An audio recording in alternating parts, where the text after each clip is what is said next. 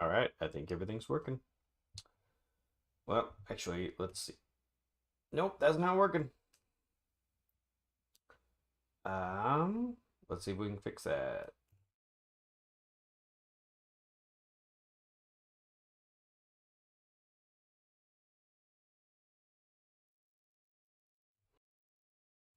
There we go. Now it's working. Okay. Oh, goodness.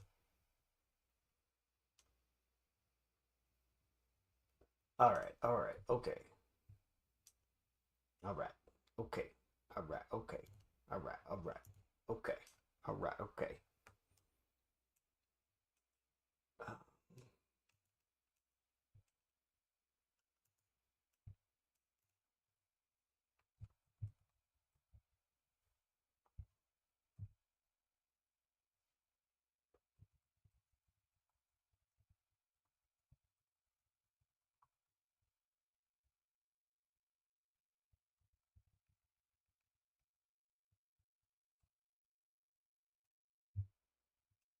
all right.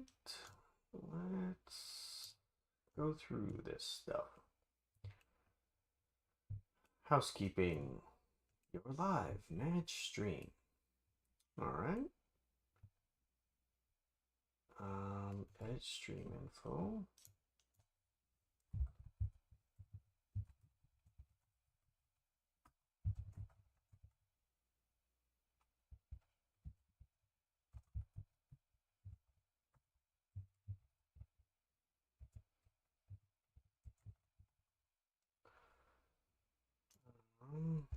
Voice of cards. Forsaken Maiden.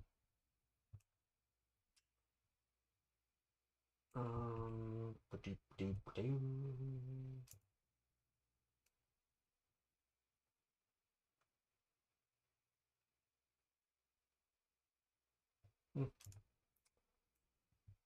Interesting.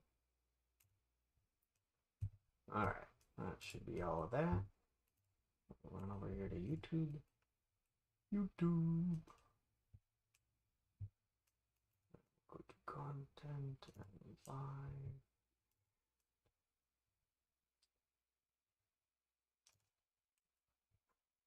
Let's open up this one. We want voice of cards, Forsaken Maiden Part 6.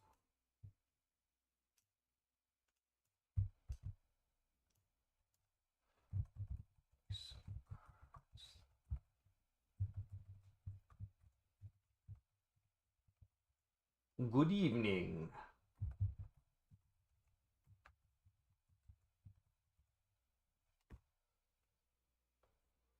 Ugh.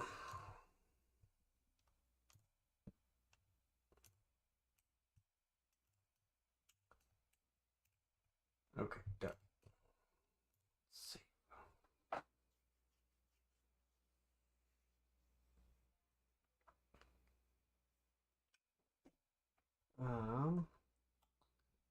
How's it going tonight, first loser?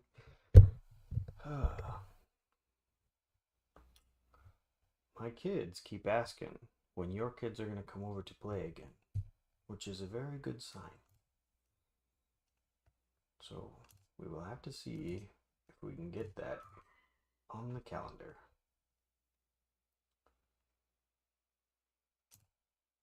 I think that's everything. And that'll be like a record time. It's summer. We have all the time.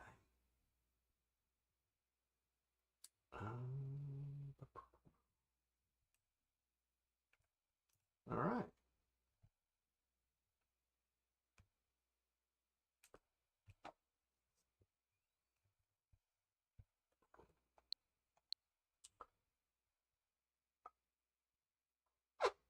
Okay.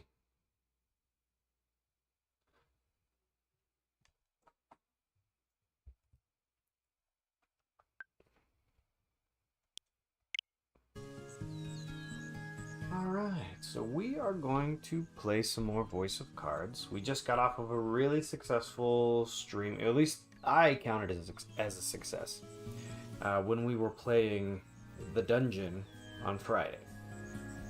that stream on Friday was more like can I pull this off? And I pulled it off. There was a lot that can be updated and changed and everything, but I feel like it went really well. So,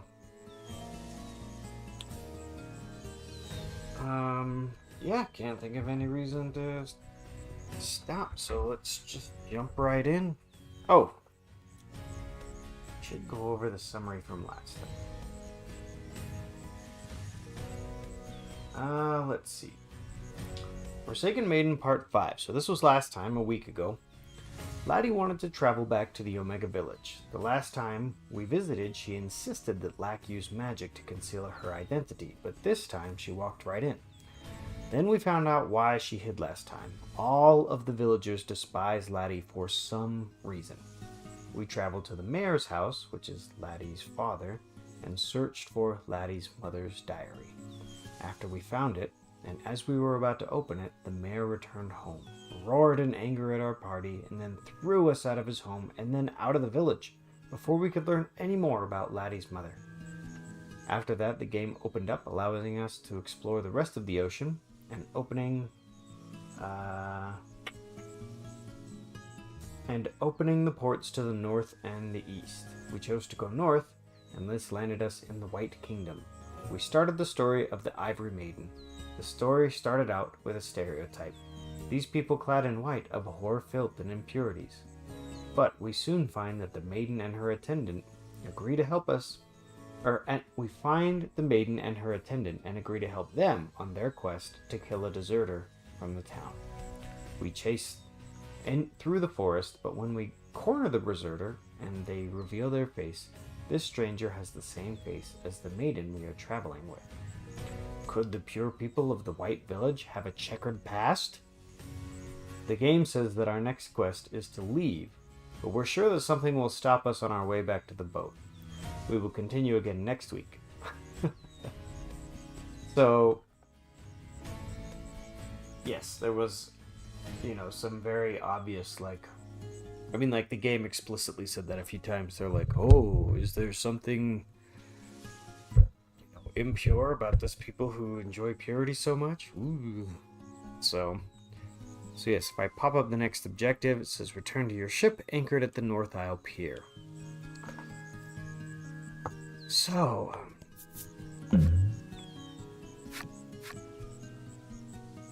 from out of nowhere, a sweet fragrance. Oh yeah, we don't need to throw the stone at the fruit event. We've done this one many times.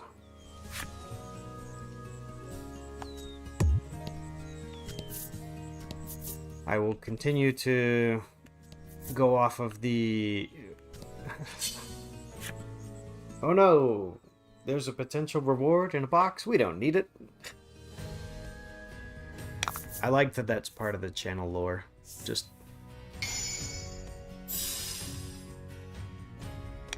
And that, of course, comes from Jake and I streaming Secret of Mana. And that was also brought up again during our stream through the dungeon.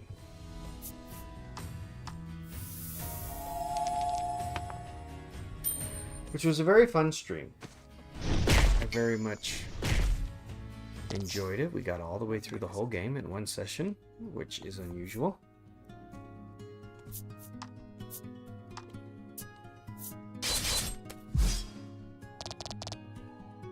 Ooh, missed it by one.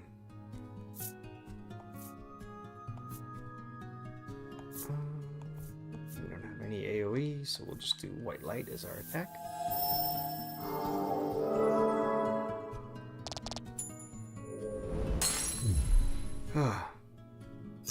But yeah, first loser. My summer is just filling up.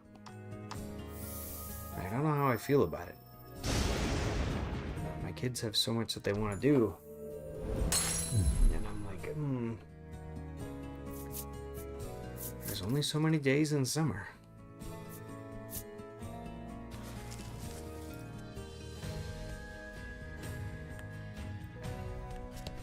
So we'll see how much we fit all in.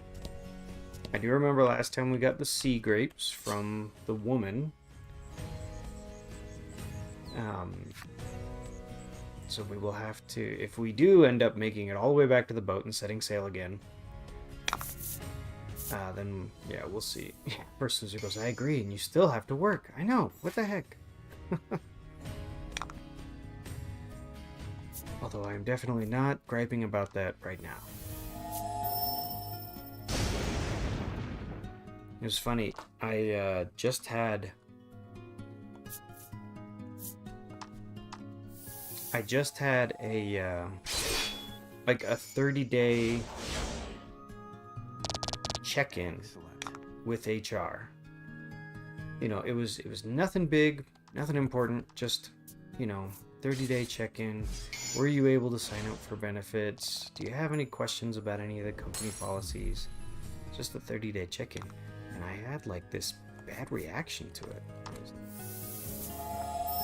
I was just so anxious. And I told my wife about it. She goes, why would you feel that way? And I was like, that's how you lose your job, is you meet with HR. And just, I mean, I wasn't expecting to lose my job or anything. I don't know. I guess I'm just overly sensitive to it. And then my wife pointed out again, she's like, well, it does make sense. You've been laid off 3 times in the past 3 years.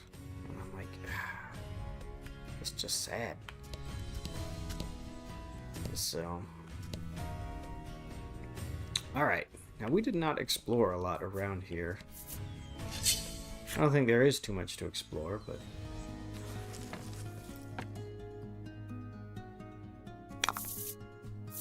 And fight. What's the... Oh, yeah. If we can run away on the result of a 2, we have a 100% chance of running away. Which tells me that we are so over-leveled that we don't even need to be doing any of these battles.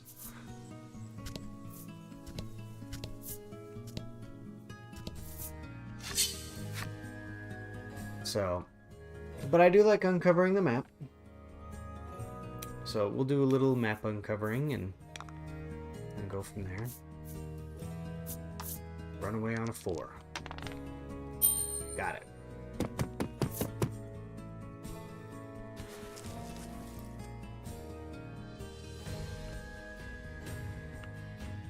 Come on.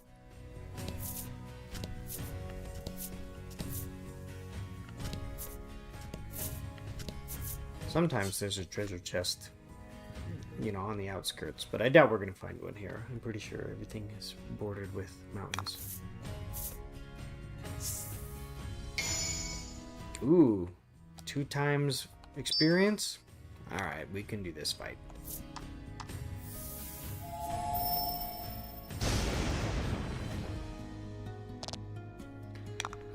And I feel bad because my friend Chrysalis, she streams in the morning. And I was invested in her stream. And I missed it yesterday morning. Fortune favors the bold. I felt bad. Might have to go watch the VOD.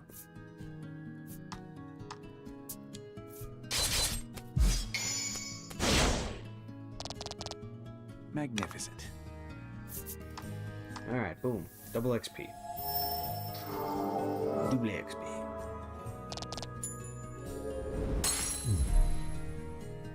I know that this week is Switch 2 launch week, and that a lot of people are just super excited for that.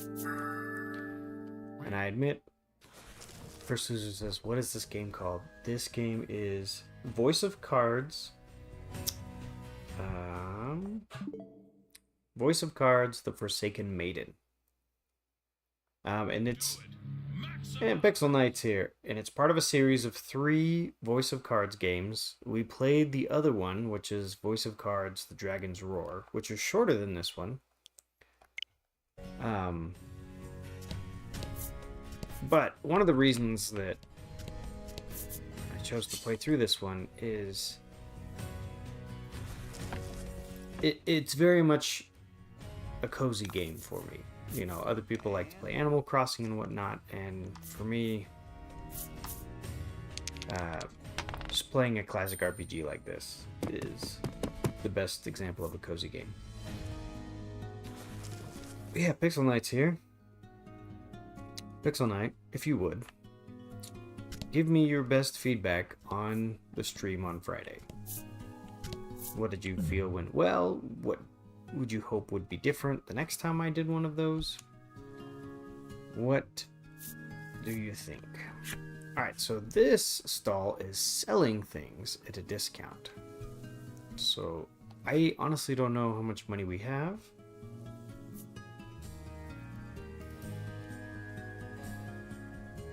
Oh yeah, we didn't even have money for any of this. Ring of Protection 2? Fire Stay Ring 2? Wow. I think I have the 1 version.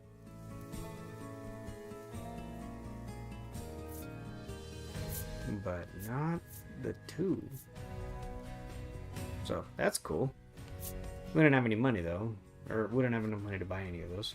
So I says, the Doctor Who season finale was good. But there was one decision I feel mixed on. Do tell, and provide some context, because I have not seen the Doctor Who season finale, or the season, for that matter. You escort Lanka and Krim to your vessel. I'm surprised it even floats, Lanka whispers. Lanka is the Ivory Maiden, and Krim is her attendant. I never thought the deck would be stained in a maiden's blood, you think to yourself as the ungrateful words leave her mouth.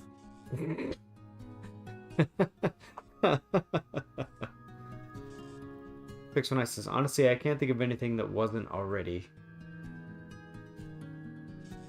And First Loser says, agreed, I don't really like their decision. And at this point, I am not following the conversation. Can't think of anything that wasn't already. Are we still talking about Doctor Who? As if sensing your murderous intent, Laddie looks at you and takes deep breaths, urging you to take your own. Make your way to the Spirit Spire on Omega Isle. Oh, okay. Yes, let's go to Omega Isle. Pixel Knight says, you know how the Doctor can change into a new one? I am aware of this. After the Doctor... Is it that he goes through... Like, when he gets killed, he gets reincarnated in a new body? Or is it just when he goes through a set period of time, he regenerates. Yeah, he regenerates. Okay. Yes, the Doctor turned into the face of a former traveling companion, and it's weird. Okay. That's for the feedback thing. I meant to say anything that wasn't already said. Okay.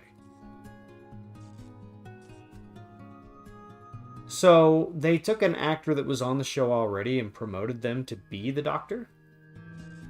And it's getting mixed results?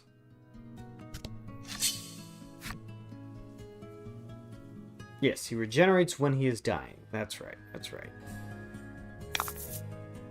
Because I remember there was a big hoopla when he regenerated it into a female. And from what I understood, that criticism was warranted. And then again, this is just what I heard. But apparently, the actress, didn't do the part justice. And so, the Doctor was quickly regenerated into someone else. Enter Spirit. Wait, do we still have the Ivory Maiden and her attendant? I mean, it would make sense. We brought the Azure Maiden and her attendant here. What a desolate place, Lanka murmurs.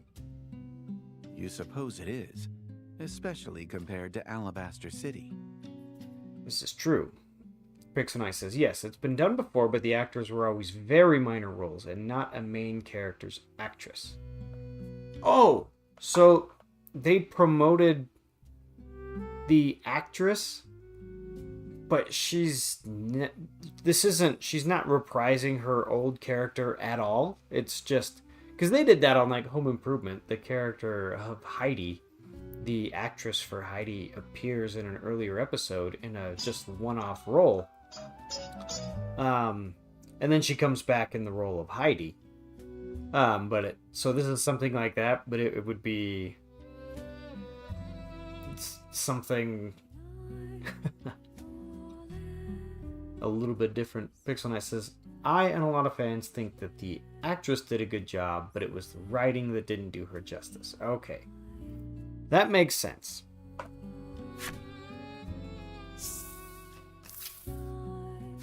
Oh, and we fast travel right up to the altar. For the altar, the Ivory Maiden and her attendant included. So, what do we do here? Lanka asks. As if on cue, Lack begins chanting his mysterious chant. Okay, so the last time we came here, it was with the Blue Maiden. And we ended up, like, going in to Laddie's mind. And we, it was very much a Psychonauts kind of experience where we go into Laddie's mind and we find that she has her own demons. We fight some of those demons. And by the end, Laddie understands more about herself. And as we've been going through this quest, that has been the crux of it, is that Laddie is gaining memories and coming to terms with some event that happened in her past that everyone hates her over. And it could be that, she was chosen to be the maiden and then she decided not to go through the maiden's ritual, and so now she's not the maiden anymore. And we still don't know for sure, like the details around the maiden, because every nation that we go to seems to have a different way of picking their land's maiden. But for all we know, like, any girl could go up and perform the maiden's ritual, because the title of maiden seems to get passed around.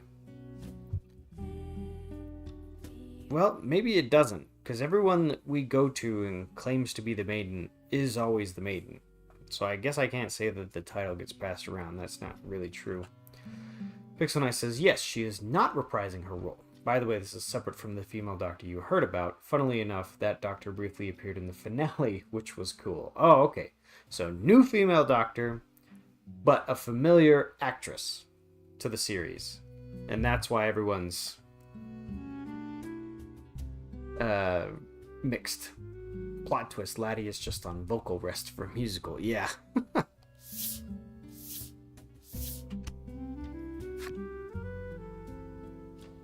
Coco Ro Coco Rico Ran Terra Tan.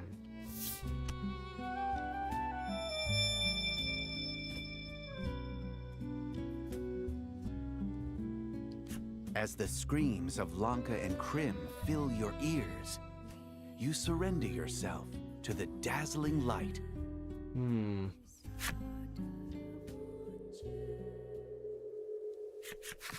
After passing through the altar and entering the heart's domain, neither the Ivory Maiden nor her attendant can contain their surprise. Okay, I'm a little confused as to why we came here. Because we were out tracking down the deserter, who we were supposed to kill. The deserter gets their mask knocked off. It's the same face as the maiden. And then all of a sudden, we say, hey, we need your maiden's relic. And she says, no way. And then they made it sound like she was escorting us to the ship so that we could leave. But then she got on the ship and came here with us. And I don't remember why. Lack, wise in the ways of this world, quickly briefs them on the situation. After digesting Lack's words, Lanka turns to Laddie and says, your heart is quite a dark place. Laddie hangs her head heavily, tears in her eyes. Your mission remains unchanged. Somewhere, there is a heart scar that must be healed. There's a heart scar to the west, Lax says. Trusting in his words, you head that way.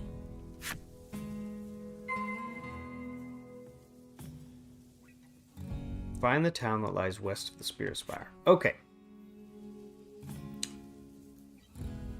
Alright, so 4 maidens, 4 relics. We've done Azure, we've done Crimson. We're in the middle of Ivory. Onyx, it looks like, is the last one. Anxiety Town. I'm pretty sure this is where we came last time. Now we want to go west.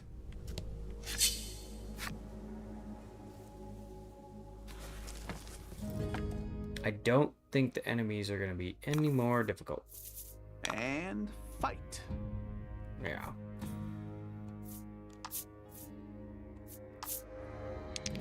It was really cool the first time we came in here because we were like, goodness. Pixel Nice says, once again, I'm predicting some Spider-Man like cloning shenanigans. First Loser says, enjoy, I need to take off. Hey, thanks for dropping in for a bit, First Loser. It's always good to see you.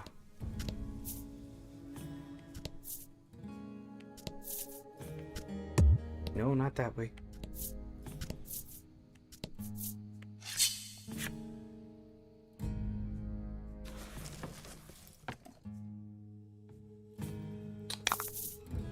Pixel Knight says, be right back.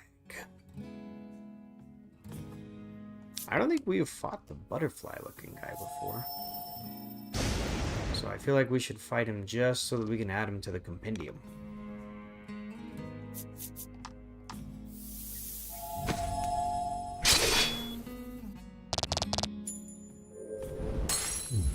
Alright, this'll work, this'll work.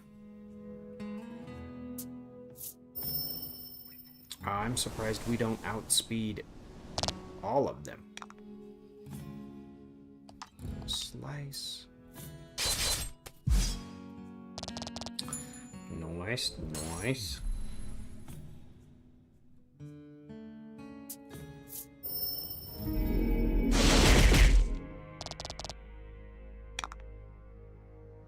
And then we'll do white light, and then we'll take him out.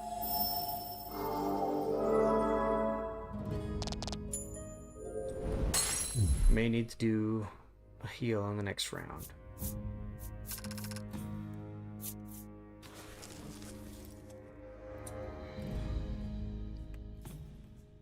Oh, excuse me. Oh, I was totally expecting a chest to be somewhere.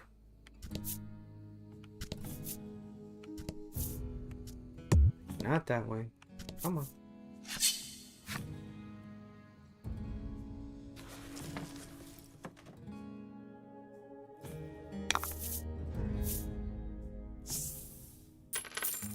Ooh, double gold.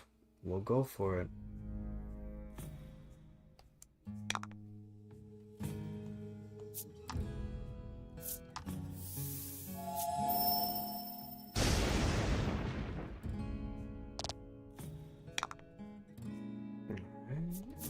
Grand slice.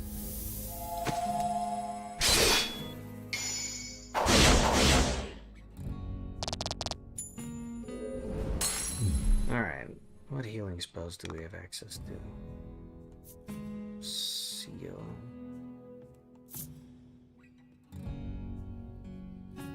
Alright, well, we'll do... Oh, nice. Memory Martin's here.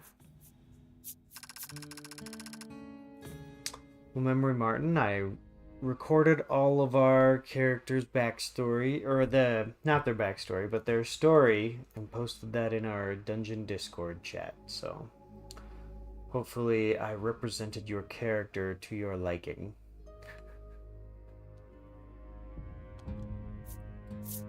I had a lot of fun.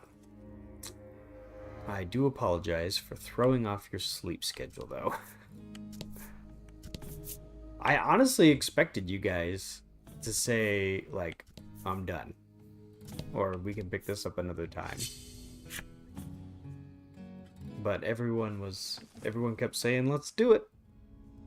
So, hopefully we didn't peer pressure you into it. I don't know if you... Memory Martin says, it's alright. I had already kind of thrown it off. So at this point in the game we're playing right now, we are in what's called the Heartland, which is the inside of Laddie's heart. And our mission is that we're supposed to find a heart scar and heal it.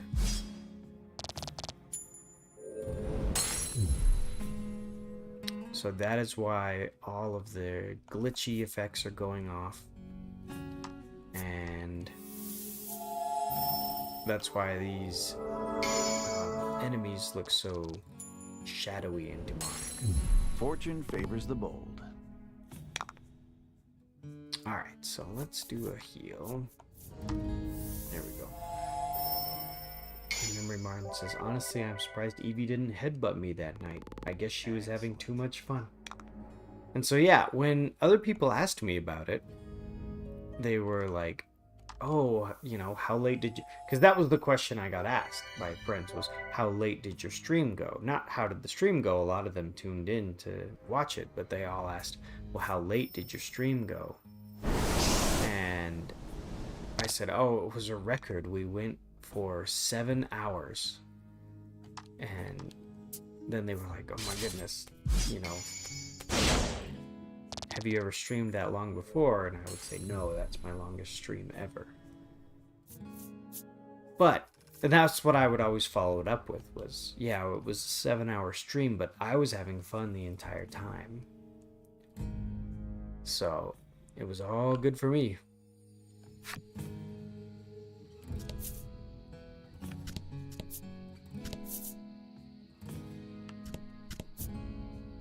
Alright, so we're going to Burdenberg.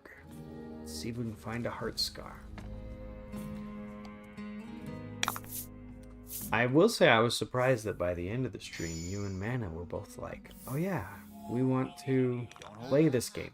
And Chrysalis is here with the lovely wing emotes. So nice. Yeah, I was surprised that you and Mana by the end were like, oh yeah, we want to play this with our families. We're thinking about buying it. And I'm all for it. Oh, no, that's not what I want. Chrysalis was one who was asking me when we were going to do the next board game stream. And so what I've done is I've collected a list of feedback that I want to implement before doing another board game stream. Memory Martin says, I want to play with my gaming group. Are you going to be in the party, or are you going to do what I did and just kind of like game master for them and kind of watch them go through it? Because both of them are valid. I am debating... Ooh, treasure. I'm debating playing through... like, before doing another one, like, playing through it myself so that I would be more familiar with it. So, Chrysalis, since you're here, we are in the Heartland. This is a representation of Laddie's heart. And there is something called a heart scar that we are supposed to try to find and to heal. So that's why everything is grayscale and the cards are all glitchy. And the town that we're visiting is called Burdenberg.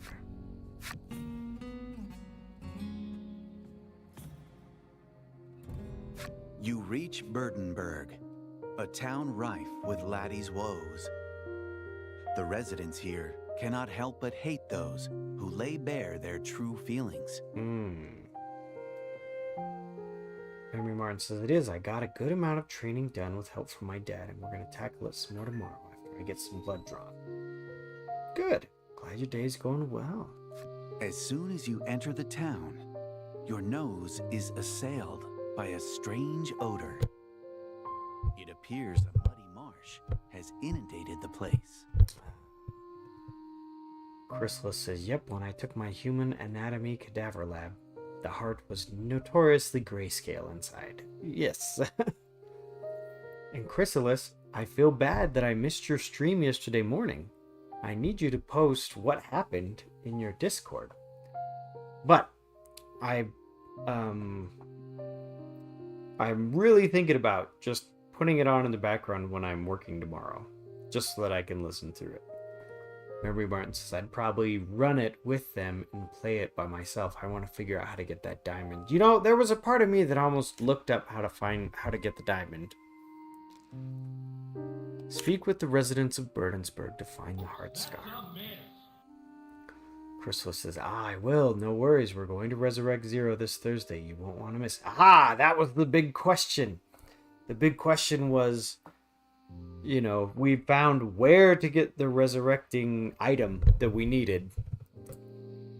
So the big topic of the stream was going to be, are we going to be able to get the resurrection serum? So it looks like we did.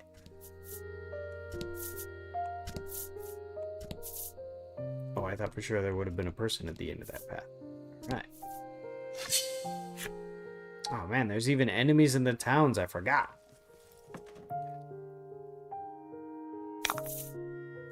Don't hold back. Oh, these guys are much stronger. Okay. Oh, okay. Not yet, but we have set up the battle zone and we are going to go get it on Thursday. All right, so we did all the prep. All right. Yes, I definitely don't want to miss it. So there is something I was going to suggest for your Discord, Chrysalis, and that is setting up roles so that people can... Let's see. So that you can tag people in it to see if they want. Because sometimes if I'm in Discord and I see that there's a notification on your server, then I'll be like, oh, okay. I'll go check that. And it says, oh yeah, I'm going live in 15 minutes or so.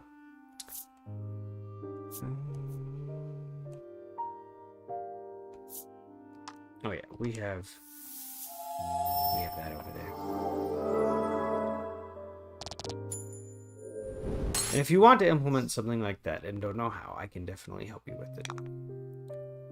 It was one of the first requests I got in my Discord server, which is why I set up a way to assign yourself alerts. Alright, stabbity stab. Emery Martin says the schedule for the upcoming One-Up Festival has finally been posted. I'm going to be hosting the closing ceremony on the 15th. I said I need some help with something related to that in my Discord if you guys want to help me out. I did read that. And I don't know how I can help. Because I don't have Animal Crossing. But if there is another way I can help, then let me know and I'll see what I can do. I was talking, First Loser was in here a little earlier, and I was lamenting at how quickly my summer is filling up. Because I said, my kids want to play with your kids again. But my kids have a long list of things that they want to do. I don't know if we're going to fit it all in. Oh, everyone's attacks land. That's okay. Yeah, let's do Thunderbolt.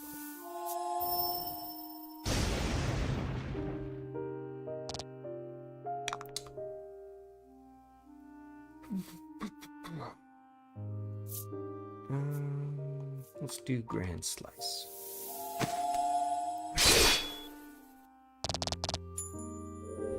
Excellent.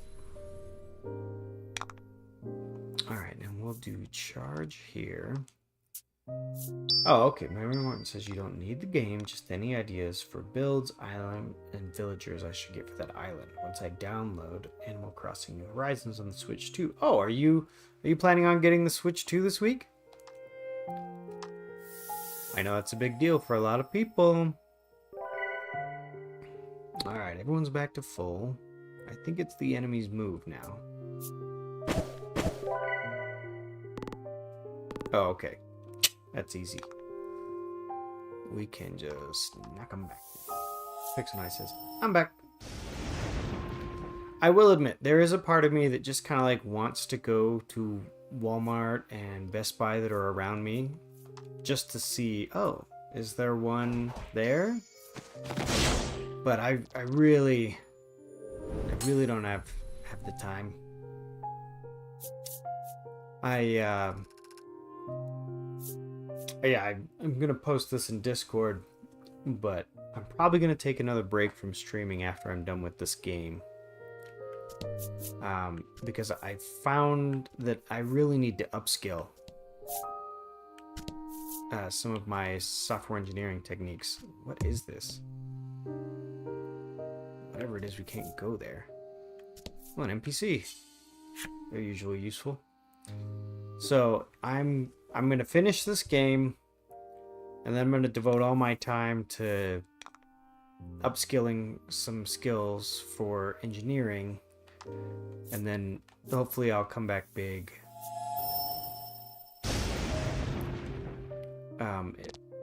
And we'll get, and I'll be able to, commit more to the streaming thing. Memory Martin says, I got my pre-order at GameStop. Dad said he'll come with me for the midnight release. And Pixel Knight says, me and my mom will be picking up our Switch 2 pre-order on Thursday. Perfect. Chrysalisk says, can I give you a cursed villager and a sweet villager? Are you buying the actual villager cards? Last I remember, you have to wait for villagers you want to come and stay, and then invite them to live there. And this is directed at Memory Martin. Alright, let's do Slice. Memory Martin says, I have NFC cards and I can set them up with whoever. Oh, okay.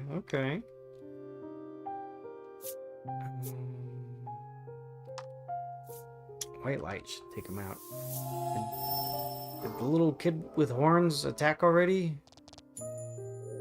I can't remember if we should have gone with that one or Mr. Demon over here. Oof, attack plus 10. Oh, but he missed. Yeah, Laddie's our fastest character, guy. You gotta go faster than that. Boom, 15. Alright, so we're at full health. I can't remember if we had to fight a boss the last time we went through and healed a heart scar. I want to say we did, though. Alright, let's see what this villager has to say. You see an old man gulping down the contents of a mud-filled cask. When he notices your party, he suddenly asks, "You young'uns up for a challenge?" Who will challenge the old man? Oh, alright. So we can do Baron, Laddie, or Lack. And I don't think we should pick Laddie. I think Lack is obviously the funny pick. And then I think Baron is the serious one. So I'm all for doing the funny pick. I'll let you guys... I'll give you a bit of time to chime in with any suggestions you guys might have. But I do have a company get-together. Not the next week, but the following week. And part of me wants to post in the company Slack channel and be like, is anyone going to bring a Switch 2? I'd love to play Mario Kart World if we're going to have a chance to do that. Something I just noticed since we are looking at the large art of these cards is Baron has a ribbon tied around his neck with one side that goes down and one side that comes in front. That seems really dangerous. Ugh. So yeah, I would be against that. Alright, so sounds like everyone is working on side projects. And yeah, here, Chrysalis, you could see Laddie's, again, I don't know what to call it, crop top with sleeves. That's what it was reminding me of when you were showing me your VTuber model, was that kind of outfit. Which is cool.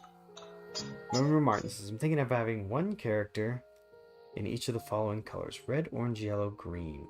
Tech Child says, what engineering skills do you need to build?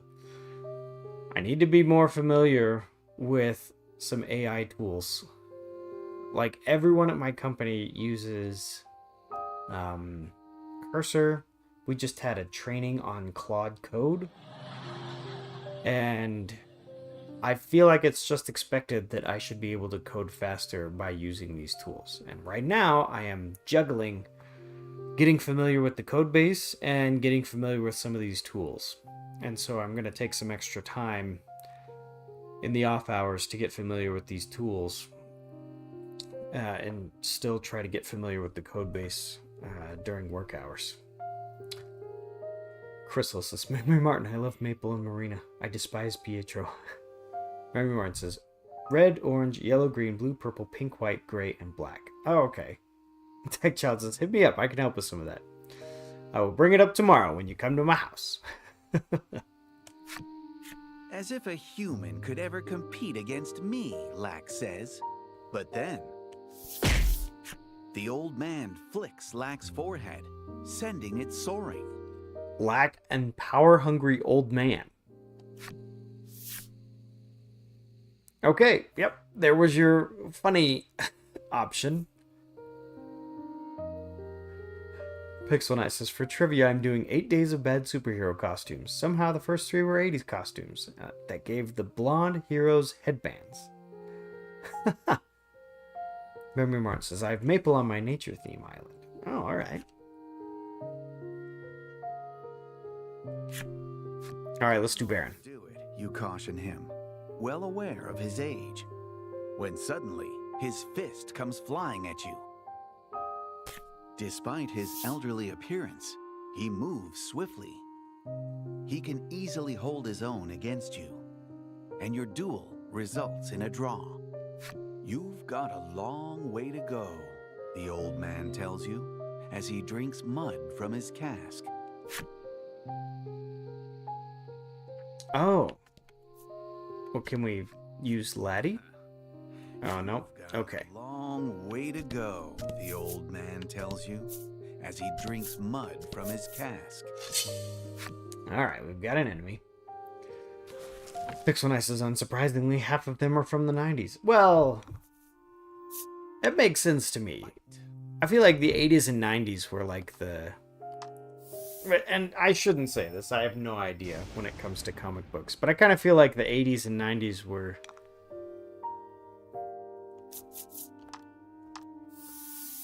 No, I can't even say it. Because when I think of what I know about 70s comics, I feel like that was like the free-for-all of comics, where it was just, you know, anything goes. And I get most of my comic knowledge from like watching Movie Bob. And so he's told us, you know, he has a video on the like the disco themed superhero and things like that. Oh, off by 1.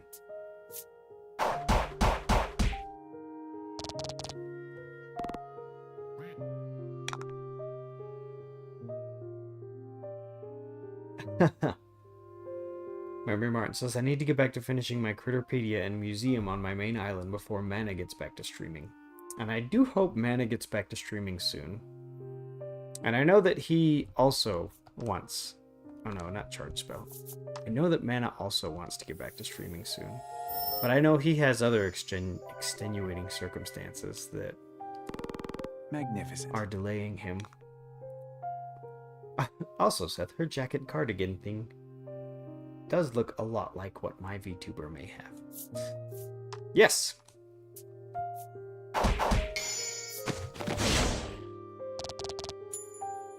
Memory Martin says, yes, he's told me that too. Pixel Knight says, honestly, it feels like every period in comics is interesting in several ways. I feel like 90s was... And again, I don't know, I would be totally fine being corrected. Wasn't the 90s when, like, Spawn was created? And there was, like, a big counterculture to comic books and, like, goody two-shoes superheroes? For some reason, I feel like the 90s are, like, where you get a bunch of anti-heroes from. Am I correct in that? What should we do today? The man murmurs to himself as he uses mud to craft a human-sized doll. When you ask him what he's doing, he says that he doesn't have any friends, so he's making a mud buddy. A mud buddy. Who will be his friend?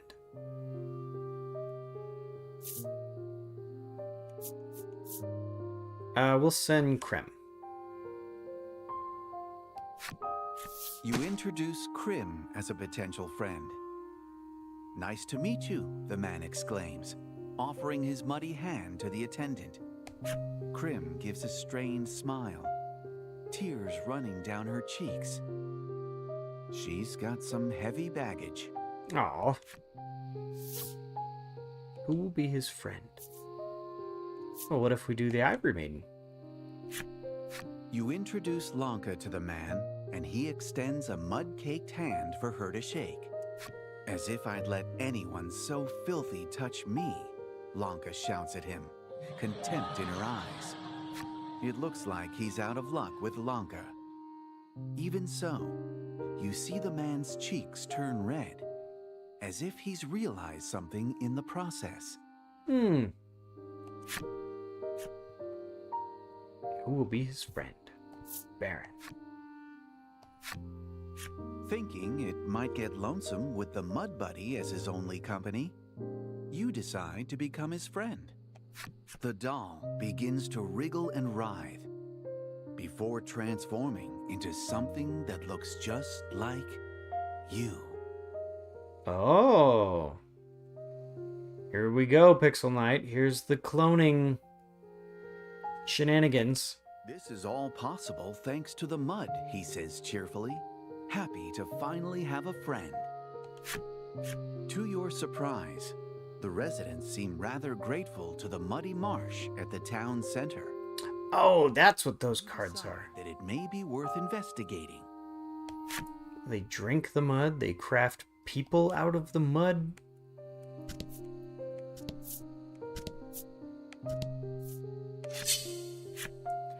Alright.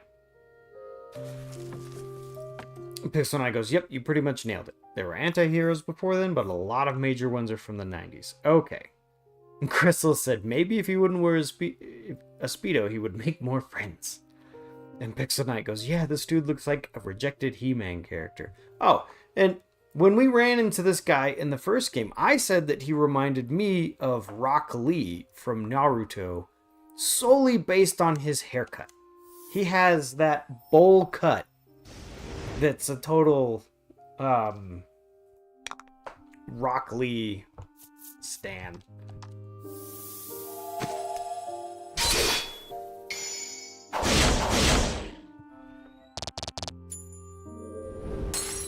Magnificent. But you're right. He does look like a rejected He-Man character, because if you go back and watch any of He-Man, all of the men look like that. Just raw. Bolt damage. Alright. And that should wrap up this one.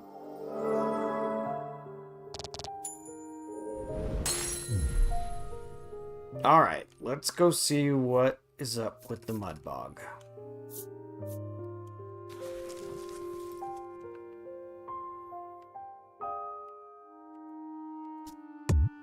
Still can't go in the mud bog. Oh, there is a highlighted space that we're supposed to travel to. Okay. See, and you'll notice that when they bring in the battle, that was what inspired my little footstool for board games.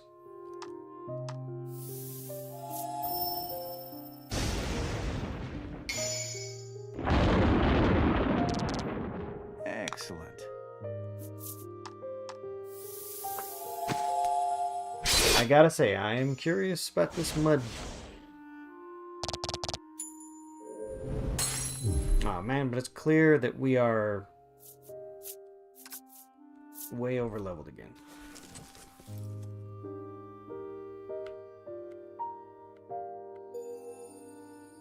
The turbulence. See, part of me wants to keep fighting the bad guys. Oh wait, That's the Azure Maiden. You see a girl gleefully playing with the mud. This would make sense because we are in Laddie's heart, and so it would make sense that we would find Fila here. Upon closer inspection, you recognize her as Fila, the Azure Maiden. When you introduce Fila to Lanka, the Ivory Maiden responds sardonically. "You seem to be having a lot of fun for a maiden," says the one who looks like she's itching to have a good time. Fila replies playfully. It appears she hit the nail on the head as Lanka's face reddens. "How dare you?" the Ivory Maiden shouts, though nothing more makes it out of her mouth. "Don't cause trouble." You hear a familiar voice. It sounds like the Azure attendant. Suddenly, Hyde appears, splashing around in the muddy marsh. Super interesting.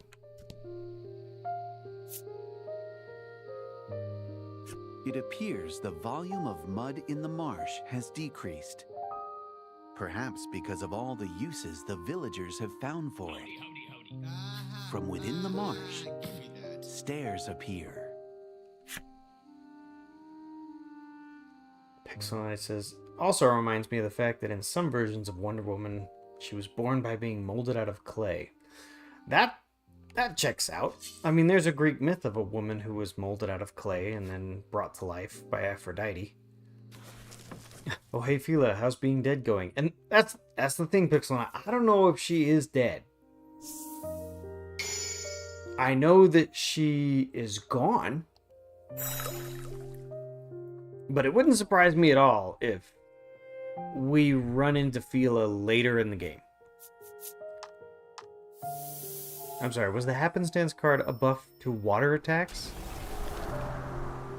If so, probably wasn't a very good one, so that wasn't worth it. Alright, we'll go here.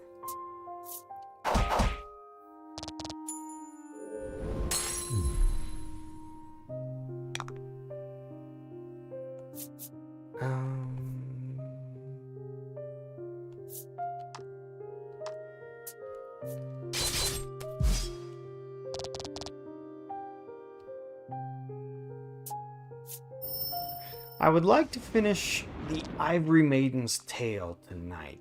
I have no idea how long that will be.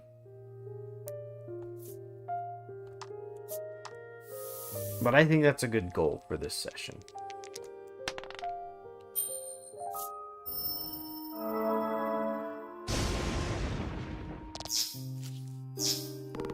I feel like it should be doable.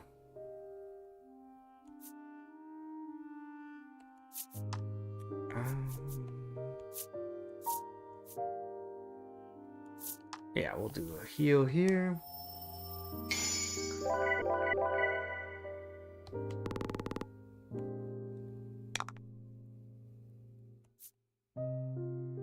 And a self-heal. Probably should end up attacking that one that we haven't taken out yet. Man, we are all the criticals with the heals.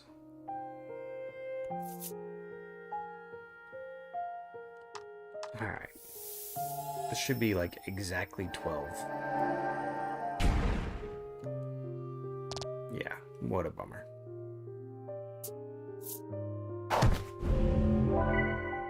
Ooh.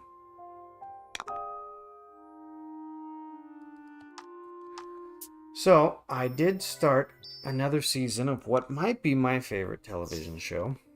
And as many of you know, I mostly just watch competition reality shows, but there is one on Netflix called The Devil's Game, and I find that it is unique amongst all other reality shows, because usually with a reality show,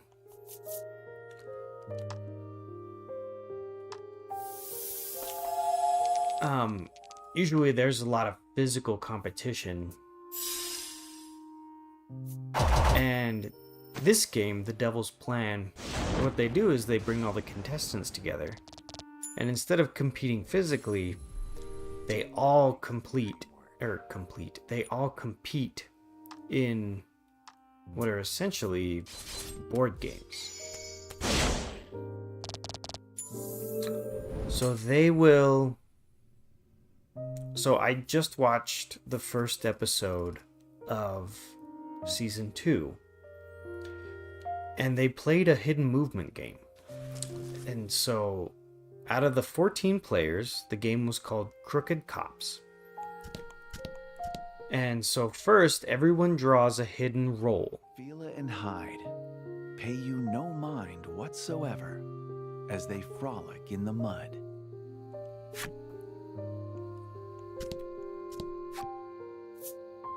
Enter Central Burdenberg. Yes.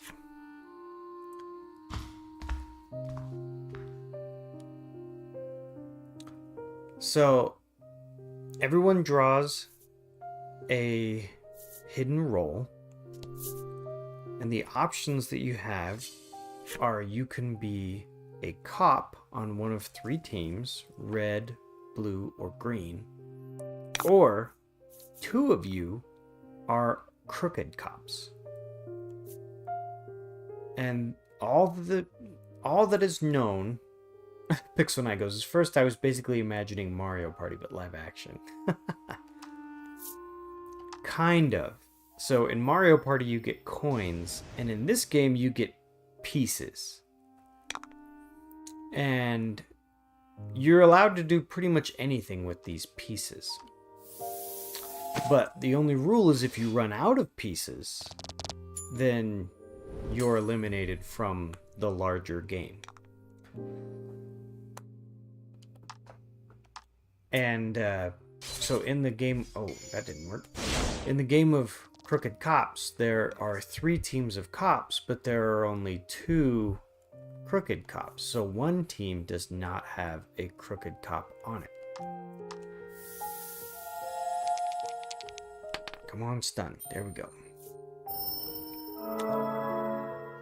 And then the last 2 are thieves. So they're presented with a game board, and the thieves' location is hidden on the board, and there are 24 pieces on the board as well. So the objective of the thieves are to collect 12 out of the 24 pieces between the 2 of them. And they get to operate as a team. And so after your party, or after your role has been selected, then everyone is divided into specific rooms, and everyone wears a radio. And the radio tells you, like, if it's your turn, and just any updates that go to the group. But the crooked cops, they get the current location and the movements of the thieves. So the goal of the crooked cops is to make it so the thieves are not caught.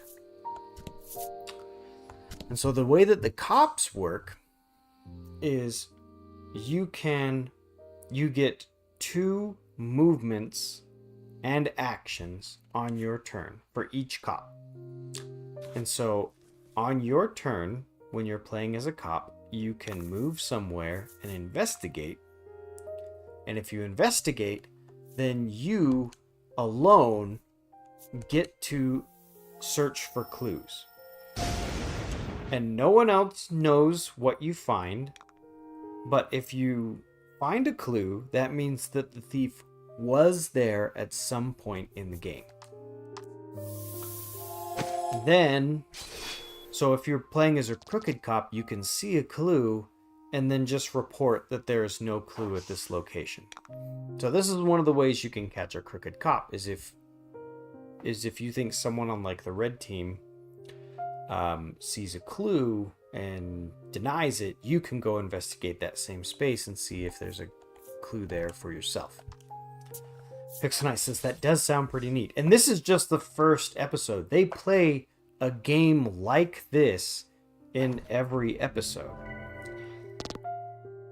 And so they're going through, And since there are 12 cops and 2 thieves, it really is heavily in favor of the cops. And it really, if the crooked cops were not crooked, this would be very one-sided.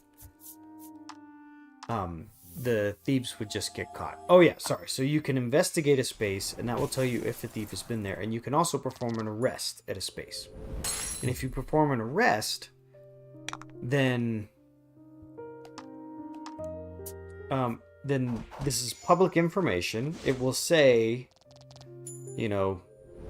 Red Cop 3 failed to make an arrest at location 47, meaning that there is no thief there currently.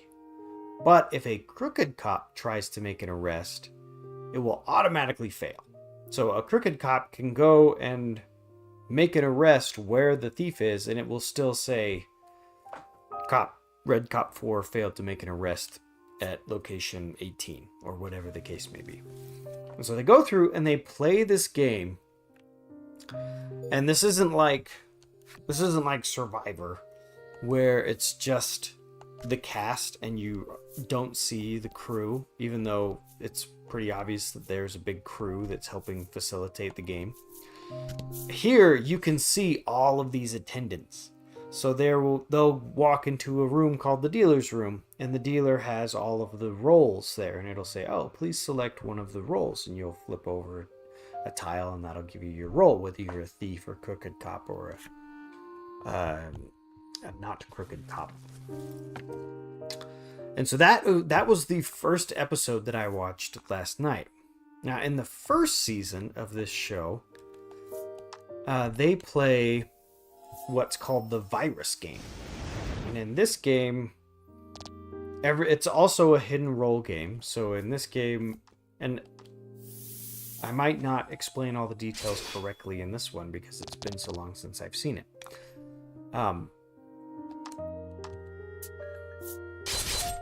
I just realized that enemy that's still there has the head of a woman who's crying. I thought that it was one of those worm enemies that we have fought so often in other places. That's really interesting. Or not those worm, the eels. That eel-looking enemy. Yes, let's go for a paralysis hit. So in the first episode of the first season, they get together and play the virus game. And so here, they're organized in a fashion that one person is patient 0, and as each round goes by, they will spread the virus to the 2 people who are next to them. Now, they don't have to remain in a circle, but the game starts with them in a circle, and they're all numbered. So if patient 0 is player 3, by the end of round 1, player 2 and player 4 will have also caught the virus. And the other roles that players can have, they can be a citizen, which is just someone who is trying to help find a cure. There's 2 players that are immune to the virus. They have antibodies for the virus. There are 2 players that are researchers, and the researchers are trying to go... Chrysalis says, what was the name of the game? So the name of the first game was called Crooked Cops. The name of this game is called the Virus Game, and the name of the show is called The Devil's Game.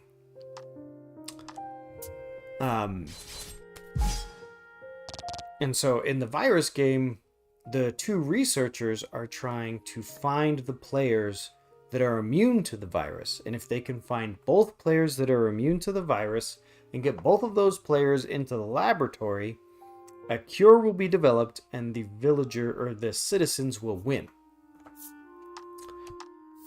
Now you also have the journalist, and the journalist gets information, so they know who is spreading the virus. There are also, I can't remember what the role is called, but there are 2 players who are spreading the virus, and they win if the virus kills, it's like 3/4 of the other players.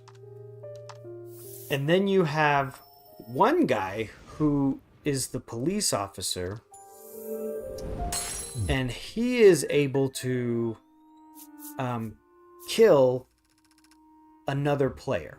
And his objective is to kill the 2 players that are essentially spreading the virus. And I know that I have some details wrong, but you can get the idea of the game. And so there are different things that happen. Let's go with the middle one. Omnislav. But they all do them in different ways. So, like if I was the policeman character who can kill others, during the course of a round, I need to make a finger gun at the person that I want to kill. And I don't want people to know that I have this power. So people would hide it in their notebook, but you have to clearly make a finger gun sign at somebody else. And the way that the researchers would check to see if someone had antibodies is they would have to get them to come and sit down on this specific bench. And one researcher, and both researchers would have to hold their hand. And again, you're trying to do this covertly because you don't want the people who can spread the virus to know.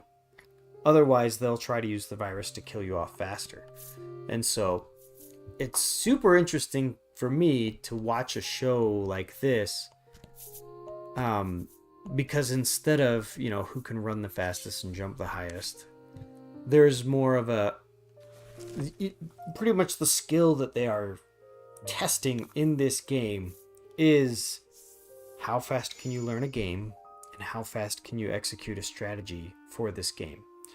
But this all happens underneath the umbrella of the larger game, which is the Devil's Game, where you're trying to collect pieces, you're trying to gain allies, and you're just trying to make sure that you are not eliminated and you are in fact in a good position so that you can win the prize pot at the end. So it has a very good push and pull kind of mechanism to keep everyone trying, because everyone wants to raise the prize pot. Because there's a lot of games, especially like I was watching a different show called The Traitors, which is pretty much just werewolf or mafia. And I was like, all right, I feel like this is a poorly designed game, because what you're doing is you're playing werewolf, but you have to play it over the course of 3 weeks. And playing it for that long, there's not really much for the people who are not the werewolves or the mafia, or in this case, the traitors, to do, because the traitors still get to go pick off one player every night. And so it's like, all right, the strategy for getting to the end if you're a traitor is get to the end, and the strategy for getting to the end if you're not a traitor is still just get to the end. So there's really not a lot of I just think there's a lot of flaws in this game design. And I think the people who put it together also agree, because in order to facilitate this game, they have brought on a bunch of people who have already been on reality TV shows. So they're already familiar with what it's like to, be on one of those. And so they're using them to make the show entertaining, because the game that they're playing is not entertaining. Pixel Knight says, my latest D&D game had me nearly get insulted to death by a French guy. Alright, hang on. Oh, not that way. Alright, we're about to do a whole lap. A massacre of a camera crew, dad jokes disguised as riddles, and the return of Frog Jesus. Fight him off. Reminds me a bit of a theater game I've played in drama class, but it's a lot less complex. Basically, someone gets sent outside and one person is picked to be the frog or murderer, and everyone forms a circle. Then the person comes back in, and whenever the frog makes a tongue at you, you must die dramatically, and the guesser has to figure out who it is with 3 tries. Ah, I have played a game that is similar to that. Go to bed. What? What do you want me to do about it? Rachel said when you put it on hold, something. What are you doing? I am in the middle of playing a video game. What is it?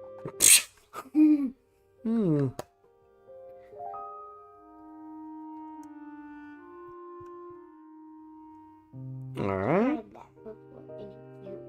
Well, what happens? How do you know that it's not working? Will it not read the CD? Yeah. Like Rachel said, when you put it on hold, it just stops doing everything. My daughter is here. She has brought me a CD player and said, Dad, can you fix my CD player? Okay, so this on here, see how it says no D? So it can't read the disc. It says there's no disc in here that I can find. Now if we open it up, we can see, oh, there is a disc in here. So in order to see if your CD player is broken, you need to go get a different disc and try to put it in and see if it reads it. If the CD player can't read any discs, then we know the CD player is broken. If the CD player can't read this disc but can read others, then this disc is broken, not the CD player. Understand? Okay. You can also try to take this disc and put it in another CD player to see if the disc is working. And you may just need to clean the disc. What does that mean? Go over there and give me that blue cloth. Rachel wants to know it's Memory Martin says, is that one of my nieces? Memory Martin is a friend. Say, yes, this is the 9-year-old. Daddy, is that? Is what? That? Yeah. I don't know what that means. Is those the messages? No, the messages are over there. Evie sends her a G-Max cuddle.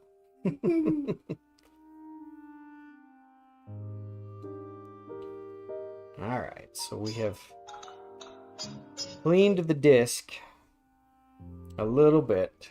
Where's the picture? Tech Child says, I think it's past your bedtime, girly. Oh. I think so too. Alright, so we have cleaned the disc a little bit. Chrysalis says, here's some chocolate milk. You know who that is. You've met them. I'll tell you who it is later. Okay. Alright, let's see if this works. The parents care. That's right. I feel like it's not spinning very fast. No? Yeah. Open it when it spins. Is it No. just heavy on one side? It says no disc again. Alright, so if you bring this back to me when I'm not streaming, I will go take one of the CDs in my collection and put it in and see if it's working. But right now, you have to go away. Okay. Remember Martin says, well, if she was with me, I'd let her stay up a bit. And Chrysalis says, same. It's a good thing they're not here and it's just Big Bad Dad. She giggled on the way out. So. Oh no, I gotta. She knew exactly what she was doing. My kids know that what streaming is. They're like, oh, Dad's doing a show on the internet. And my kids are like, I want to be in the show.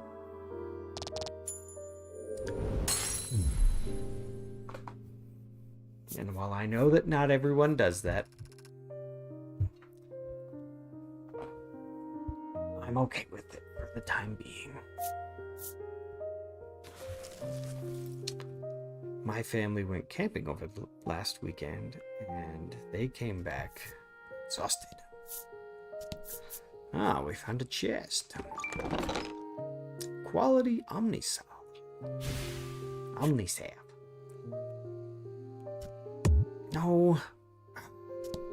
my biggest... what gets me the most hyped for the Switch 2 is new controllers. I'm using a Pro controller. There's no reason that the D-pad, when I press down, should send me to the left. None, I say.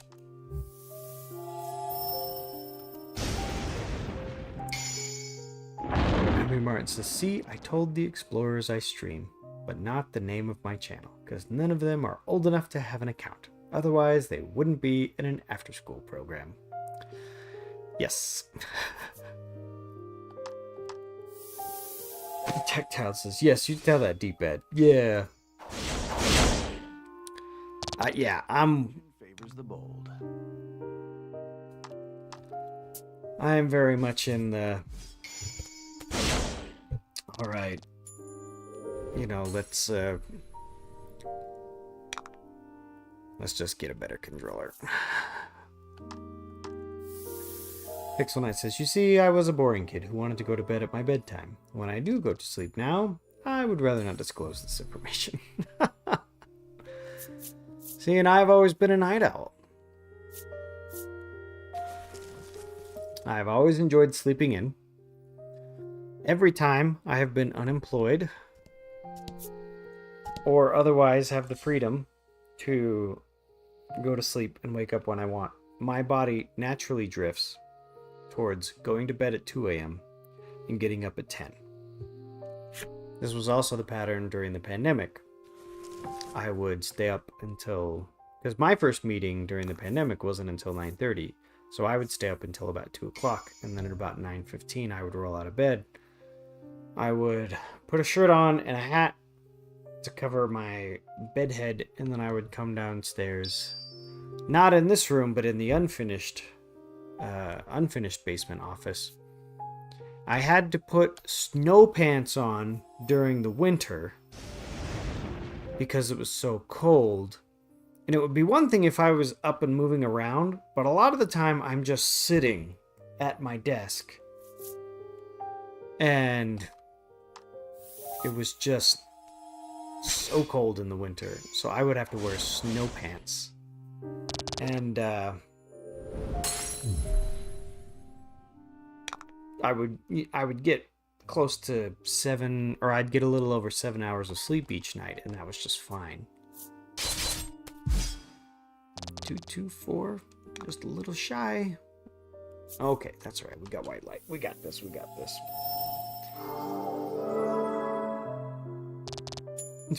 Memory Martin says, Pixel Night, I went to sleep at midnight, woke up at 3 a.m., and couldn't fall back to sleep until 6, and then woke up at 10 for a virtual appointment at 11. And Tech Child goes, oh, I am the same way, Pixel Night. I like to go to bed at 8:30, but I made the mistake of having caffeine late today. See, in me, so far my pattern is every Tuesday I go to the local Mexican restaurant. And I treat myself to a nice lunch there. And, alright. And I get Mountain Dew with my lunch. I try not to keep Mountain Dew in the house. But on nights when I stream, I allow myself some caffeine with lunch. If I have it with dinner, that's a different story.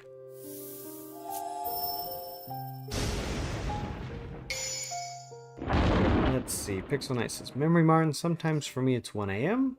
Memory Martin says, I hate it when I get cold snaps in Florida. They're not fun. And Pixel Knight says, the check tiled. I mean, I like staying up later in general. I'm pretty sure I got it from my grandma.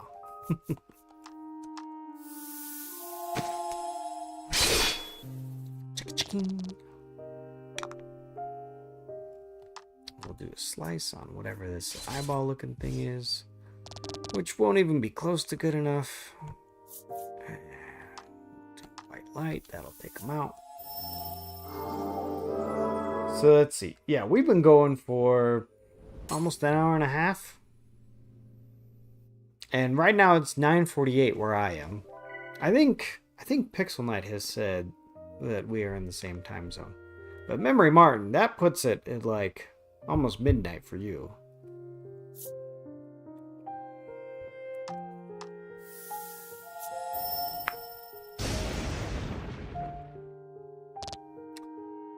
Tech Child says old people don't sleep at night. They trade a normal day-night cycle for a nap cycle. Mary Martin says, yep, and I fell asleep at 8 and woke up at 10. Yep,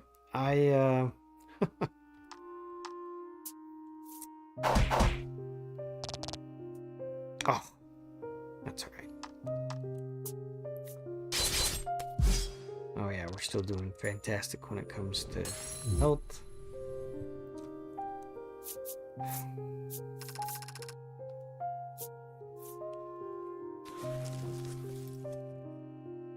Alright, let's go up. Oh, another... You see a little girl drowning in the marsh. We will help her. Who will save her? Oh, I wanted to send in Laddie.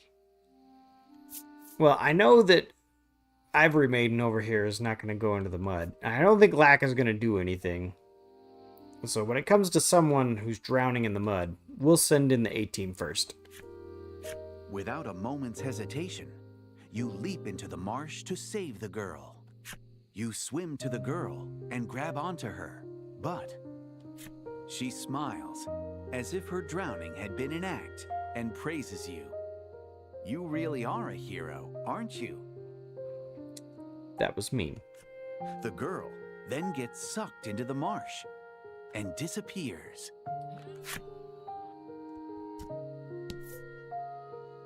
Oh, goodness. Alright. Pixel Knight says, my favorite drama game was probably Four Squad. Basically, everyone has a part of 2 pairs and route. Each one is given a different scene they do. Usually it's one playing sports, one is on a date, one is traveling, one is working a job. And the people not playing get to pick what date, job, and etc. they do. For square, not squad. Okay. And Kensei is here. Pixel Knight says, hello, Kensei. I was talking about theater kids stuff. Who took drama in high school? I mean, I was a band kid. So I took band. And the tech child goes, hey, it's Zero. Zero goes, not I, but you know that. This is true.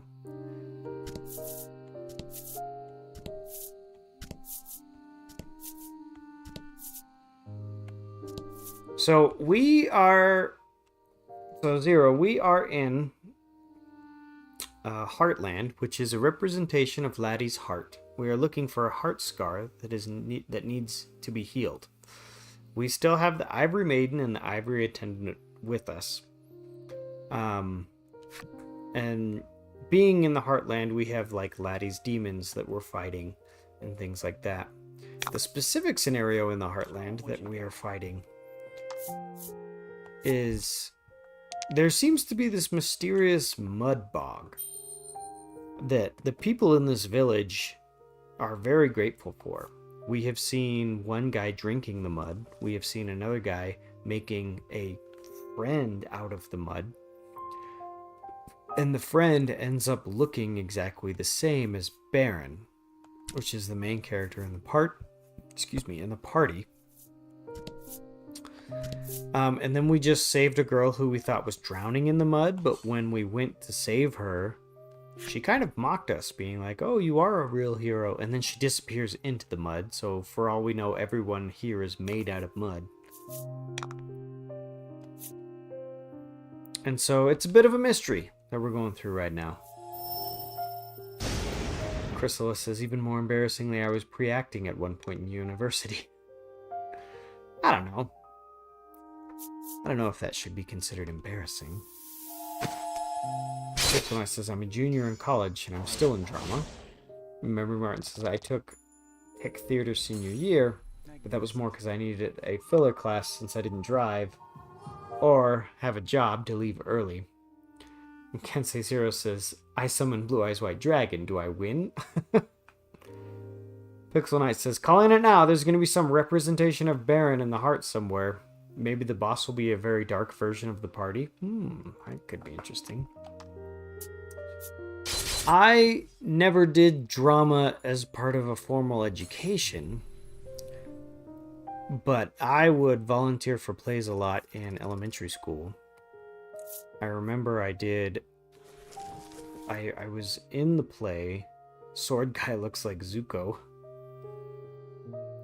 Which one? The one in our party? Look, see, I'm pretty sure that's Baron. You see a familiar figure in the center of the marsh. Who said it? Who said it? Yes, there's going to be some reputation of Baron in the heart somewhere. Maybe the boss will be. So, yeah. So, not me, says Chrysalis. So, yeah, here we have Baron, who... This Baron was... Because we also ran into the Blue Maiden. And when we first ran into the Blue Maiden, I said that makes sense that Laddie would have a representation of the Blue Maiden because we're in a representation of Laddie's heart. Laddie was good friends with the Blue Maiden, so this might just be a memory of the Blue Maiden. But now we see that everyone is kind of playing around in the mud. So now we have Mud Baron, which is what we think we're facing here. In the depths of the strange mud-filled town, you find yourself. Or rather, a shadow of yourself.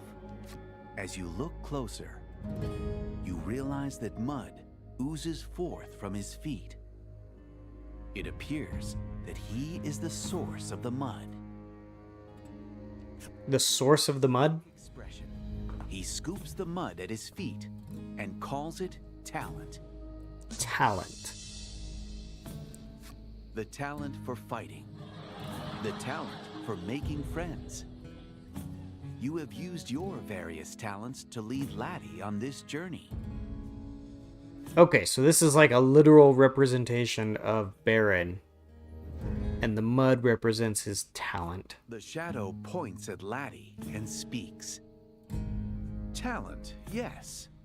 Something you lack, he tells her with a haughty laugh. What do you say to him? All right, let me catch up on chat real quick. Pixel Nice says, later this year we're doing a Charlie Brown Christmas, which is a play to audition for. I have a killer Snoopy voice. And then Pixel goes, called it! And yes, there you go. Zero goes, wait, it's mud wrestling? Yes. Memory Garden says, what is this, Persona? And Pixel Knight goes, dang, you made the joke before I could. Pixel Knight goes, it's Clayface. Or alternatively, Shadow Link. There's a lot of comparisons I can make. Oh yes, very true. What do you say to him? That's not true, or Laddie is doing her very best? We're going to go with that's not true. That's not true, you say, objecting to your own shadow. The shadow just laughs and sinks to the bottom of the marsh. Okay.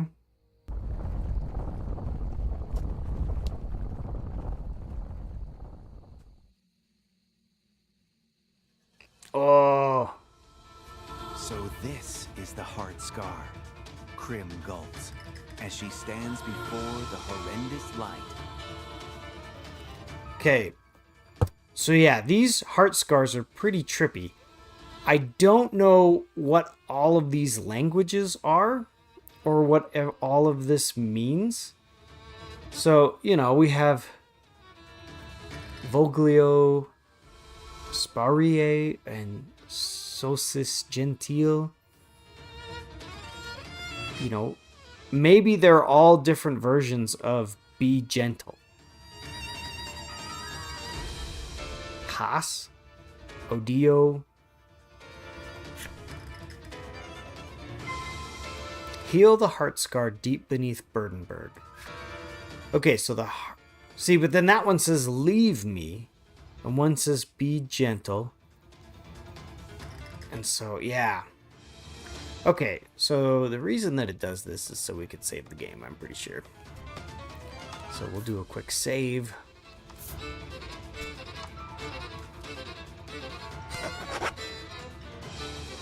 Gee, this guy's a real mudslinger.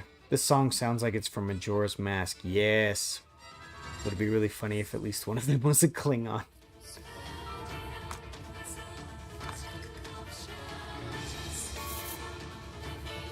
Okay.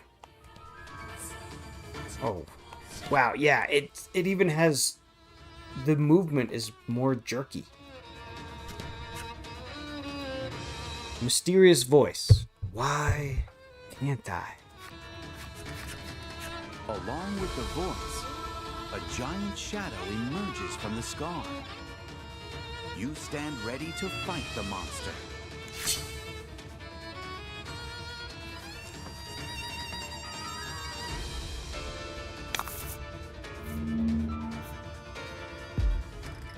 Okay, 180. Defense is 15. That's still pretty high. Fight him off. The Ivory Maiden is not going to be very much help, especially if we add 3 to its defense. Now, not even Laddie can hit him. Or at least not hit him very well. Let's do Charge Spell.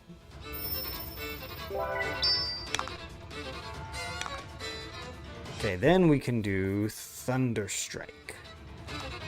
Thunder Strike! Pixel says, this really feels like it's lifted from Persona. Yes, and it was very much the same kind of feeling. The first time we went into the Heartland and we fought a Heart Scar. Yeah, you've been thunderstruck. I was comparing it to Psychonauts. But in reality, I haven't played Psychonauts or Persona. But I am familiar with the premise for both of the games.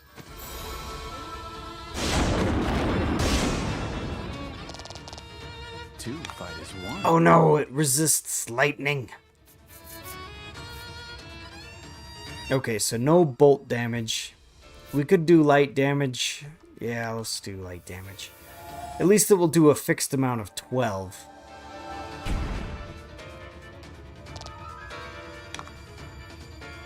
That's definitely going to be good. Attack plus 15 light damage. Okay, that might be our best option. We need to be rolling out 5 gems on Crim every time.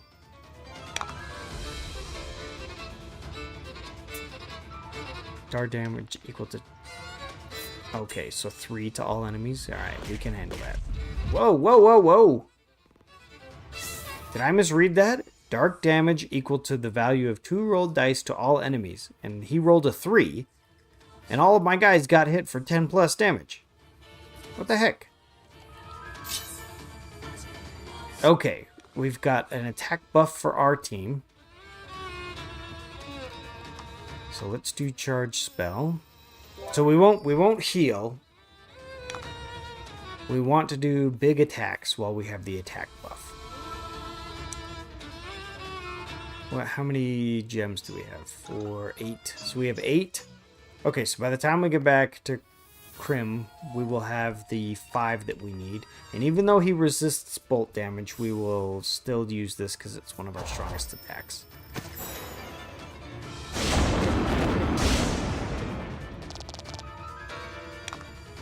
Pixel Knight says, for comparison, no one will get makes me think of Kamen Rider. Oh, for a comparison, no one will get. Makes me think of Kamen Rider Wizard and Kamen Denno especially Wizard. In general, Power Ranger shows do this sort of thing a lot, with the monster being a dark reflection of someone or made from their emotions. Yes. What?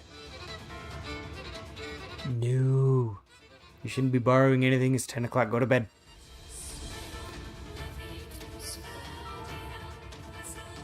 Go to bed. Ask me for one tomorrow. I don't have a CD player. Well, you kids gotta take care of them.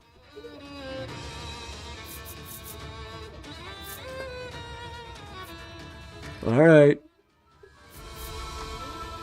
Good night. That's the 11-year-old. My poor 11-year-old. She also has the same sleeping habits as her dad.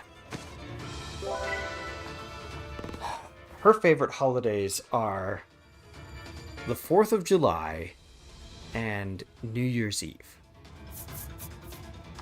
Alright, here we go. light damage plus 15, and we're an attack down as a status condition. Excellent. The random ailment if the game master rolls 4 or higher. Oh, and it was for everybody. It's a good thing we rolled 2.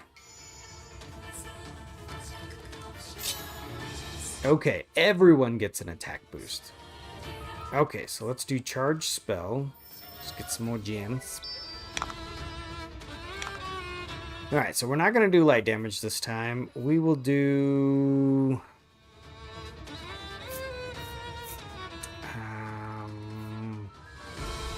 yeah, we'll just do stab. Kenzie Zero says, my son is still up and keeps coming in too.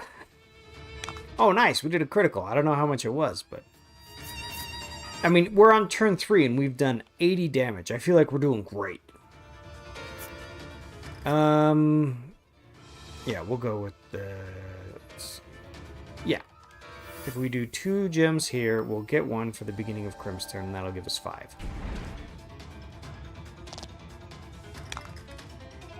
Okay, so now we can do Force Edge again. Attack plus 15 light damage.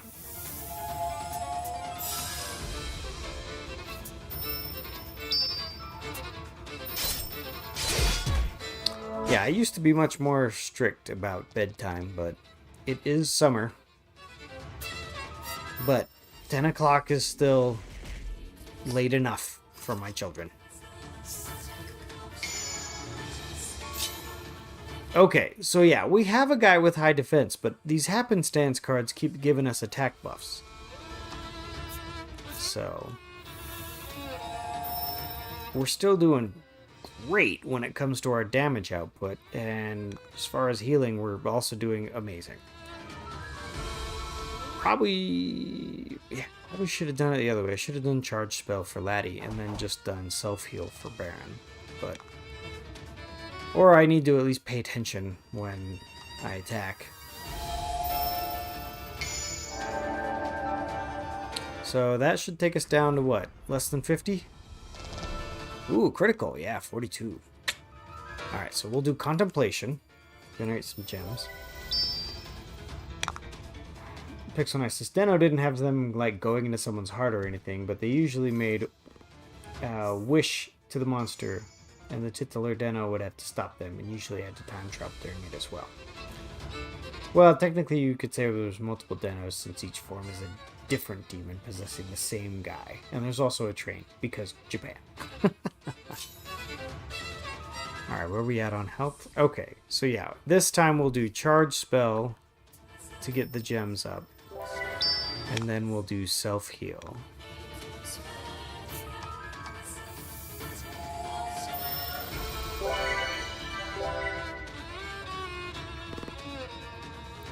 Alright. Then we can do White Sphere, and then we will have enough gems to do our best attack again. Crystal says, I've determined if I ever become a famous streamer, instead of merch, I will simply sell things like bird baths and flower pots. What would be your ideal merch, Seth? See, and mine is a shirt. But I really think that you could come up with something better than that. Alright, he has 30 left. Because I know there are people that do that. And I'll admit, I have been lazy. Usually, and I can show you my closet, but I have a section of my closet that is just shirts from people that I enjoy. So I have Kensei Zero's shirt, all the people that were on the board game stream. So I have Metroid's shirt, I have Chase and Scooter's shirt. Memory Martin doesn't have a shirt yet. Neither does Art of Mana. But I have Retro Raji is another streamer that I enjoy. So, alright, let's do heal. Yeah, because we need it. Because we need it. Well, you know, actually, if we rack up a ton of gems, we could have the Ivory Maiden do her.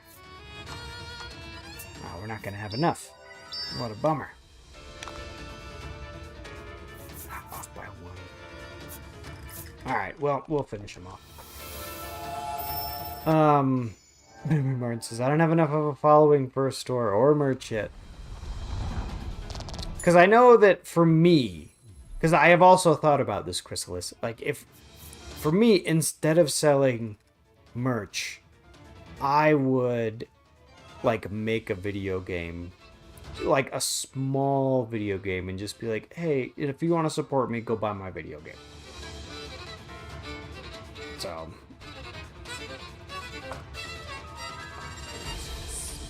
Pixel Knight says it would be pretty cool if they made a tabletop RPG, though there's no way it would be game accurate.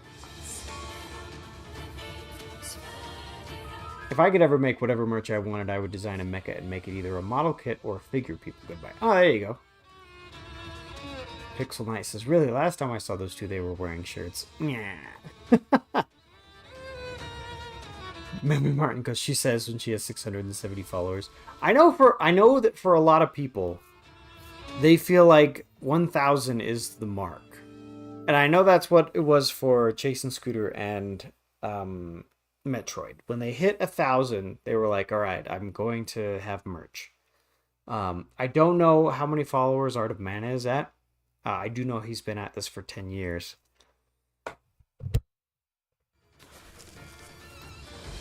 When I first started streaming, I made a real big push. And I had... Am I empty? Shadow's fading voice. I had the benefit of the pandemic, and there were lots of new people that were watching streams and whatnot. But my followers have been hovering around 400 to 410 for like 2 years now. Pixel Knight, I would have made a joke game in RPG Maker so people could get it for like $15. And Chrysalis says, Memory Martin has way more than me, but I did take a 2-year break and just started again. Memory Martin says, I'm happy to reach that many after 7. Within the shadow's final words, you sense sorrow.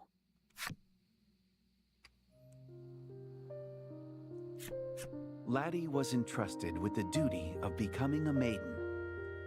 Thanks to her talent, she was loved by all. Okay, that all makes sense. Are we seeing Laddie? Is that the silhouette of Laddie with her hood up and her, full jacket? Okay, so this makes sense. This was very clearly telegraphed that Laddie at some point was supposed to be a maiden. So, and we're also assuming that she was supposed to be the maiden of Omega Village, which is the village we're from and the village with no maiden. But it was a false love. No one would truly love someone who is destined to disappear. Okay, so yeah, here again, it uses disappear and not die. We still don't know what happens to a maiden after they go through the maiden's ritual. When people discovered she hadn't the makings of a maiden, they stopped caring for her, and she descended into the darkness of desolation.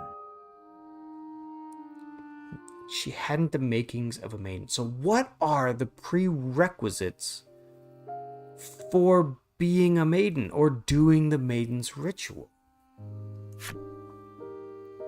What was Laddie supposed to have that she didn't? After defeating the shadow, you use the maiden's relic to heal the heart scar.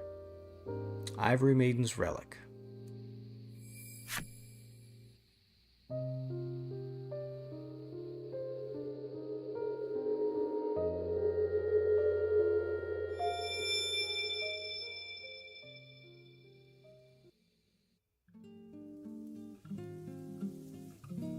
Oh, is that supposed to be clean water? Successfully restore the town and heal the wound on Laddie's heart.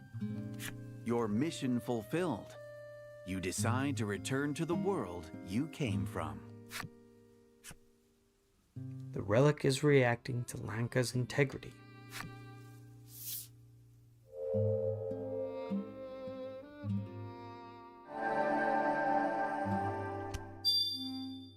Oh, nice.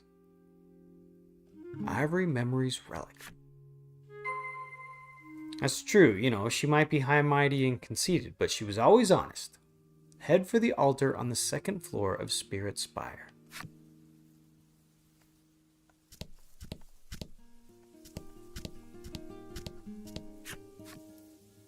Treasure chest found. Supreme Seth.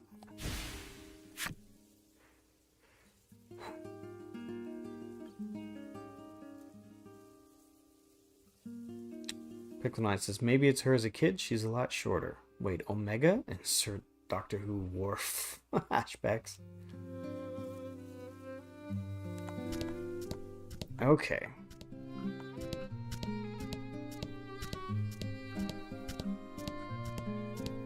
Donk, donk, donk, donk. No. Press left.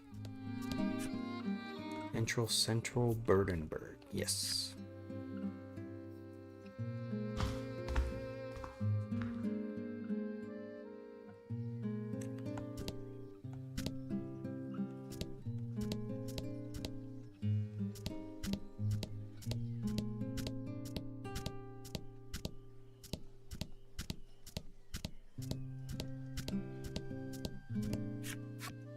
Oh, there's 2 ways. Dark Stay Ring. Protects against dark. +2 for speed. I'm finding that speed is the most valued trait. Wait, this goes down? We didn't go this way. Oh, okay. So there should be another chest down here. No. Blind Stay Ring. Protects it. I think we already have a bunch of these. Omega was the villain in the classic Who. Probably one of my favorites personally. At least even we're doing individual villains. If it's not even, stop, brain.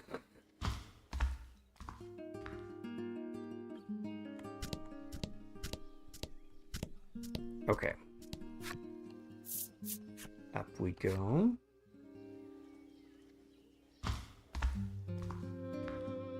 Oh, they're still here. And there's an armorer now. An item shop. Sheila and Hyde look perfectly content as they splash about in the water. Such a sight is no longer possible anywhere but this world. Yep.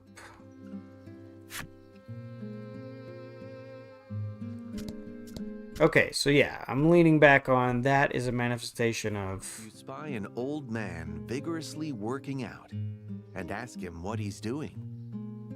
He tells you he has to work out in order to be able to keep up during playtime with his grandchildren.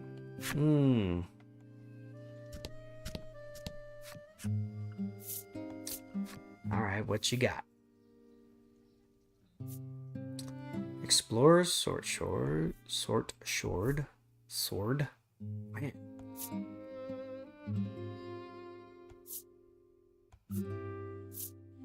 Martialist's garb.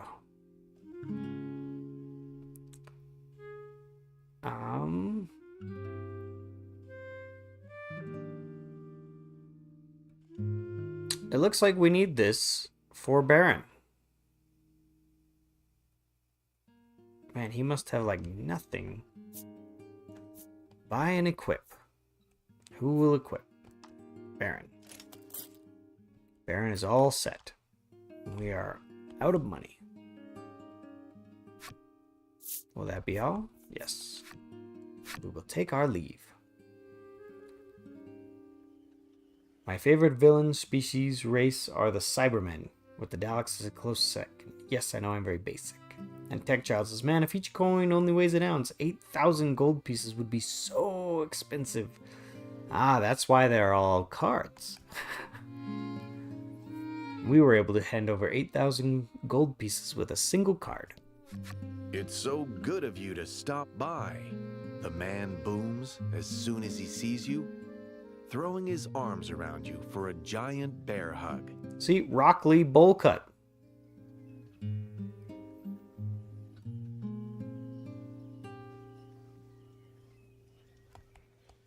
You give him a reluctant pat on the arm. Your companions looking on with wry amusement.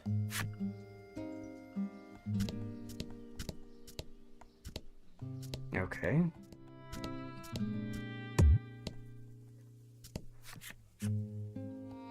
Alright, so yeah, we probably need to go to the inn. We got pretty beat up in that last fight.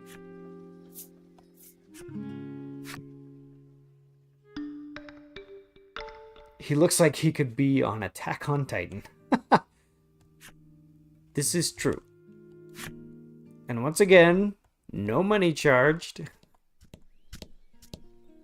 It's kind of weird that we can rest in the subconscious of one of our party members. I mean, I guess we are in a town. By the way, the TTRPG that I mentioned would be cool is the Voice of Cards one. Oh, yeah. I think you could totally make a Voice of Cards tabletop. I mean, it's based on that. It would be... Honestly, it would remind me of a lot of a game that my board game group likes to play called Mansions of Madness, where you pull different tiles out from this massive pile of tiles. And you just kind of build the world as you go.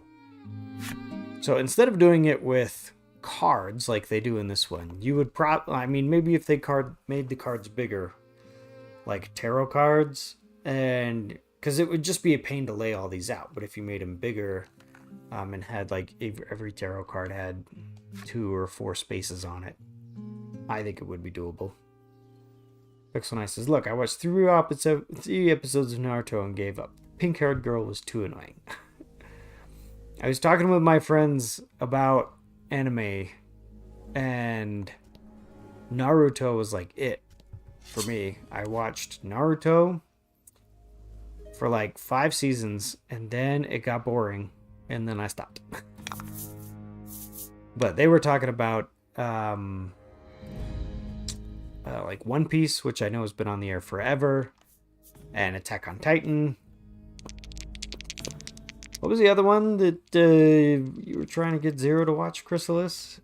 You and Tech Child.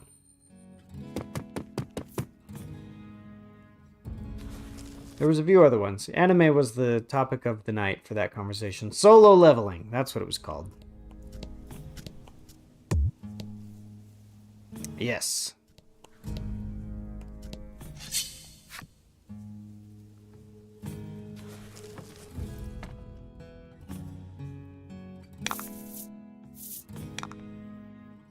And while I am a little bit better at watching TV shows instead of... Oh, Baron goes first now? That armor gave him an increased speed. Oh, that's cool. That's cool.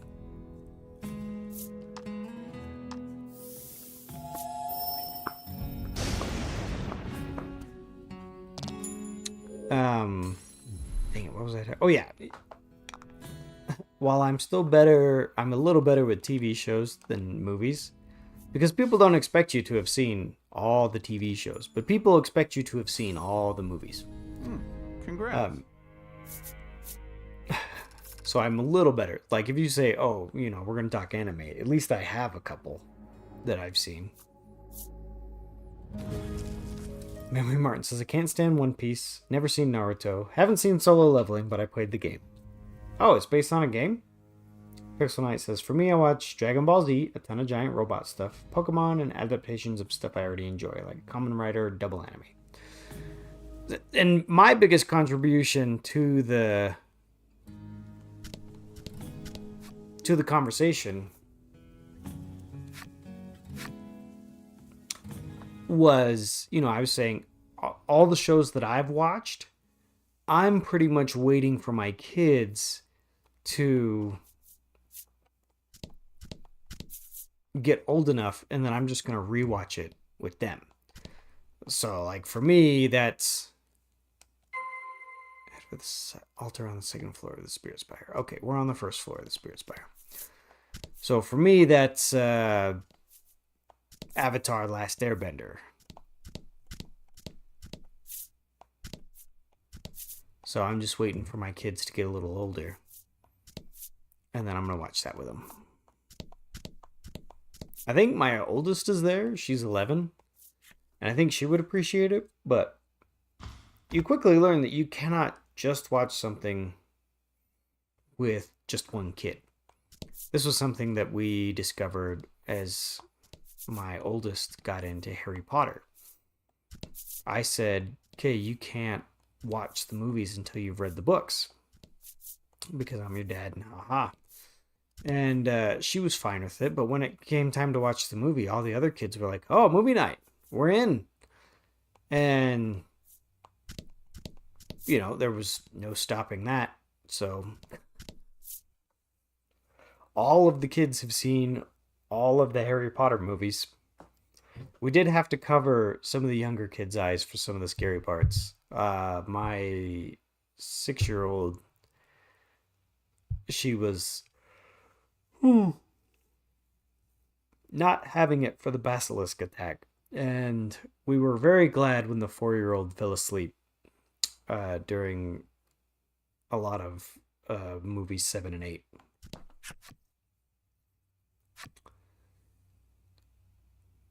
Kokoro, Cocorico, Ran Terra Tan. This is the spell Lack has cast a few times. By the self-proclaimed spirit spell, you leave the heart's domain behind.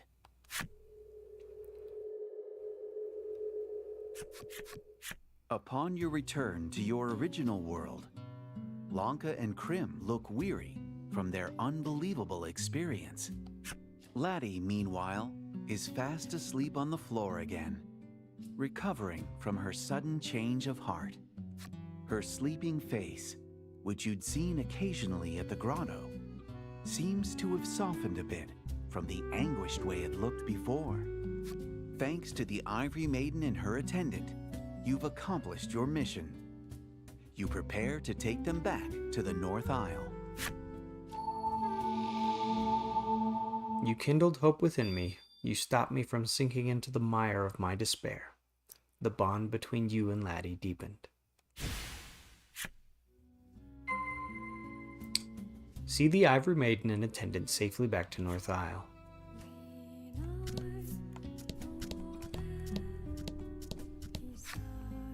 And to the first floor, yes. Pixel Knight says, they'll be fine. I watched the Batman movie where Red Hood gives a bunch of monsters a bag full of heads, and I'm not that traumatized. Yeah. Well, and it's not like I was going out of my way to stop them. My kids were the ones that were like, I don't want to watch this. And they also get that from me. You know, for those of you that know me well, you know, I don't do gore. I don't do the blood and guts and everything. And I have no qualms with just looking away. So, I mean, I was there for the birth of my 5 children. And I had no temptation to look down at where the birth was actually happening. I was all about comforting my wife, and you do that at the head. I was at the head. And so yeah, if we're watching an anime and all of a sudden it gets gross, then I'm like, nope. Just tell me when the gross part's over. I'm not doing this. So that there was a few times in like some DC animated movies where they're like, you know, someone's head will explode. And I'm just like, oh, gross. Nope, I'm out. Chrysalis goes comparing birth to gore in movies. I'm not comparing the two. I'm illustrating my coping mechanism.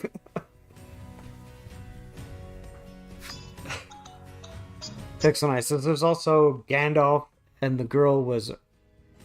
Oh, Hermione. Yeah, Herman. Yeah, the girl was Herman, I think. Yeah. Alright, we're getting out of this battle. These guys are weak.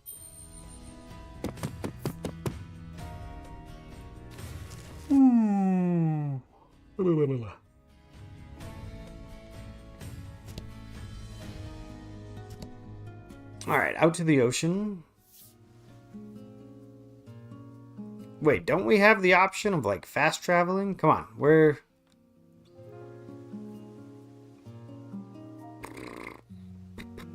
where's the fast travel option?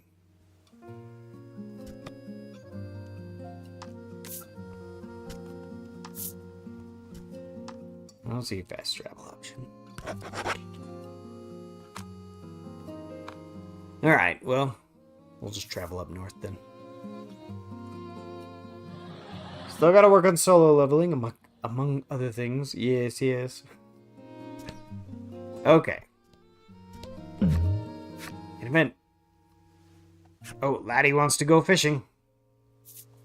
Alright, we'll do fishing. This is a common event that happens when we're in the water.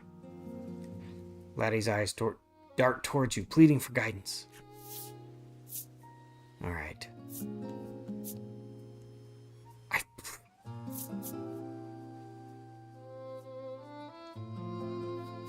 The rod whips towards the water.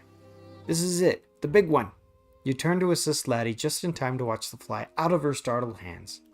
Alas. She looks ready to cry, perhaps in frustration of how easily the shock got the best of her. Ah, just a bit of bad luck. Nothing to be ashamed of, you offer, trying to console her.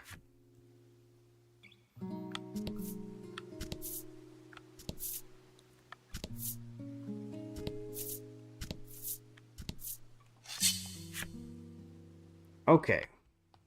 Well, we're just about there. Pixel Knight says, boring is also sometimes the weird kids. I don't know if I've heard inconsistent thing about it. I don't need to fight these guys again.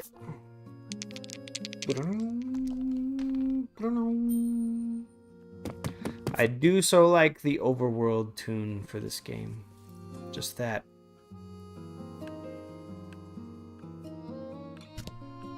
Just that relaxing.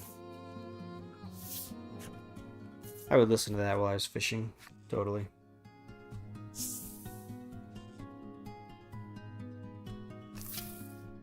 Oh, that's new? As you make your way ashore, you see an impeccable line of soldiers in white armor awaiting you. A welcome party? Lack asks, though the atmosphere is far from welcoming.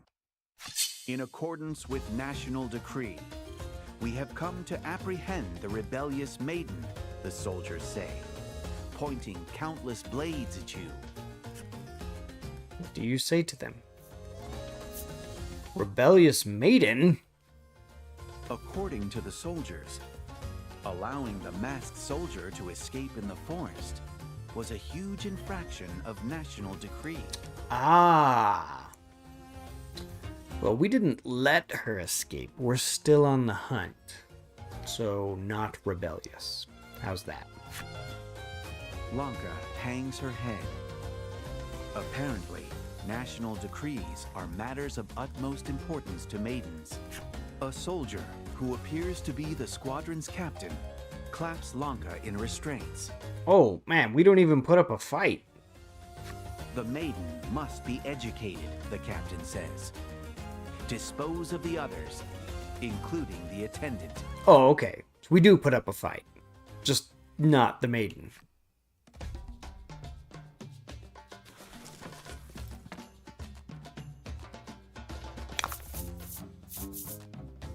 Oh.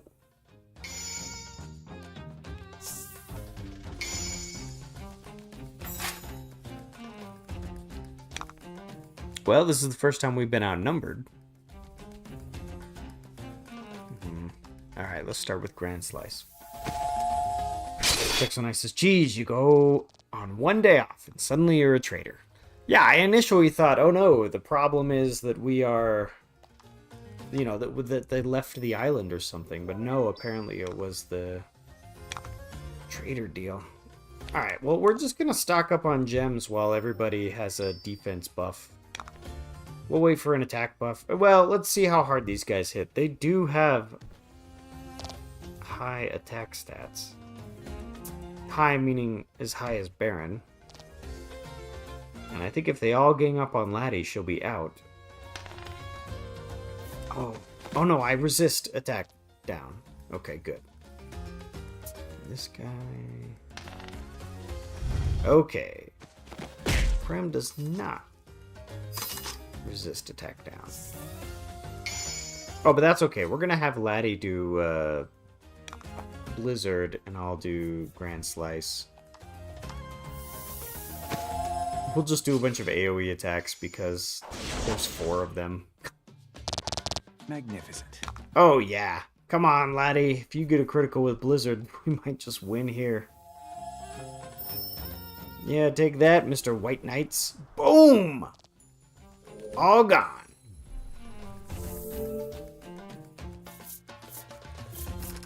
You successfully evaded the soldiers. Man, we wiped the floor with the soldiers. It took us all of 2 turns.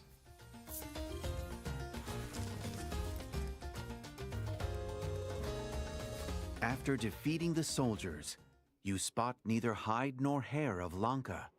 I just realized the only dice in this game are the D8 and the classic black and white dice. Oh no, that dice is a D10.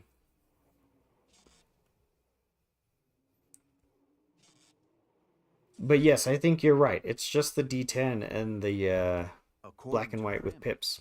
The maiden will likely be taken to the Foundation, a school beneath the palace, to be educated. Alright, so we've been going for a little over 2 hours. You begin Yeah, let's keep going. Let's see if we can finish this in story. hopes of saving the maiden, dragging along the faint attendant. Lanka, she murmurs. Oh, Lanka. Alright, so Miss Attendant over there is not happy.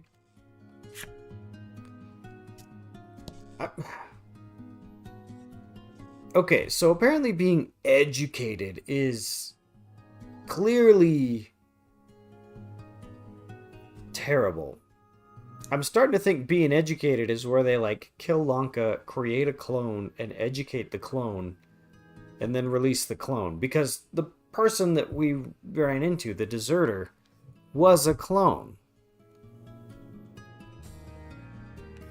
Ugh. Huge sale! Give the stall a closer look. We don't have the money. Looking to buy anything, so you ignore it and go on your way. Enter Alabaster City, yes. Yes, it is a D10, and the only reason I know is because we have rolled 10s on it. I would not be able to identify a dice just based on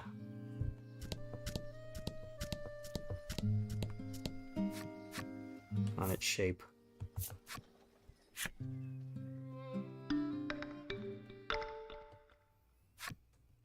Alright. Do a quick rest. We'll do a quick save.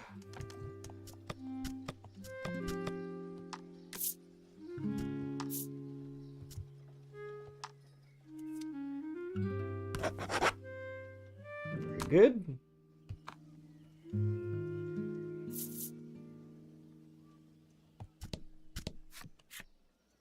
The city is safe thanks to the maiden and the soldiers. She seems to have not a care at all in the world. Alright, so the NPCs do not change their dialogue. But it looks like there is a new one. The man gazes out over the pristine city. Not the easiest place to explore with some snacks in hand. Too clean, he muses. Ah, so this is a tourist.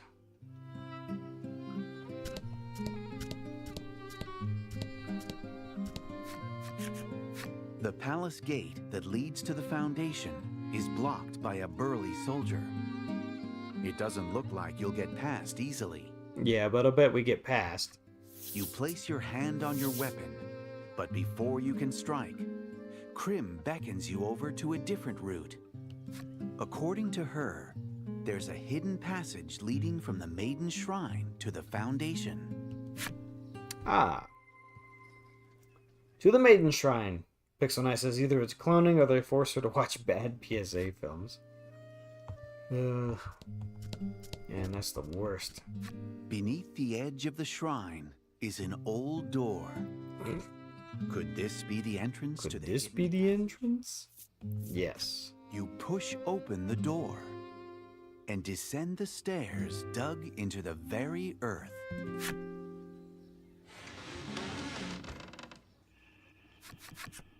The dimly lit passage seems to go on for miles. This place gives me the creeps, says Lack with a shudder. There are no ghosts here, so don't worry, Krim replies encouragingly. Though I can't say the same of enemy soldiers, you warn them. Then continue quickly on your way. Pixel Knight says, if this is anything like Spider-Man clone, it's going to be very whiny on whether they're real or a very edgy villain who kills off a classic villain for shock value. I don't think we have any classic villains or reoccurring villains yet in this game.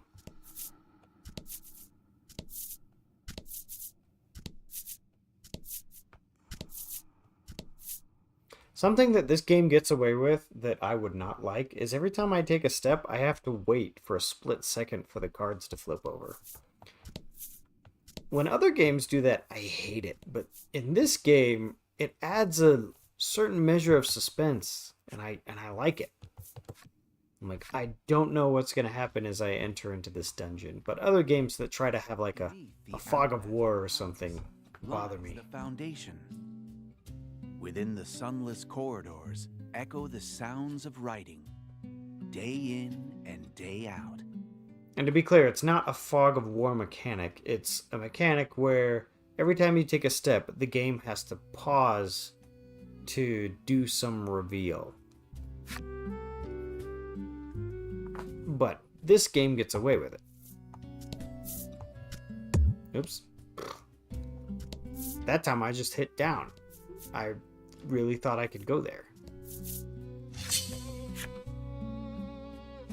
An enemy appears? Is it a soldier or a monster? Don't hold back. Oh, there are monsters down here. That's not good.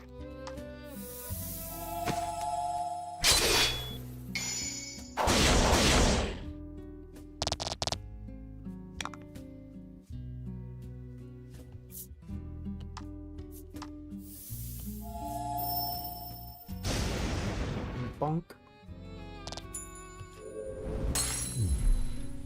The Game Master is very quick at flipping those cards. Yes, this is true. Man, it really threw us off losing Lanka. Because Krem, his basic attack requires 2 gems. And so we could always get there because we had Lanka, who would get a gem for her turn and then could use her turn to generate another gem. But we don't have that anymore. So it looks like Krem is just going to be making gems for his turn. But he is very good at it.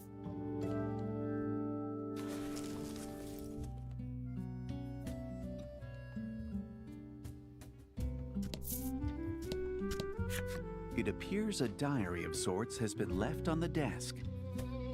Within its pages, you read orderly lines of text that say the following. Today I received a national decree. My mission is absolute, and one I have no right to deny. Observation Day 5. No signs of self-awareness. Oh yeah, this is totally, clone notes.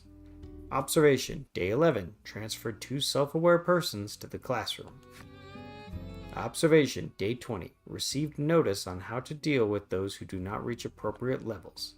So this is the difference between us and them. Further is written. You replace the diary atop the desk.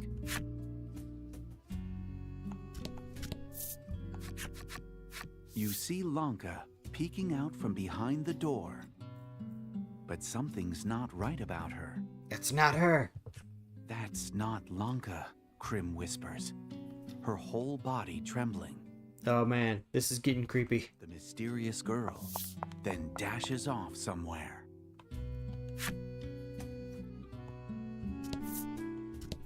Ooh, a heavy door. Nah, I don't want to fight. I want to explore.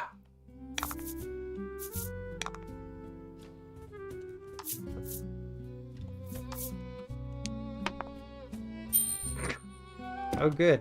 We rolled a 2. Just barely. There are soldiers down here. You hear a soldier's voice from the other side of the door. You decide not to press your luck and leave the area. Alright.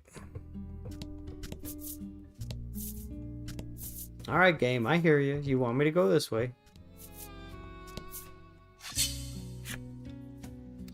Hey Seth, want to do another collab stream where we talk about the Pokemon Direct? Pokemon we think will be in Legends Z8 and maybe each take the Pokemon quiz? Direct is in July, I forget the date. I'll have to see. I don't know where I'm going to be at that time.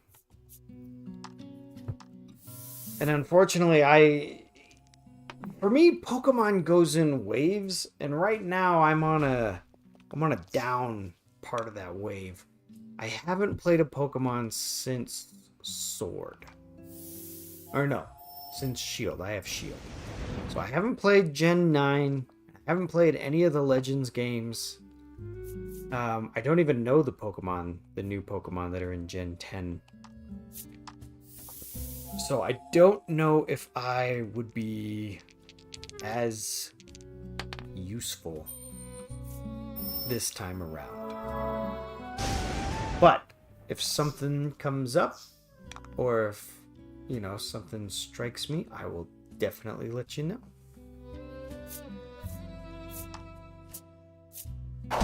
Well, Legends Arceus is super fun, and the graphics for ZA look really good on Switch 2. Oh yes, I did notice that in the Switch 2 trailer. They were like, oh yeah, by the way, we have a Switch 2 version of Legends ZA. And I'm like, oh, I'm totally going to get it on Switch 2. Because one point for Pokemon is, even though I haven't played the games, I still have them. So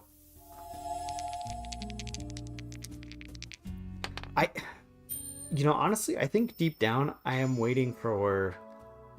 Because my 11-year-old, she went through a Pokemon phase, but when I gave her the game, my 11-year-old, even though she got a lot from me, she got her sleeping pattern, she got a lot of stuff from me, she did not get a love for games.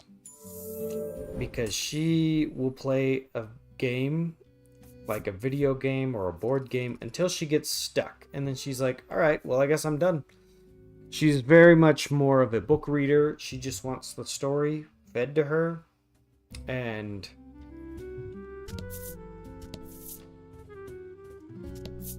if at some point there's some obstacle for getting the next part of the story, she's like, it's not worth it.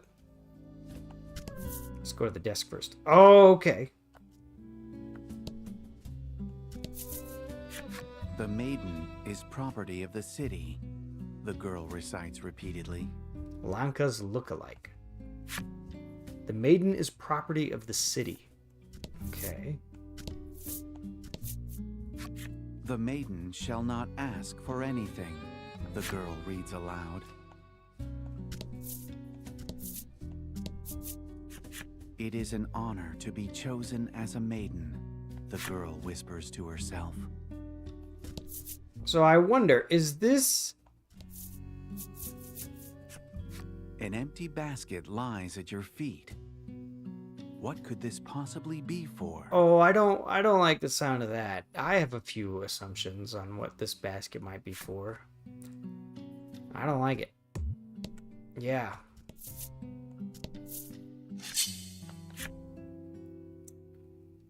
Ugh. I wonder if down in my heart of hearts, if I am waiting for one of my kids to get into Pokemon. And as soon as they get into it, then I'll be in. Because no, don't do that. My second daughter, who's 9, has expressed an interest in Pokemon, but she has also just generally expressed an interest in games. But not a very strong one. If you want a kid who, is very much like, oh yes, I want to play games, every time you pull out a game, I'm going to be interested, and I want to be there, and I want to watch, and I want to have a turn and everything. You have to go down to my 4-year-old. My 4-year-old is all about it.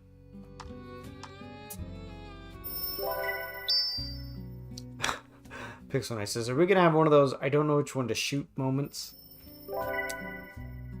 We could. I feel like we might reach that, and then the game will say, which one do you think we should smack? And then no matter who we pick, Krim is going to be like, no, Lanka's this one. Don't hit her. Go hit the other one. But yes, we could very much hit that. This character is not a clone, but I'm very tempted to make a reverse flash reference. Remember, Martin says, if they do, I'll share a file I made for Mana for going through Pokemon Black and White, which I really need to go back to. See, in the Pokemon game that I gave my 11-year-old a few years ago was Pokemon X and Y. I thought X and Y would be the best starting point for someone new in the series.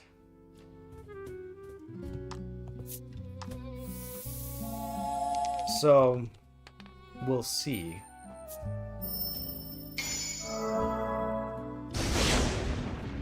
But I remember X and Y being very straightforward, and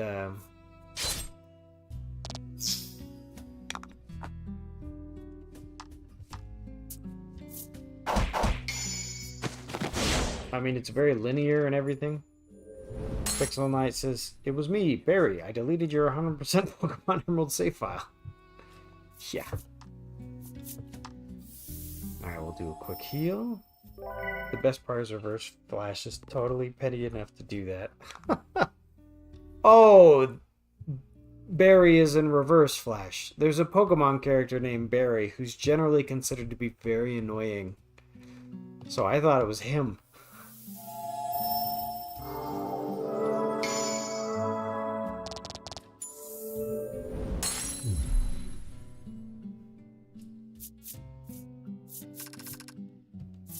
Double the gold.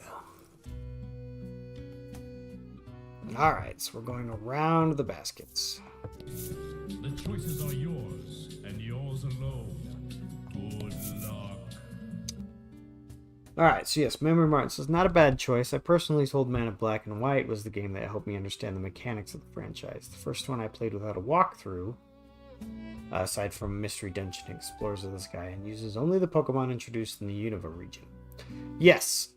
So for me, I played Gen 1 and Gen 2 and then fell off at Gen 3 because I didn't have a Game Boy Advance. Maiden's relic is more important than life itself, the girl transcribes. I think that's what Lanka told us when we asked to borrow the relic. I think she said the Maiden's relic is more important than life itself.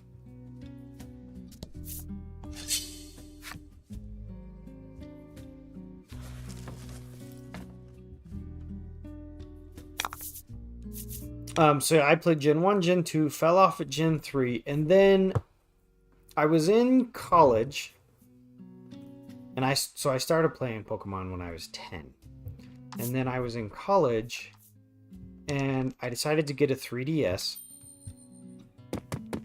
And then they announced X and Y, and I realized that if you have a 3DS, you could get every mainline Pokemon game to play on it, because they had also announced at this time the Gen 3 remakes, and then they announced The Maiden's actions are managed by national decree, the girl writes. They also announced the Virtual Boy releases for Gen 1 and 2. And so that made me excited. I was like, oh, okay.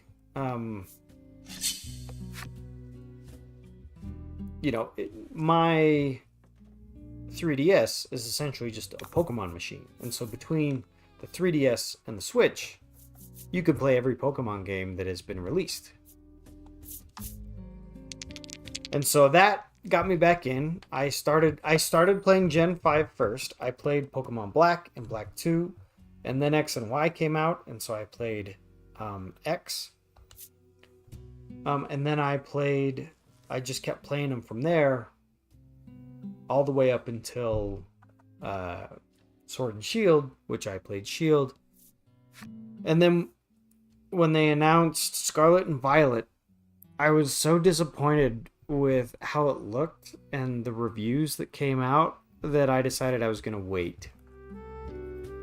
But then they announced Pokemon Legends Arceus, and I thought that would be interesting, and so I had that. And then I think I have the Pokemon Gen 5 remakes. Yeah, they're up there. So I think I have every game except for Scarlet and Violet. And I'm kind of hoping that they have a Scarlet and Violet Switch 2 version, and I can just get that. Enter the Foundation Basement 2. Yes. Let's see. I know one of the Black and White games had an easy mode, which was unlocked and version exclusive because Game Freak is weird. Yes, that was white version. Gee, I wish Nintendo had a current console that could easily have Gens 1 through 3 on it. Maybe a part of a pre-existing service? Wouldn't that be convenient? Sister, seriously, you don't want people to pirate your games and make them accessible. Yes. And Memory Martin says, last time I went to a retro game store, there was a red blue 3DS for $2,000 because it had all 6 virtual console games and the demo version of Sun and Moon. And Pixel Eye says, wow, you went into the future for the Gen 5 remakes? Or Gen 4 remakes. Yeah, that's right. We don't have Gen 5 remakes yet. I hope to get to the future where they have those. For sure. I was going to say, I'm ready for some gnarly boss fight. Let's do it. At the end of the corridor, you find an open space that looks to be a small room. When you peer inside,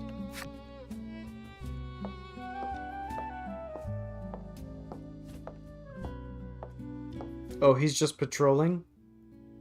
Are we about to do a stealth mission? anyone comes through here anyway, the guard grumbles as he half-heartedly surveys the area.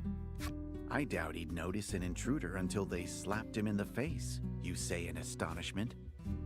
Yes, Memory Martin says, I should clarify, it was the Pokemon edition of the red and blue 3DS. Yes, I remember that. Okay, yes, we are playing a stealth mission. Whenever you take one step, the guard takes one step. Okay. If the card is within the guard's view, its edges will glow red. You will be forced to start over if you are seen by or bump into the guard. Ah, darn. You cannot use the jump ability on this floor until you get past the surveillance area. In the rooms the guard is patrolling, you will not be able to save or load data or use bellwethers. I'm pretty sure bellwethers are what gets us out of a dungeon.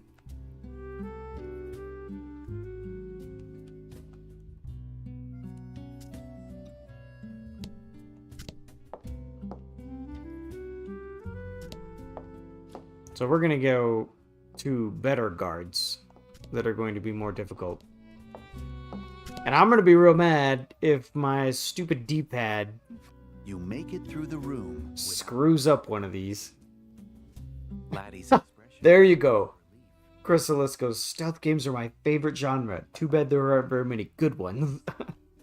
And Pixel Knight goes, hey, there's Batman and Metal Gear and... I remember watching a very interesting video essay on stealth games. Because stealth games have to make waiting fun. And that can be very tricky, which is why it's difficult for stealth games to be, innovative or good, because it's very difficult to make waiting a fun mechanic. And Chrysalis goes, Pixel Knight, the original Thief games, and, You hear the soldier say, time for lunch. He then promptly leaves the area. You can now say, okay. Okay, this is not the first room. Got it. Reminds me of that one stealth bit in Ocarina of Time before you meet Zelda. See, and to me, the most annoying stealth section I've done is Legend of Dragoon. There's one in there. that is obnoxious.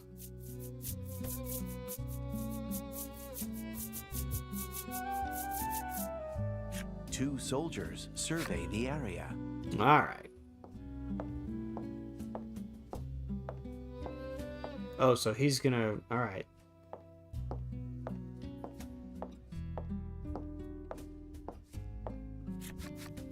Lanka should go first. Krim begins, then gasps and covers her mouth. I'll go first, you say in the stead of a speechless somebody. Then take the vanguard. Okay, okay.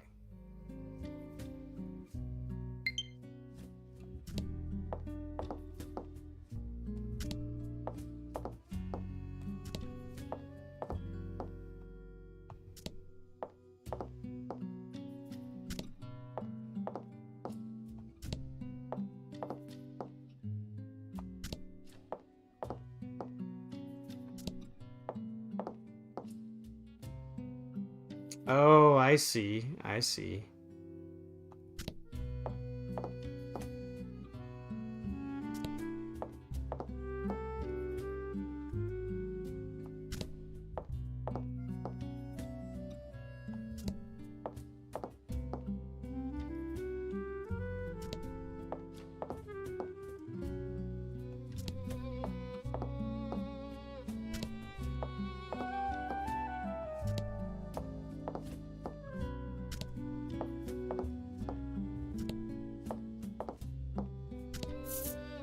Thinking that Tricky. you should after coming this far.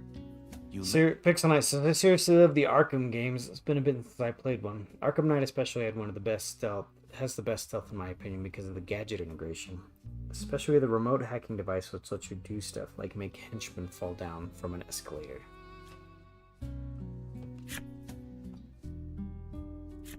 When you do, you overhear the guards speaking. Break time, they announce before heading off somewhere. You can use the jump ability. I don't even think I remember what that does.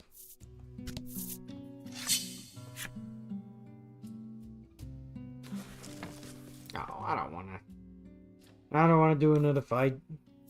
And fight. It's weird that those guards are so lackadaisical with their guard duty when they have monsters crawling around. We escape. Yes. Alright. Let's find out what is over here. Oh, this is the way out. I thought up was going to be the way out. Let's go see what's up. Chest. Alright. Omni solve.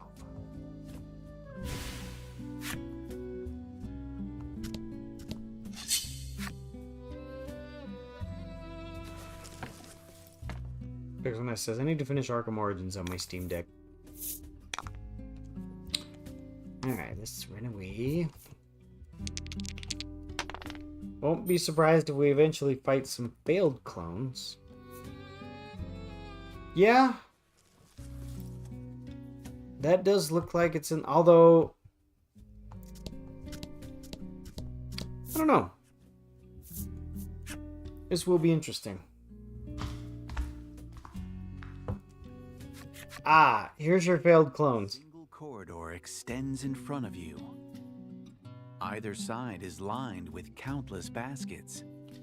While most are empty, there are a few in which you see a humanoid shadow.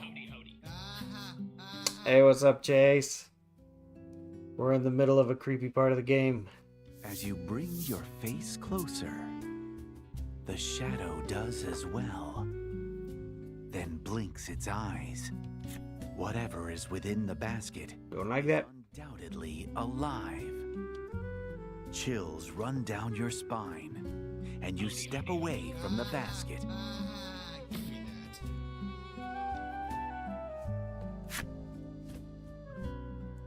Nope, don't like that. Don't like that. Oh, what's up, Chase? How you doing, my friend?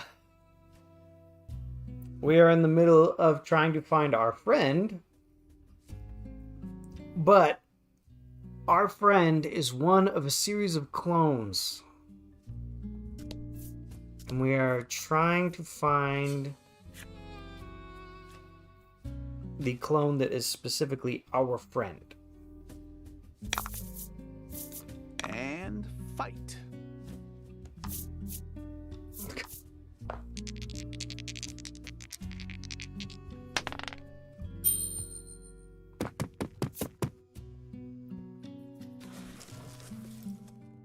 So you can see that battle, Chase. You can see how in this game when you battle they bring out a tray and put it on the table.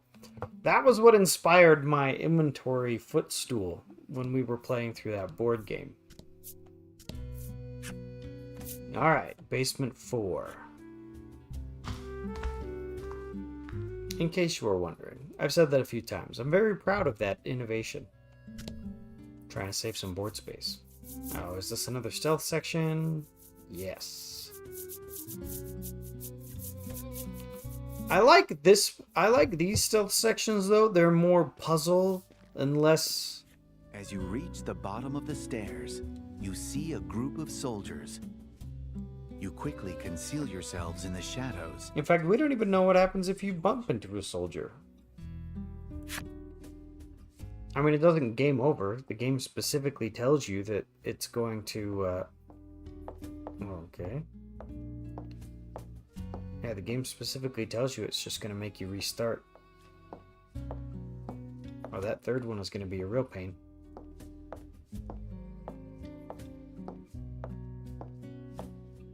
The surveillance is even tighter than before, so you'll have to proceed with the utmost caution.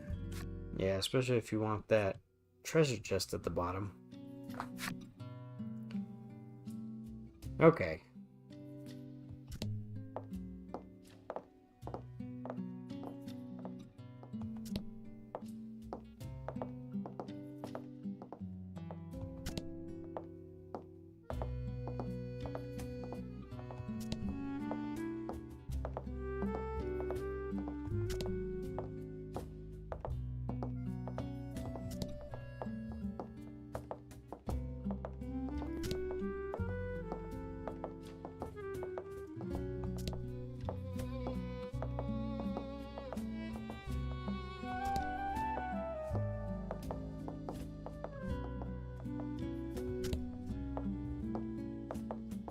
Alright, now for the choke point.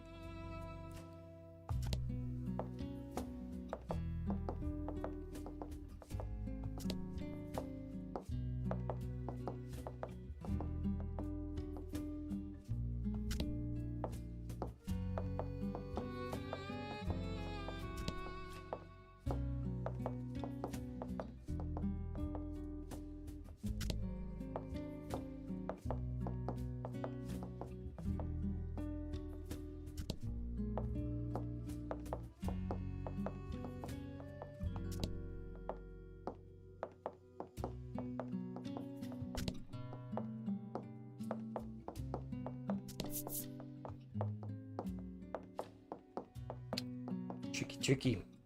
Chase says, ooh, spoopy. I recently got back from a spoopy movie myself. I went to see Final Destination Bloodlines. Oh, look, we found the key to the gate. That's good. We'll need that. It's weird that they keep that in a giant red treasure chest in the corner.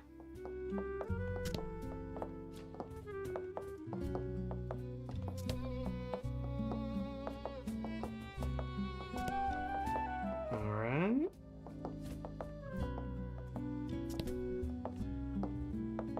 See, like these RPGs specifically. Oh no, I just got caught. Now, what are we supposed to do when we find an intruder again? The guard asks, flustered. He then readies his weapon and rushes at you. You flee quick as your legs can take you. So I was just gonna say, you know, how I think this is a really good introductory RPG, and this will probably win. The soldiers. You'll have to watch their movements extra carefully so you don't get Oh, caught. Chase says, lurk, I'll be back. My wife needs me. Check the guard's movements again. No. So yeah, if my kids get interested in RPGs, this would definitely be like a great introductory RPG. Yeah, I should have known better. As soon as I made that move over to the left, I was like, oh, I just blew it.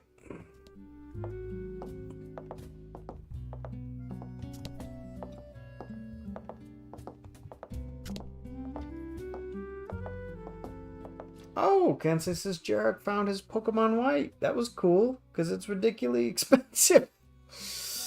Yes!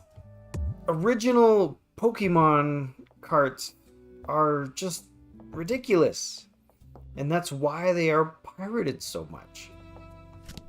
The demand for them is just so high. Because if you ever want to like get into competitive Pokemon, you have to like go through, like there's some moves that you can only get from past Pokemon and everything. It's a little nuts. Alright, so we're supposed to duck in between the baskets, I think.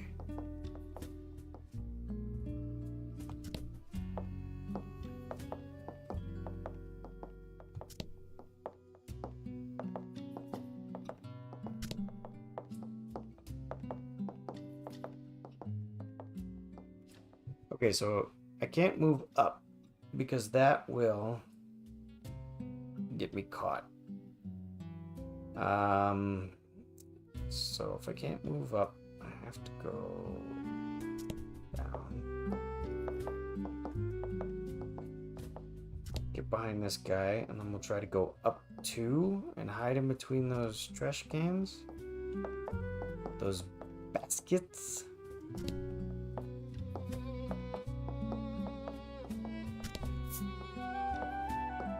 Oh, there's a wall there.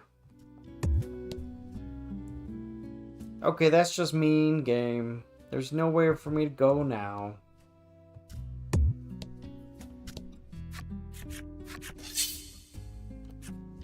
Alright. I was looking to get it because I've been told it's super good. Oh yeah, you could borrow mine. I have black. Kenzie Zero's like $80 to $100. Yes. Some of the ones were 60, but those are crazy. Excuse me. Yes, that is 100%. Excuse me, 100% true. So yeah, I'm glad he found it.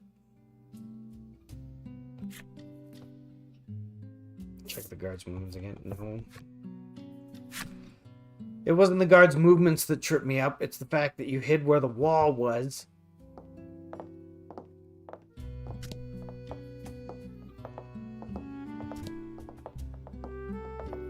Yeah, to get through this first section, you just go across the top. And you go down. Yeah, the guards that I have trouble getting past. So how do you get past? We gotta think about this. Because it's not as simple as following one up and then cutting across, because I tried that already. But you also can't duck into one of those alleys with the baskets, because if you do, then you're stuck, and the only way is to go right back to where you were. So that location I was in is just a death sentence. I could duck into this one here, but the only reason to do that... Oh, there is no reason to do that.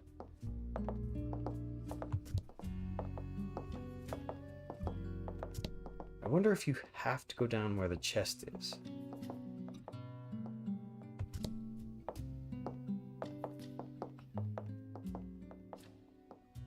Alright, so I can't move to the left because I'll bump into him.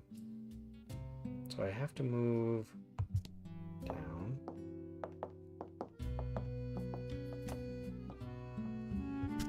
And up. Okay. And then down.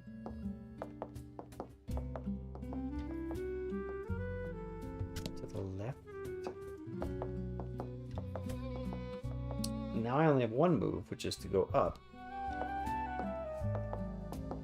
So unless I have missed this, and I actually need to take an extra step somewhere so that the guards are one space ahead.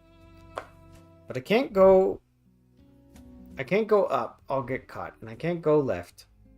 So my only options are right and down. So let's go down.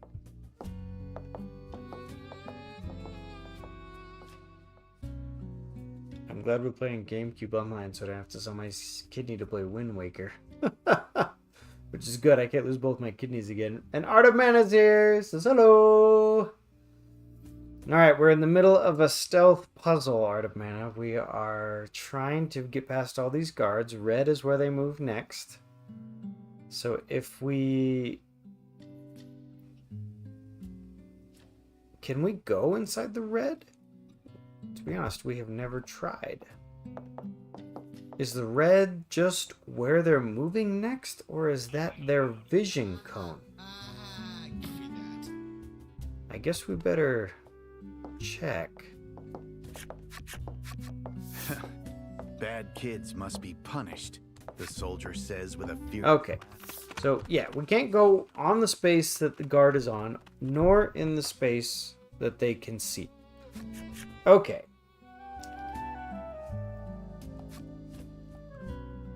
Check the guard's movements again. No. So, in case you're unfamiliar with this game, Art of Mana, this is Voice of Cards. This is the second game in a trilogy. We have played the first game on this channel before, and we really liked it. It's a very basic RPG, you know, turn-based battles and everything, but they have just enough twists to make you to throw you off. Like, what, you know, as far as the grand plot, it happens pretty much as you would expect it. But along the way, there's going to be some one-off interactions and some things that really make you raise your eyebrows and go, oh, I don't know if I saw that coming. That's a little weird. And it's those that make this like the best cozy game for me. You know, we've talked about cozy games. A lot of people bring up Animal Crossing. For me, it's an old school turn-based RPG like this one. Pixel Nice says, Manny, you missed me making Spider-Man jokes for once, and there was no references. How it had when it was 2023 and 2024. Wait, dang it. So, you can also see an inspiration that I took from this game. Alright, so we have to move up and then down if we get in a battle in this game. Art of Mana says, nice, Pixel, lovely to see you, MM and Chrysalis. He says this game sounds fun. Okay, so the guard on the left is going down and the guard on the right is going up. So we go here. So you can see where the red is. So our only option is to move up.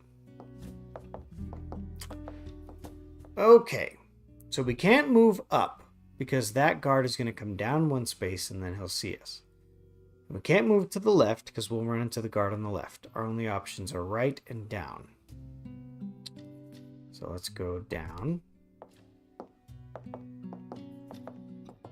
Okay. So now from here, our options are just to go to the left. We can't go up. Alright, so we go left. Looks nice as my brain. It's also always my brain not braining. I always talked about the current theme week in order for doing trivia, which this week is awful superhero costumes. Yes. Okay. Alright, so at this point, we cannot move to the right.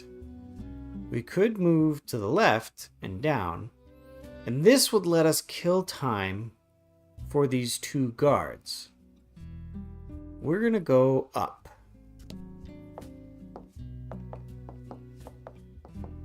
Okay, so if we go up one more, we can switch lanes. Because the guards will switch places now.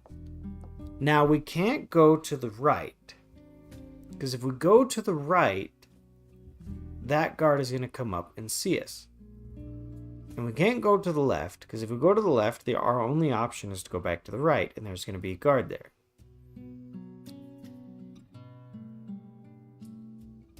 Okay. I'm not seeing it, guys. I don't see how you get through here.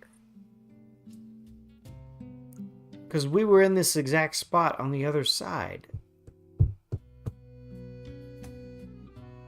And I foolishly went to I crossed in the other guard's path. Alright, so if we come here. So we can go here. Do we have to get, like, right behind a guard? That's gotta be it. We have to be, like, right behind him. But if we do that and they get to the top, they're gonna turn around and see us.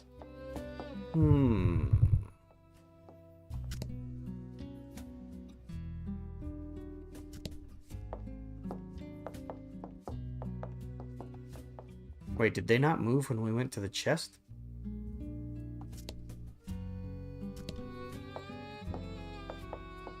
Okay, so this is as close as we can get to the guard.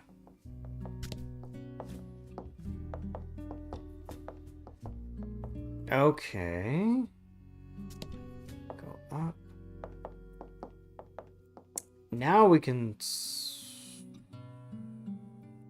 No, we still can't switch lanes. Tomorrow we enter the dreaded 90s. Dr. Man says, I love your theme this week. It's so good.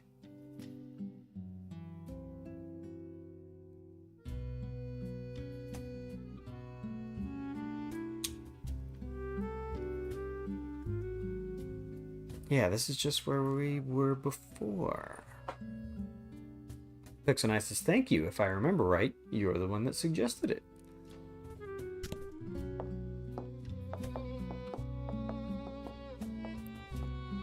So yeah, I cannot move on to the same card as one of the guards.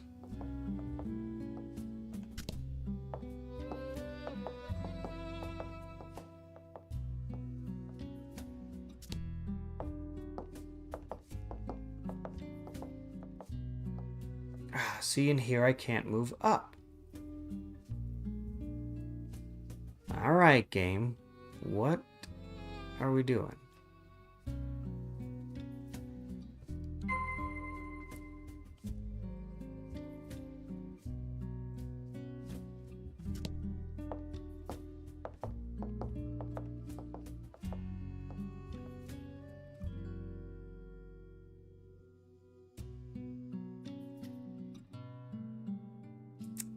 I don't know, guys. I'm stumped.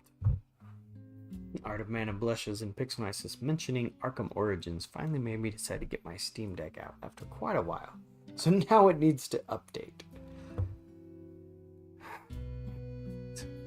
Man, it'd be so much easier if we could just battle these guys.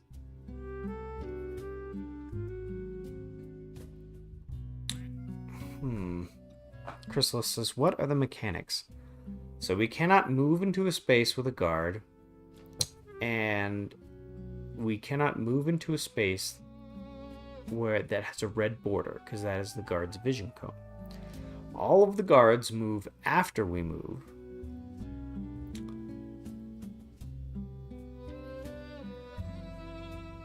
It's gotta be those little lanes on the side with the bucket. The guard, let's see. Pixonice has been really fun, especially since a good chunk of them was roasting me for my outfit, and I've learned more about the outfits than I knew before. What are the guards designated by? So the guards are designated by their card. So in this scenario, I cannot move up, because the guard right above me is about to move down to the space that is currently red, and then he will proceed to look at the space below him. Each guard has a fixed path that they will repeat. The guard to my left will go up and down in this row, and the guard above me will go up and down in this row. And this is the part that we can't seem to get past. Because if I move to the left, you'll see each guard move and their vision cone update. And then if I move up, you can see each guard move and their vision cone update. Now wait a minute. Up.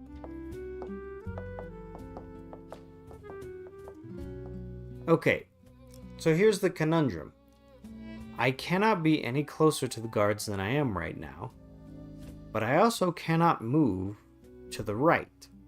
Because if I move to the right, the guard on the right will move up one space, and then the card that I would be in would be red.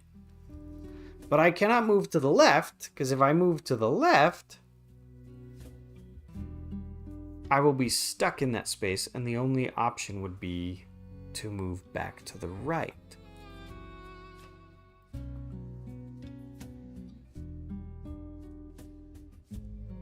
Try going back. And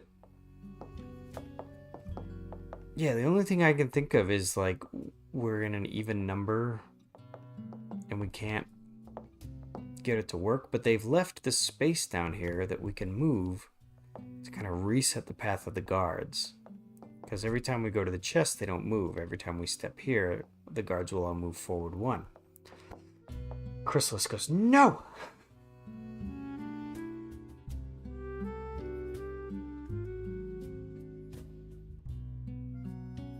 You were able to go right as soon as you got back down. Right, I could go to the right, but we're trying to get to the top of this row. So all the cards that are face down are where we're trying to get to.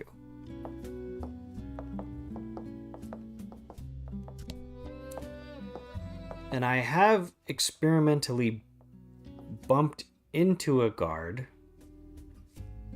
and yeah, so that we're right back where we are.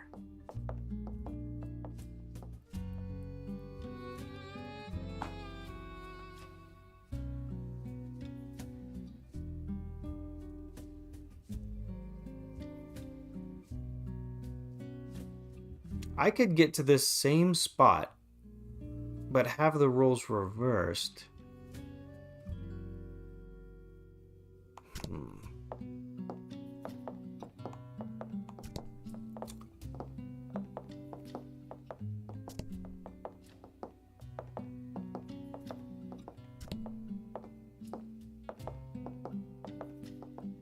Okay, so here I can't move up.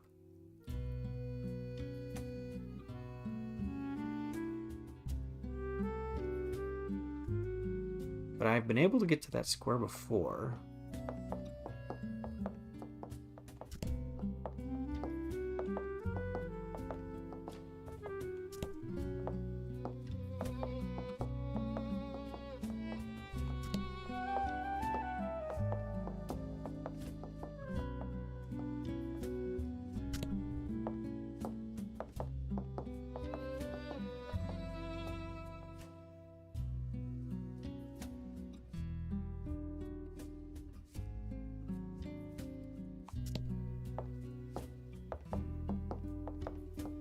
If I go left, up. Now I'm in the same spot. I can't move up.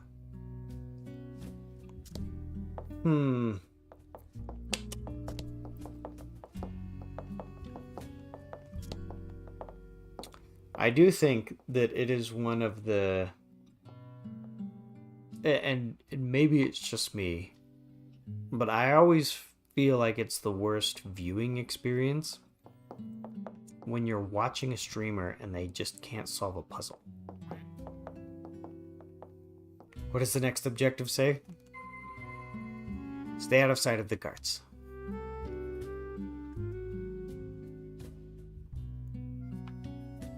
Restricted actions. Jump, save, ring. Yes.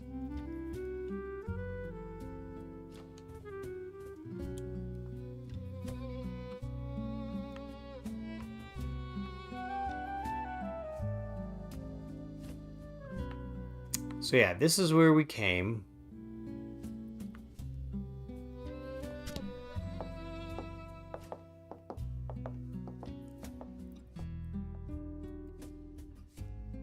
Artemis says, nah, it doesn't bother me. Crystal says, I love it. Pixel Knight says, especially one of them features the character burning the outfit. Makes me feel like I'm not alone. Okay, so here I've made it to the other option, which is I can make it to this space. And now I can't move to the left, because if I move to the left, that guard is going to move up. And he'll catch me. Because that's what happened last time. But I can't move up. I can't move up into the left. The only option I have is to move down. So this is as far as I've ever gotten, is either one of these two spaces. And I cannot go onto these baskets, and I cannot go onto the walls.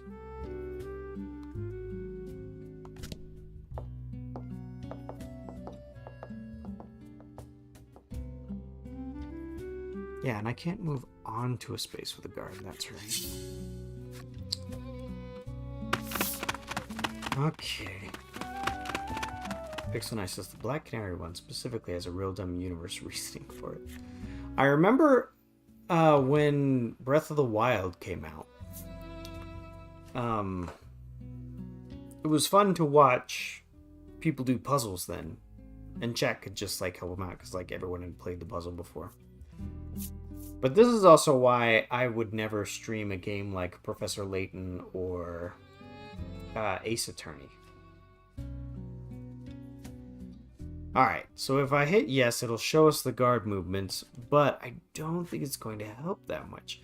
Because we know how to get past these first few guards. So there's his movement pattern. There's his movement pattern. And we have this guy.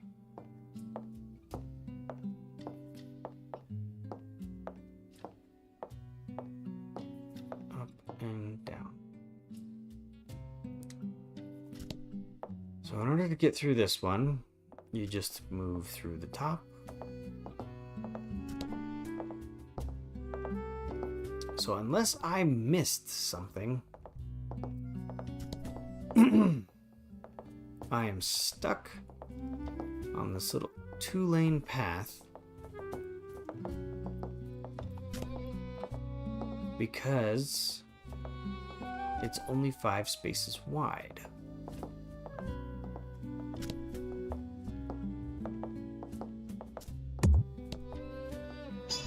So, yeah, there's no secret path.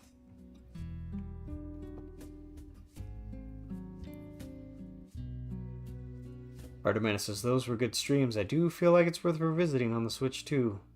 Professor Layton games are the best, but I think I agree with you on streaming them. Because yes, I have most of them. I think I have all of them.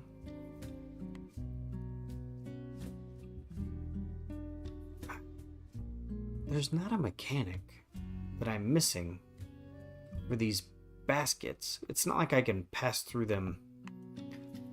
We're trying to get to here.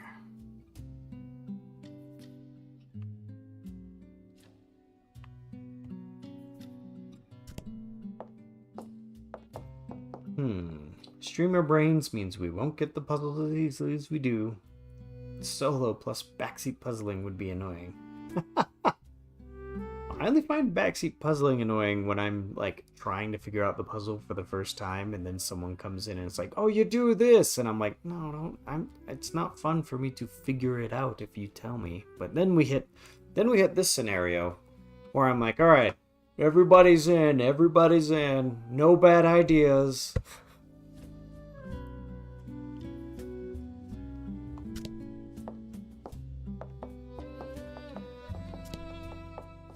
But, yeah.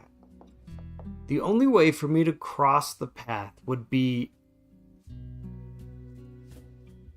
is if I was like one, but I can't be one space behind the guard. That would require me moving onto a space that the guard already occupies, because I move first. So I always need to be one space behind the guard. So I can't move up, and I can't move to the left.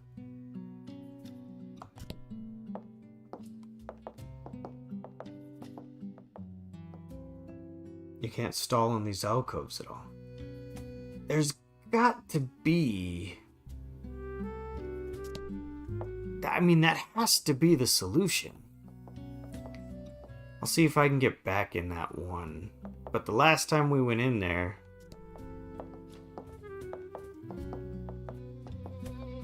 it was right here. I went to the left. Turn it off again, turn it on, blow on the cartridge. That'll fix it. So if I go to the left, now I can't move to the right. But I also can't move up or down or to the left.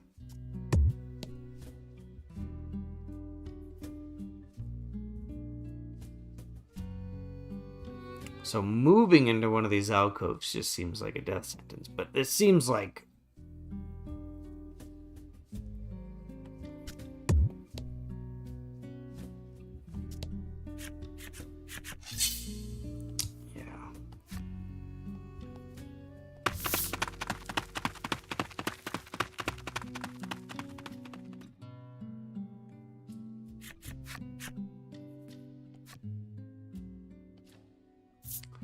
check the guard's movements again. No.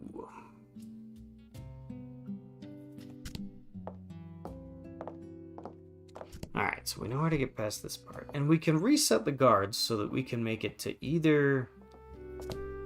we can make it to, you know, one space up in the left lane or the right lane.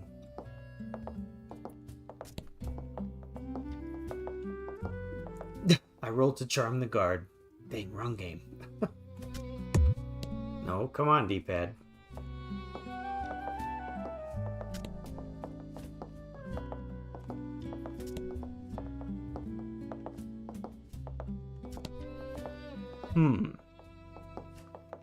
I'm stumped.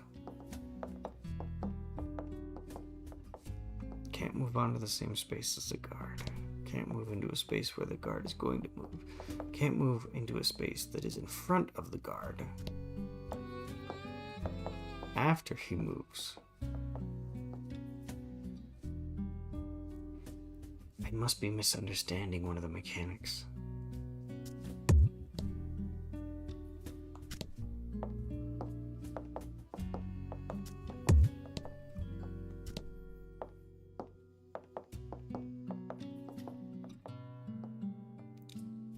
Yeah, so if I move into a space that is red, I'll be caught. If I move into a space that has a guard, I will be caught. And if I move into a space that will become red, I will be caught.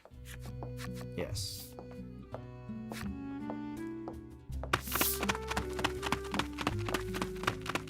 Alright, so I have all the right mechanics down.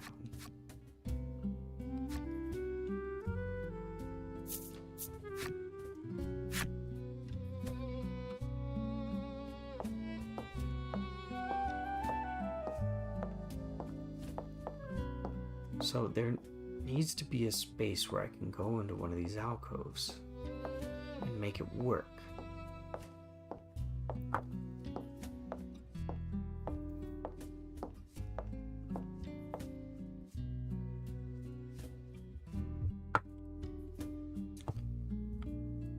Okay. So the only way for me... so if I go from here to here... the guard would be here, move here and block it so I can't get out. If the guard was here and I move into the alcove, then the guard would move here and I can't get out. If the guard was here and I was in the alcove, then I could not move here because there's already guard here. If the guard is here and I move into the alcove, there's no point because he's just going to move up and turn around. So I would need to move into the alcove when the guard...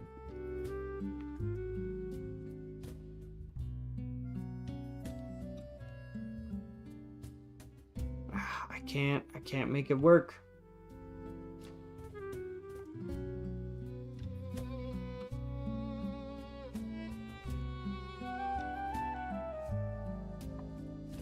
And the only way for me to even get into this alcove was if I was here and this guard was past me, then I could move 2 spaces without him catching up.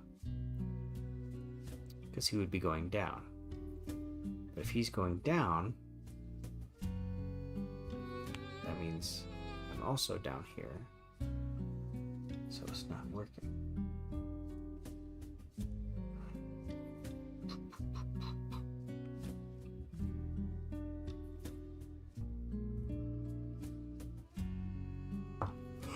They have to be down here, because if I were in this space or this space, I could finish the puzzle. Because if I was in this space and the guard wasn't looking at this space or currently in this space, he would have to be down here. And if he was down here, then I could just move up. Same, if I were here, the only way I could make it to this space is if the guard was down here, and then I could move up. The problem is, in order for me to move from here to here or here to here, the guards would need to be going away.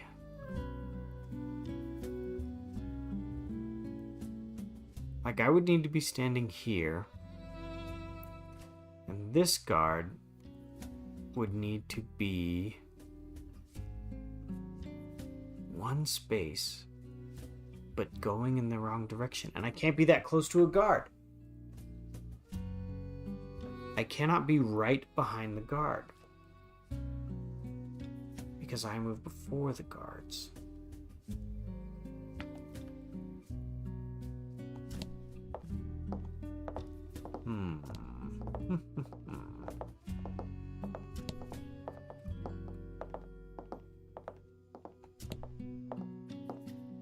So if I get stuck on a puzzle, there's always been one of 2 outcomes on this channel. Either I end the stream and solve the puzzle in between streams, and then we start the next stream here, and I explain the solution to the puzzle. So I would close out the game, end the stream, sometime between now and next week I would figure out the solution, and then we would start here so that I could show you the solution and explain it. Or, and I'm not ashamed to admit that I've done this before, I would look it up so that we could continue progressing. See, this could work if I could move to the left and then have the guard move up. That's not how it works.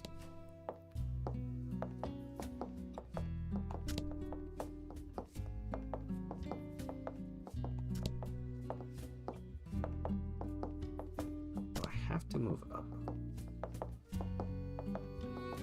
And now I can't move up.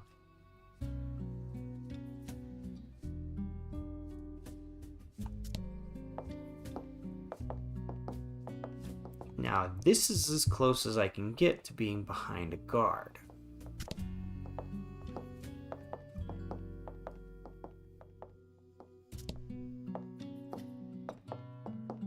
But now I can't move to the right. I can't move to the left because I'll be stuck. I can't move to the right because I'll be caught. can go down and I can switch my column and then come back up to this same position, but I will be in the same position where I can't move to the left because the guard will catch me.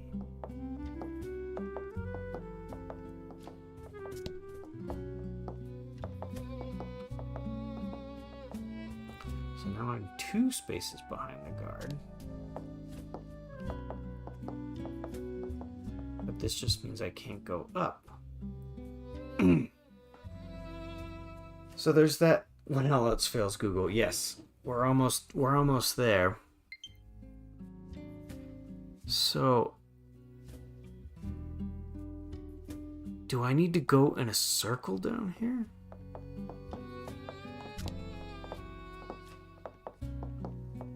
No, because now I can't go to the left. I can go up.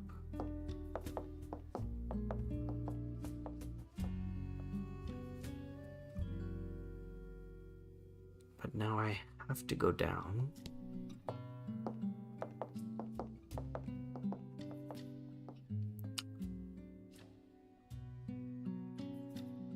I can't go left and I can't go up. So I have to go this direction. So I have to do a little do-si-do with this guard.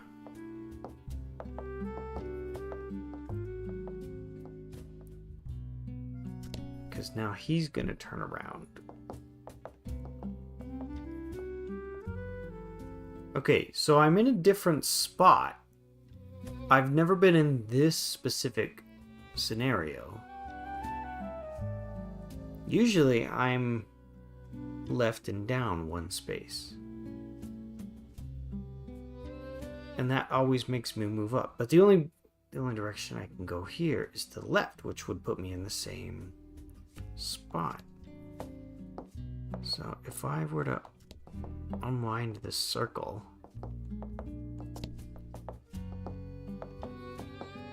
now that just gets me right where I was before.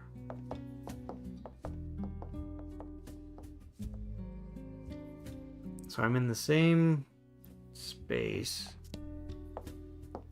but now the 3rd guard is over there.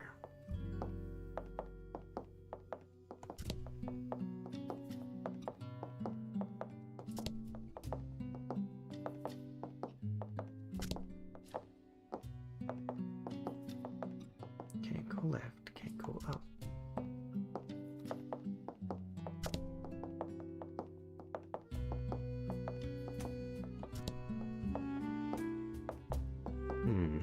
There is something I'm missing here.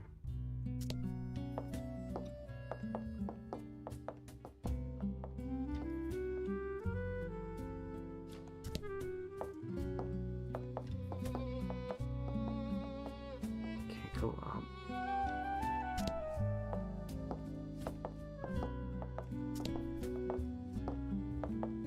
Can't go left. Still can't go left. So if I can't go left and I go back down,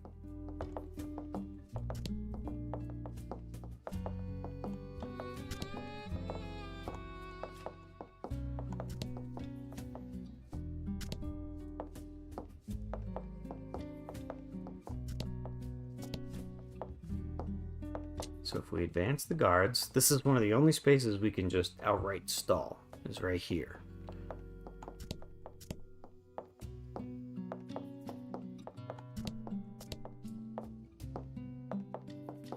So this is as close as I can get to being right behind a guard. It's right here. So that would make this my best option. But if I go to the right, I'll be caught. And if I go to the left, I'll be caught. So the only option I have is to go down. Alright, I'm stuck. I don't know.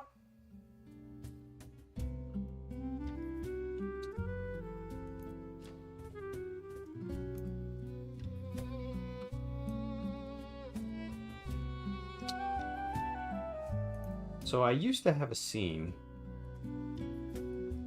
where I could pull in a browser and put it over the game so that everyone could see what I was doing.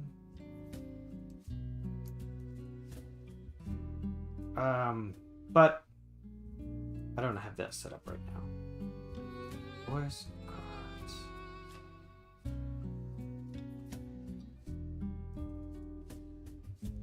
Forsaken Maiden.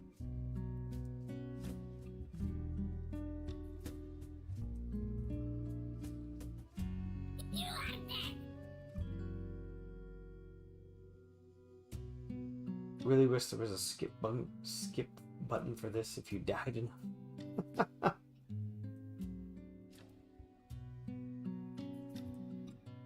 Alright, so I'm on YouTube. Artifact goes, I get that. Well, and this game is usually really good about that. There was a puzzle that I wasn't necessarily stuck on. I was just experimenting. And I got it wrong enough times that the game was like, oh, you appear to not be getting it. Why don't you try checking out this space again? Yeah, enter, search.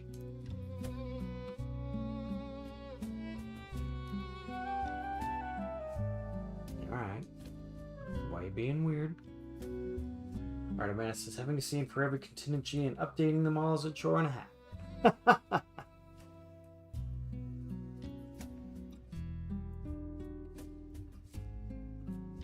No, I'm on YouTube because I want to see it.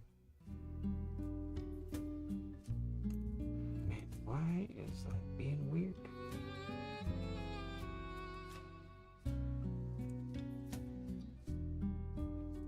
Okay. Ivory Maiden sneaking by the guards on Reddit.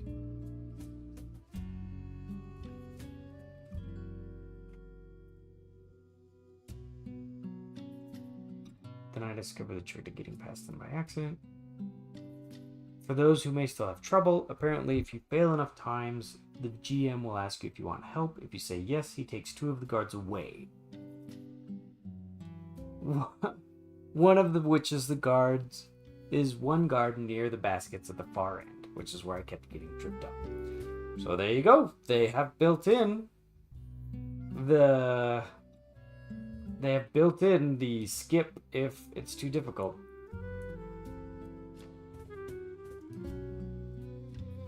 Alright, so I'm going to play the audio for this video, so you should be able to see.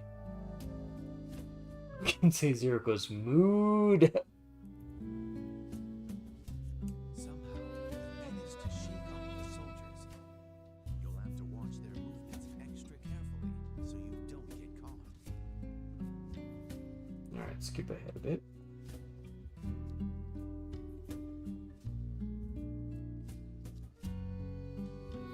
What's this guy doing?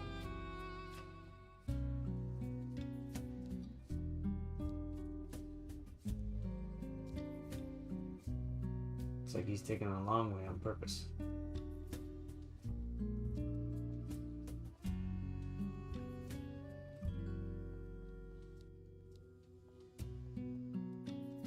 Alright, so he's at the end of the rows there.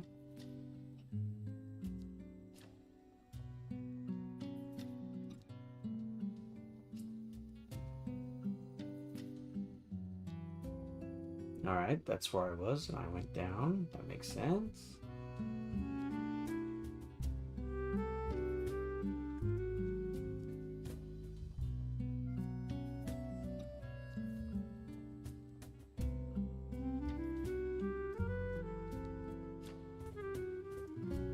Wait, what?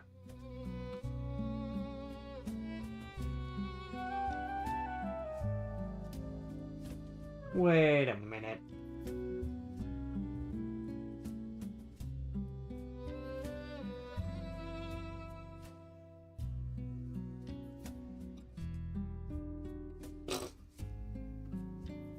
Place your bets on which will take longer. Me to re-download Arkham Origins or for Seth to figure out this puzzle. See, and to me, this falls into that moon logic category we were talking about.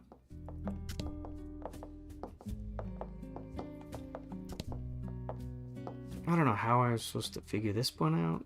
What's the button? No, not that one.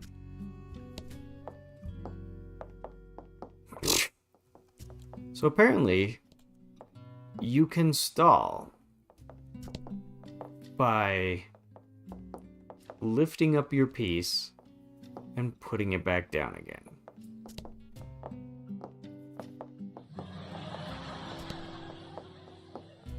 Yes. Watch this. Ho ho! And again. I knew it. That makes no sense. Nope, there was a mechanic I was missing.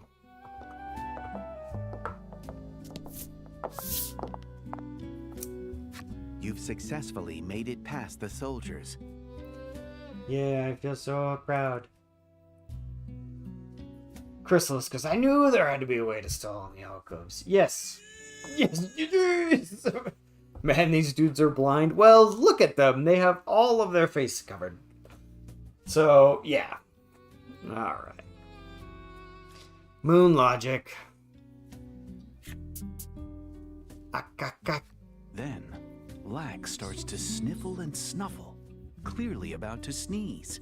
Punch him. Laddie swiftly covers its mouth and nose, stifling whatever sound threatens to escape. Good job, laddie. Lack, practically smothered by Laddie's hand, looks like it's having trouble breathing. Just then, you overhear a messenger informing the guards that they've found evidence of an intruder.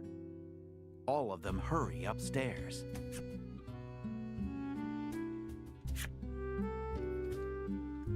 Oh, good. Cucumber! Cucumber! Sorry if it was long. No worries.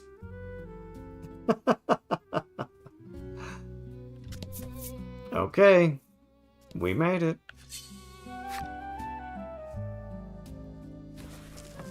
There, right there, Mana. This was the inspiration for the inventory footstool when we were playing that board game. In this game, whenever you do a battle, it brings out this separate it brings out a dice tray for you to do the battle on.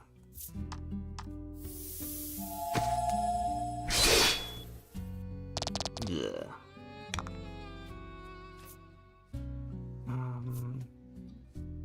Yeah, let's just do charge spell. But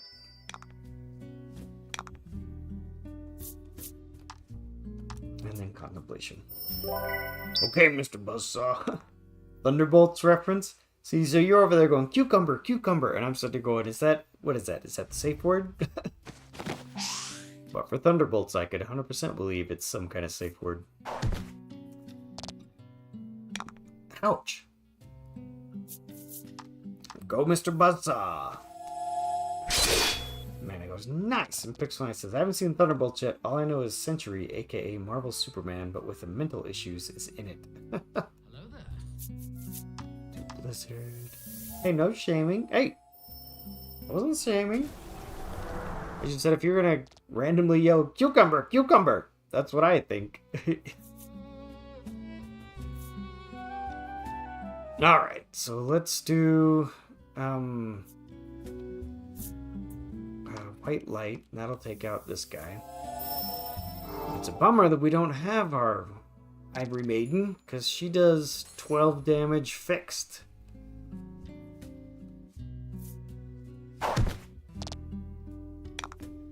Well, that's alright. There's only one guy. Maybe we can paralyze him. Oh, was that a 10? Nice. Critical and hit him for 3. So good. Let's do a charge spell.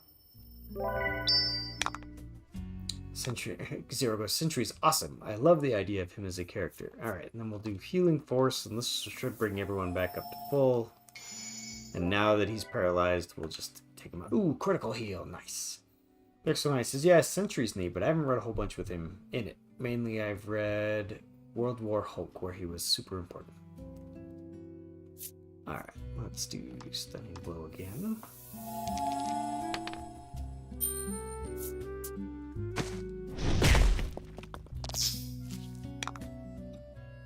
And then let's do Charge Spell. And then White Light. Attack +5 as light damage. Should do... Okay. Oh, he's weak to light. Awesome.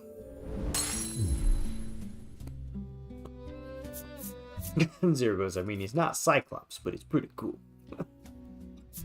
Okay, we made it through the stealth section.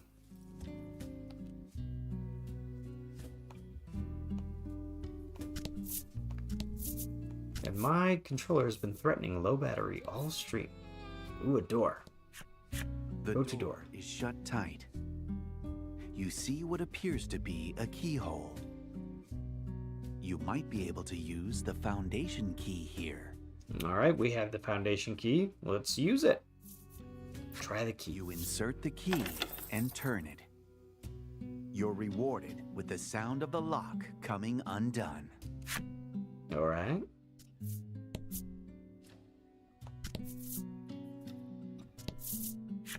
I wonder what my attendant will be like. The girl whispers as she spins in place. Alright, so this is a clone of our friend that we're looking for. So it's clear that in this city, the maidens are manufactured. And the reason that maidens are manufactured is when a maiden goes through the maiden ritual, they disappear. So this is a way of like protecting the population by, instead of, you know, sacrificing a maiden to perform the maiden ritual, instead we can manufacture a maiden and then perform the maiden ritual.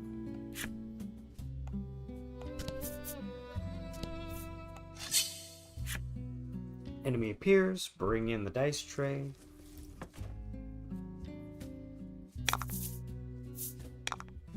Alright, and let's just run away, because we are very over-leveled. Pixel says, we need a team up between him and Moon Knight, so we can have crazy Batman and mentally unstable Superman. Kenzie goes, that would be awesome. I've actually seen a lot of people say that Psyche is Marvel's Batman.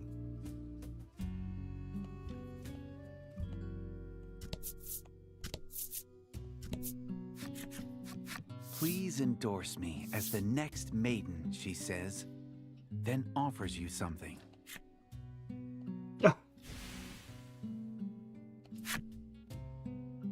Interesting. Okay.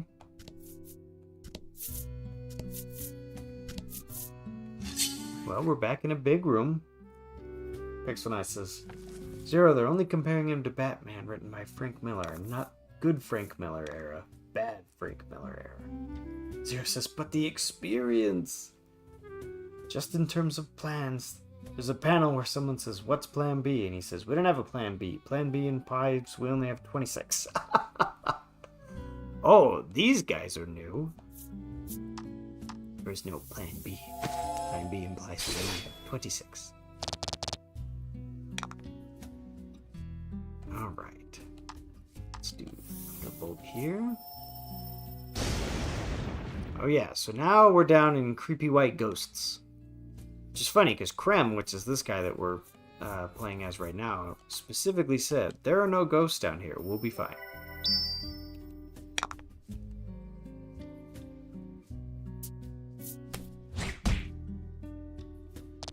Pixel says, I would honestly compare him more to someone like Captain Atom in terms of personality. Oh, these guys freeze. Okay. That's not good.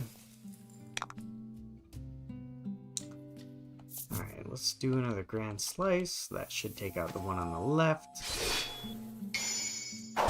Oh, and if we crit, maybe it takes out the one on the right. Oh no, we're off by one. That's okay. We want Laddie to do a heal.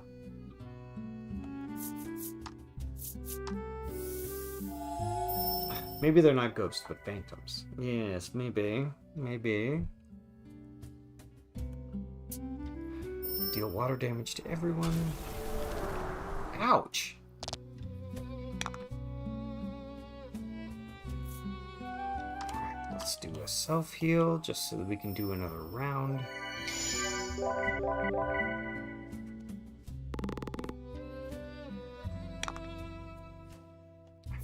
Laddie do a heal. 26 to 36, and then we can use... We can have, what's his name, use an item to give himself 20. Items. Quality. Maybe homunculi? Yeah? Maybe. Maybe. I wonder if water damage is greater when you're frozen. Alright, and then we can finish him off with a stabby stab. Okay. Well, we are going a little longer than I usually go, but I really want to finish the White Maiden story. And I feel like we're close to the end. I mean...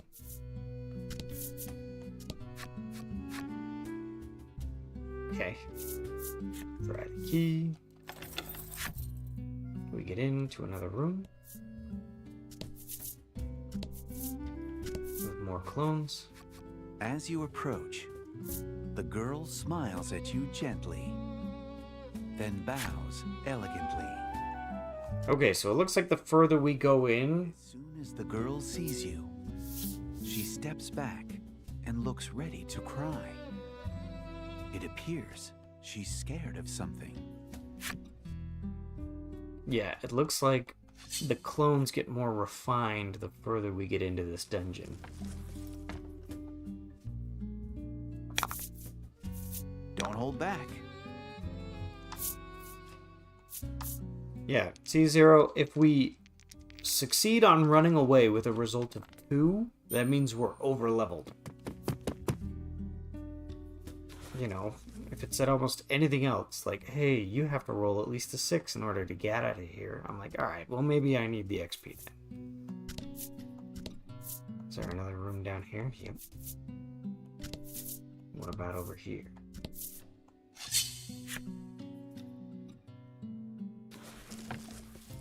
And gold. Now that is true. No, they do limit, you know, there's always something that I will not be able to afford in this game.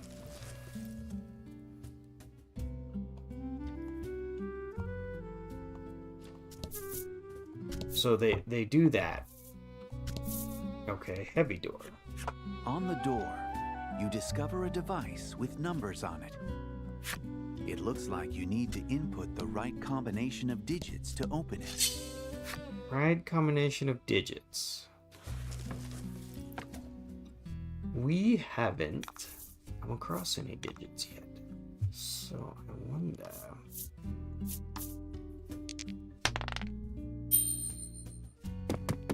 Challenge accepted. Yeah, so far we save money to go for equipment.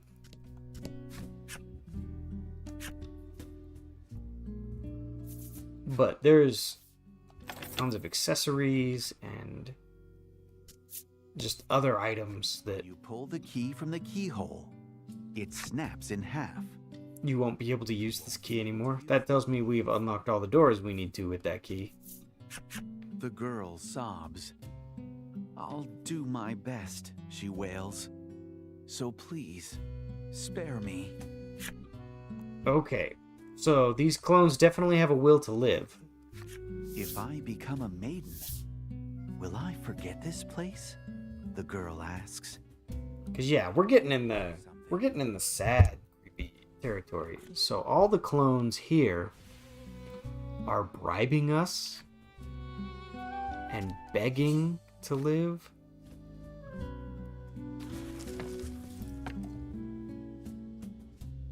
You know, I think there's one who's like super confident.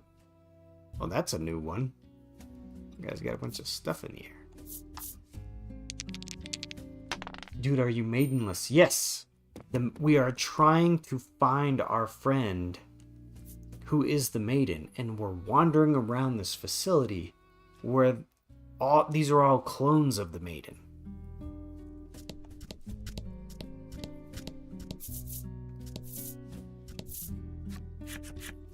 Through this door are the school depths. Sniff sob. You can hear someone crying on the other side. That's Lanka, Krim exclaims. And he is good. You and Krim both take a deep breath before kicking down the door. Yeah. Take that, door.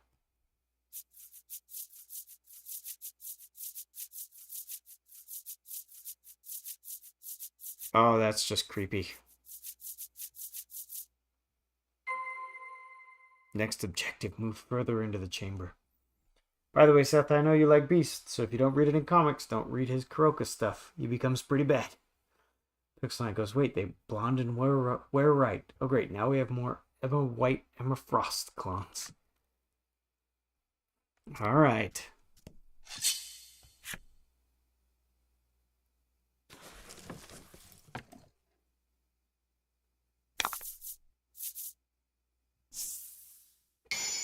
Oh, double XP. We'll do this one.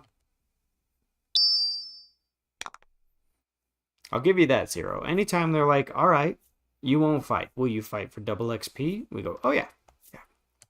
We'll fight for double XP. Okay, good. We'll paralyze the guard.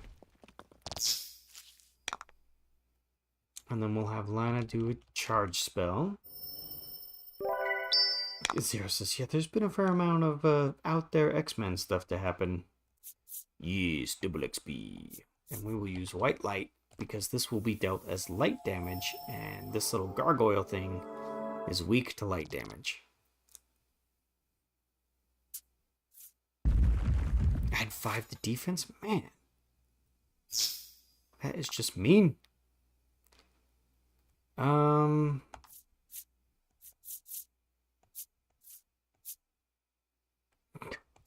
We have enough of this stuff. Nobody needs 20, though. All allies recover 10? Sure.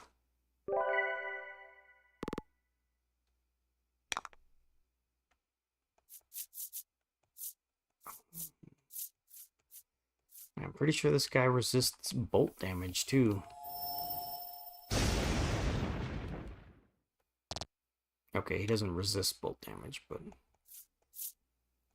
and he can't use that because we don't have our Maiden.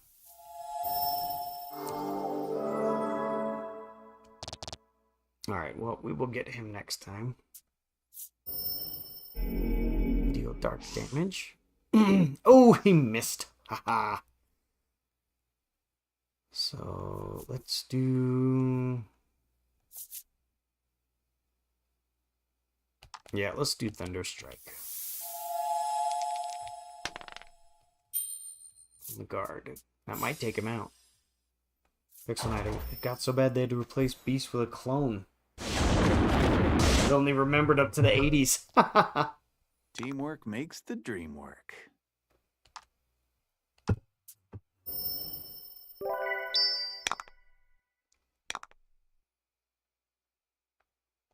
Alright, white light. Okay, this will definitely take out the gargoyle. And the guard is paralyzed. So we'll just do a little stabbity stab and move in. Yes, in Krakoa, they stopped even pretending that death mattered for mutants, at least. Double XP! Alright, let's see how the end of the Tale of the White Maiden goes. You find yourselves in a dimly lit room. You feel the eyes of the shadows upon you. Lanka, surrounded by the shadows, has her gaze downcast. You saw everything, didn't you? She asks. You suppose she's referring to all the girls who look like her in this school, and the shadows that exude her aura.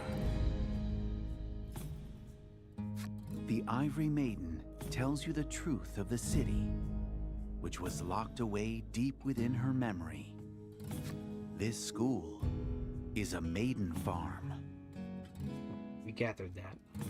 It was established to churn out maiden after maiden, the linchpins of the island, to keep the city forever prosperous. Lanka despairs, saying that everything from her existence to her pride as a maiden were all manufactured by the city so that she could serve as a spare. I may not even be the person you're looking for. Dully, she points her blade at you, almost as if she wants to be hurt.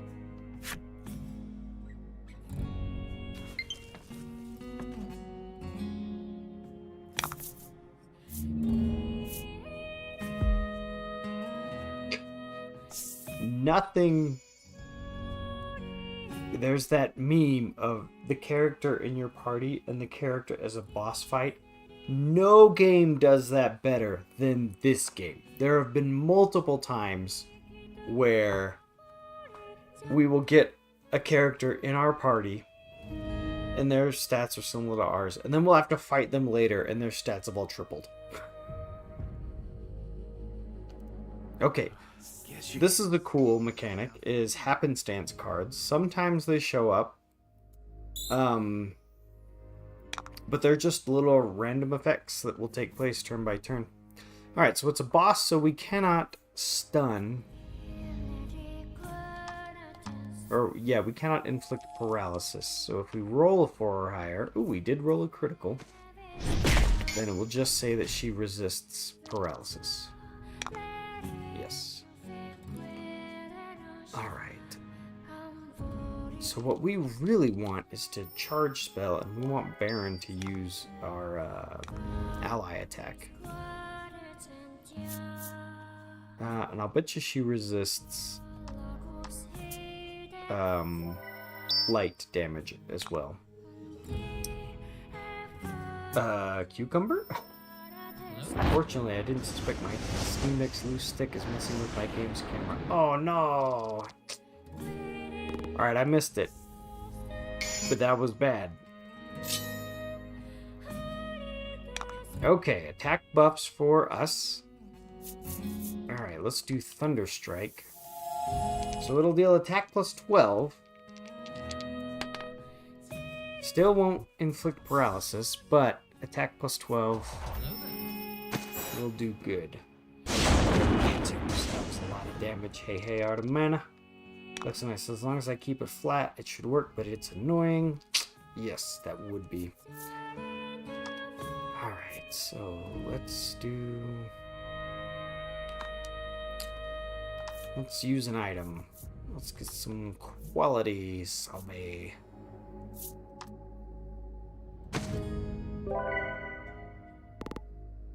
Wait, you said plus 12? That was a lot of 3s for a plus 12. Oh, I forgot I had this. Plus 15 to everybody? Alright, remember that you have that, so. Yeah, so if we do attack plus 5 as light damage, I'm pretty sure it'll resist. So yeah, your base attack is listed on your card. I honestly don't remember what seal does.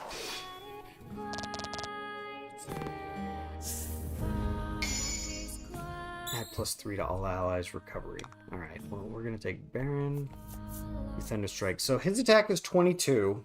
So it's going to do attack plus 12. So our base attack value is going to be 34.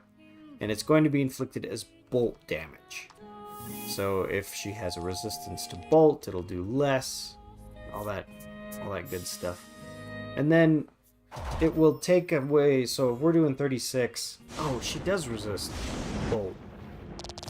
Man, we don't have any good options for fighting her. We could do water damage with Blizzard, but well, what we need to do right now is use Supreme Sop.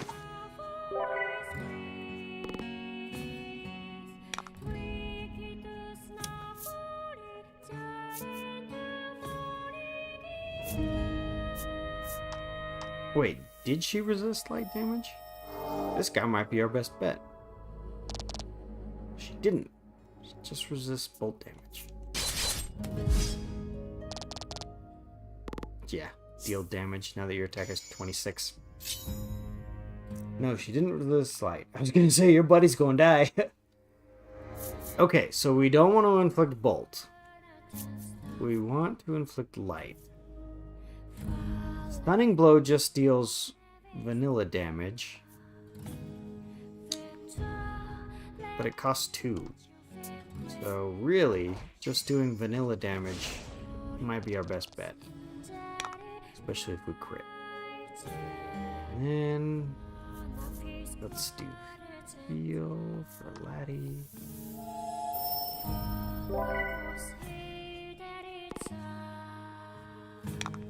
Okay, and then we can use white light.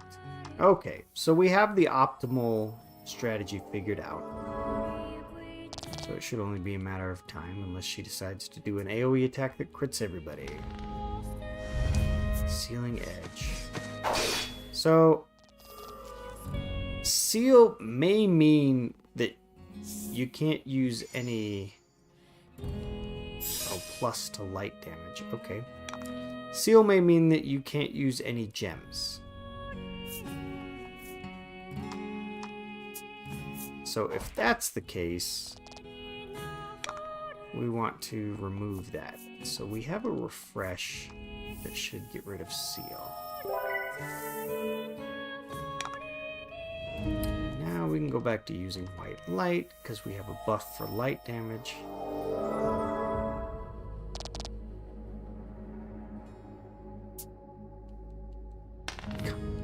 Oh, stop doing that.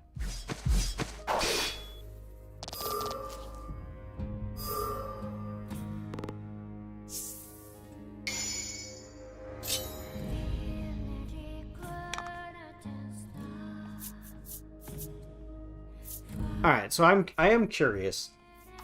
Once you get familiar with a game, I will usually set goals like this when I sit down to play a game.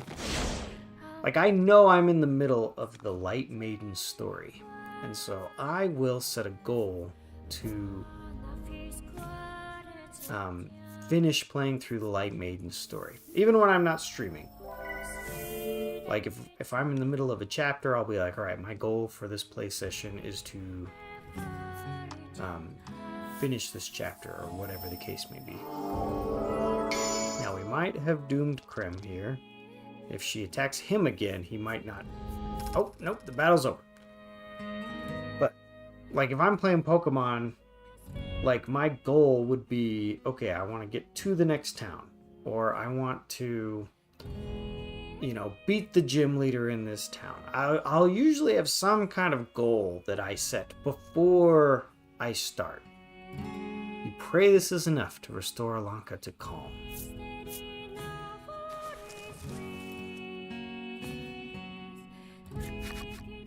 You're Lanka. I know you are, Krim whispers as she holds the fallen maiden. Krim confesses that she's grateful to Lanka for spending time with a fool like herself and treating her kindly from time to time. Oh, that's nice. She continues to say that she would serve Lanka of her own will, even if it went against national decree. You see the two acting like you've never seen them before. This time, Lanka is the one crying as Krim comforts her. Alright, it's been threatening it the whole stream, but the controller has died. Let's grab another one.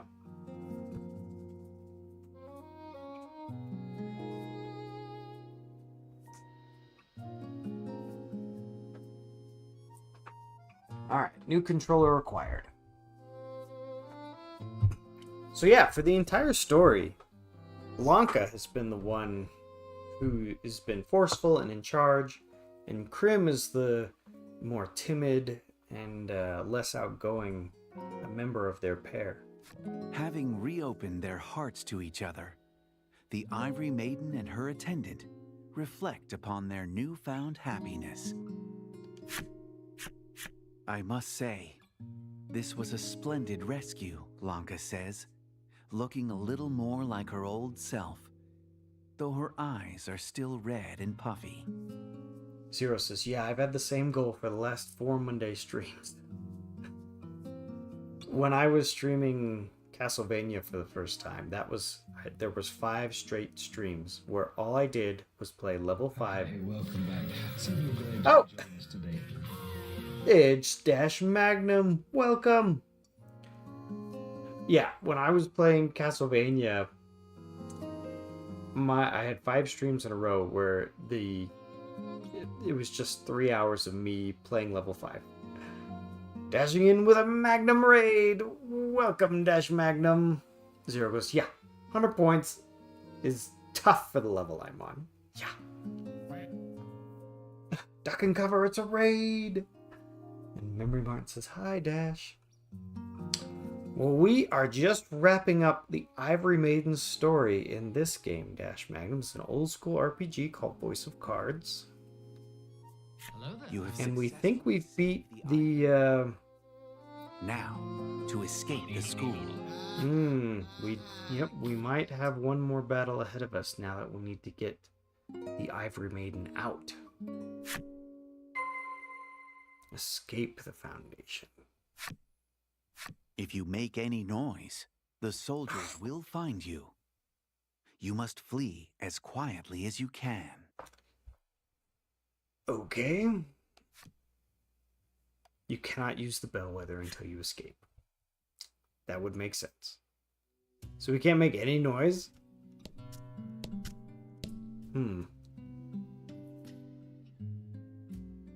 Oh, that's cool.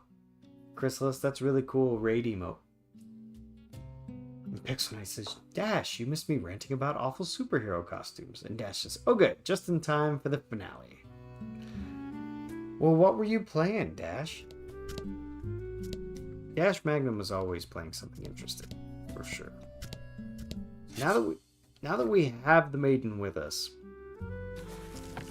is it going to be weird if we go talk to the clone maidens? So we just went through this, like, horror scene where our friend, Crystal says, thank you, it's mine. Our friend Lanka was captured and taken to this place. And as we come down to rescue her, we realize that this...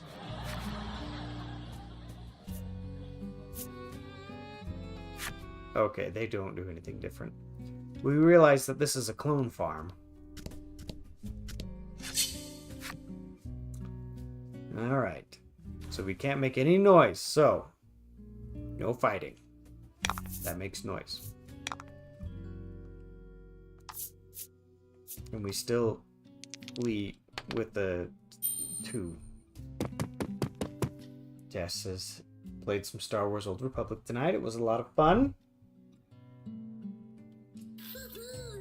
Fight! Experience! Money! No! No, man. But I'll tell you what, if we find a chest, I'll open it up. Oh wait, maybe we can jump? You even have a new friend who needs levels.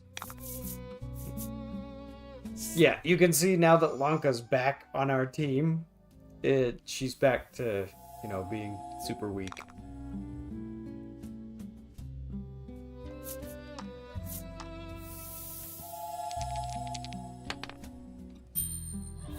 Alright, stun him.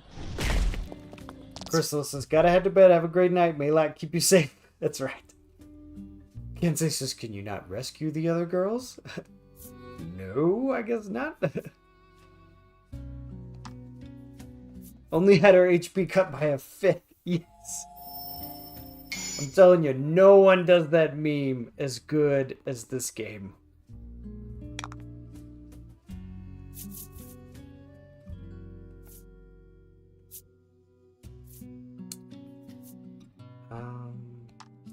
Yeah, let's do 12 light damage with White Sphere. Dash says, have a great night, Chrysalis. Pixel says, we're not friends with them, so we don't care.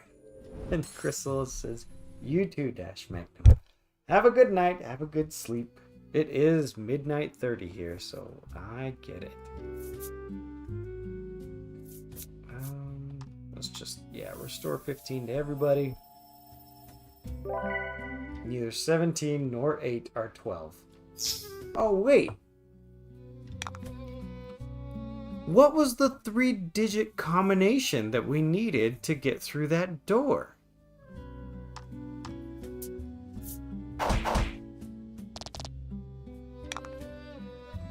I wonder if it was like the number of guards in a room.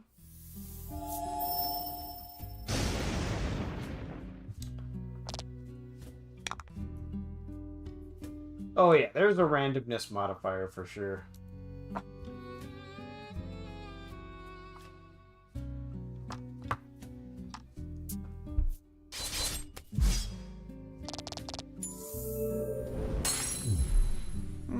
Congrats.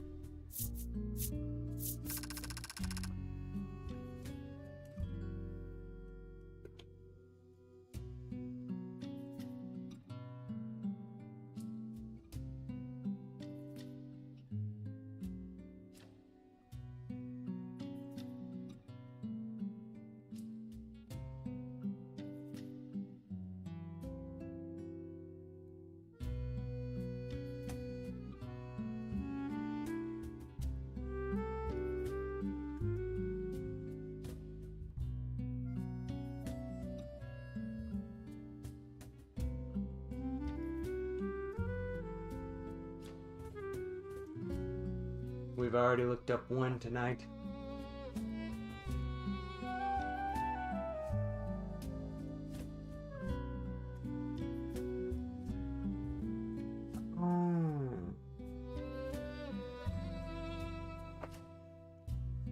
Oh, apparently it's required.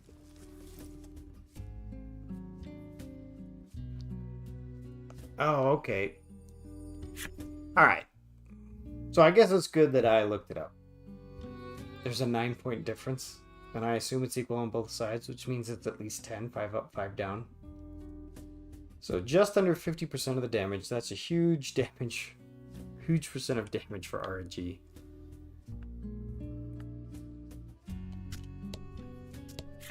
Atop the desk, you find an evacuation route guide. It appears Convenient. you can escape through the door going straight on from this room. Someone has scrawled the numbers 5731 at the bottom of the page. Alright, so I was just curious, but yeah, apparently this is the way you're supposed to leave. On the door, you discover a device with numbers on it. You enter 5731. Yep. And hear the door unlock. Zero's got it. I like the mechanics of games. I'm trying to figure out how it calculates it. And I know there's also, a critical chance, and there's also weakness and resistance modifiers. But I know at the very beginning of the game, like, your attack is 6 and their defense is 3, and you get dealt, and you deal 3 damage, like, every time. So I'm sure whatever this modifier is, it scales with your level and the enemy's level and whatnot. I think one of the problems is I feel like we've been over leveled for so long. The scale just might be way tipped in our favor.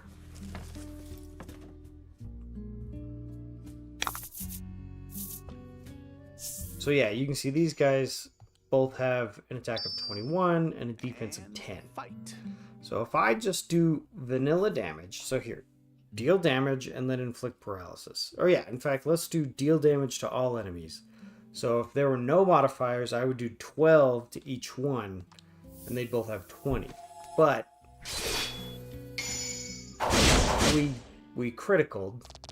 Magnificent. But the critical gave +4 to one and +6 to another. So I know that there's a little bit of a modifier in there somewhere.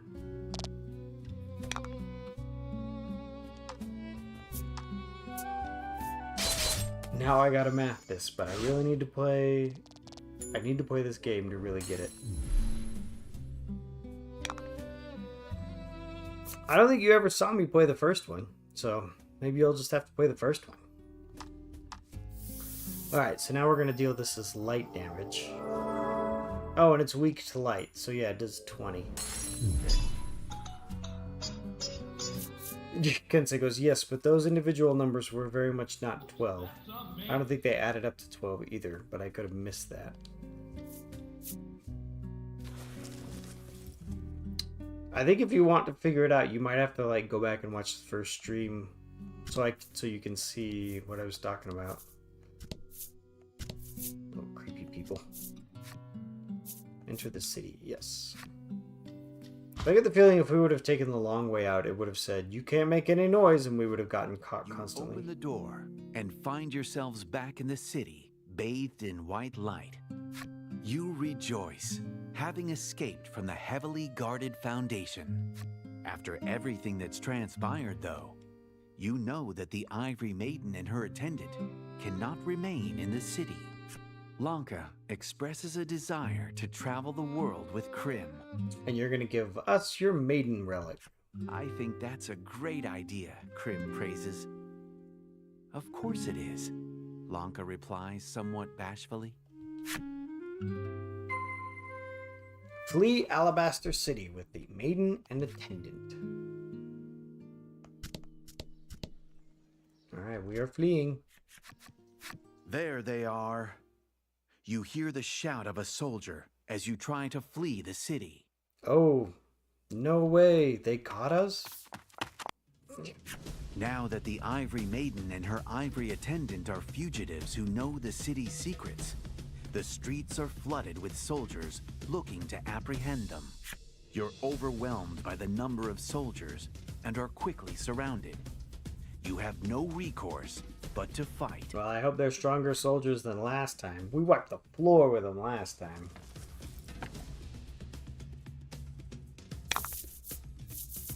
Oh, there's only 3? I expected there to be 4. It looks like these guys' stats are a little better, especially in the health category.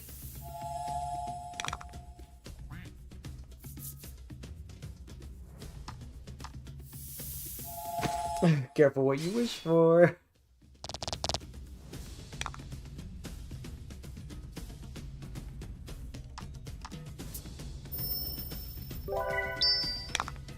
I do like that, you know, for my first trick, I'm going to stockpile a bunch of gems. Let's do Thunderstorm. Because I'm pretty sure these guys resist. And we'll do Contemplation. Yeah, I'm pretty sure these guys resist light.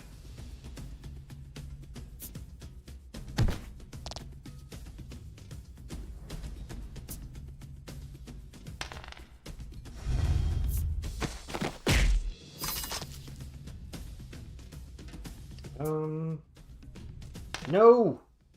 I want to cast attack down on him. Oh, good. That's right. I resist attack up and down. Or attack down, I mean. With the attack buff. Let's do Grand Slice. Come on, crit. Yes! Crit with the attack buff. Excellent. Let's do Charge Spell.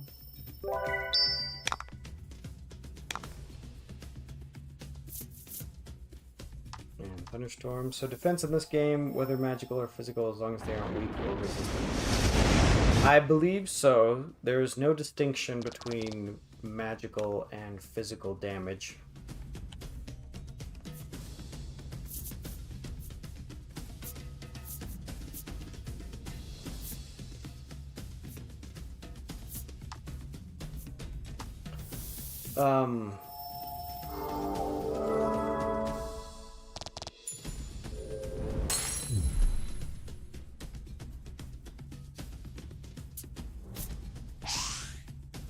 Ooh, missed.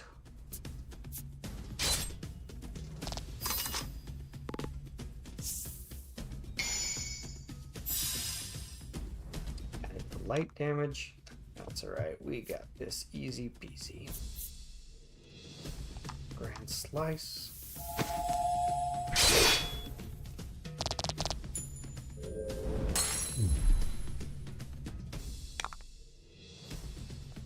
We'll have Laddie do a heal.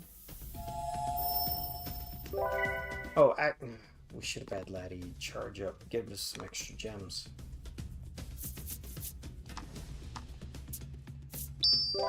Charge, and we'll have Krem do healing force. There we go. That'll get everyone back up to full. Except for Laddie. Going to take another hit now. But we can just do charge. And then Laddie can do heal. And then we can have another guy take him out.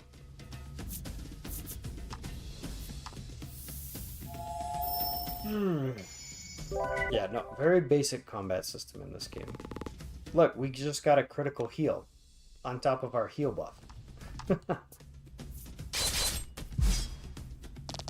Pixel says, really wish I didn't have to beat this game to use alternate costumes in the story. Oh, you have to beat this game to use the alternate costumes? I thought you just had to buy them. You must escape the city with Lanka and company in tow. In fact,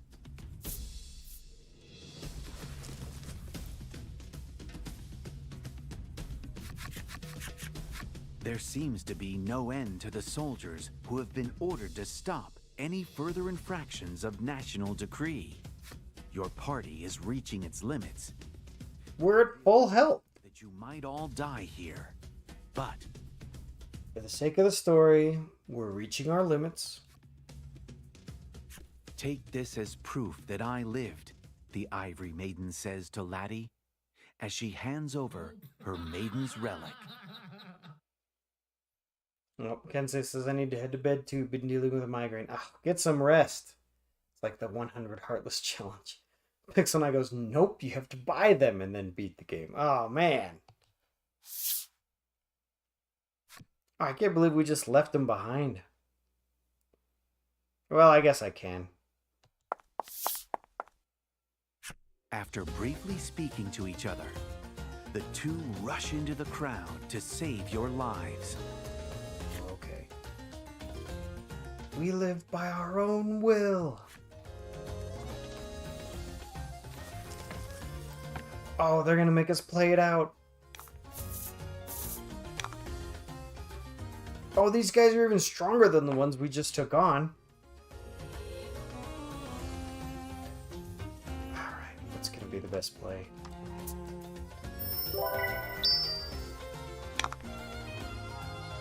Player's like, come on, give me more. Beat the tar out of them, and suddenly Sora's panting and struggling. Yes. Oh yeah, nope. We are not supposed to win this fight. Honk.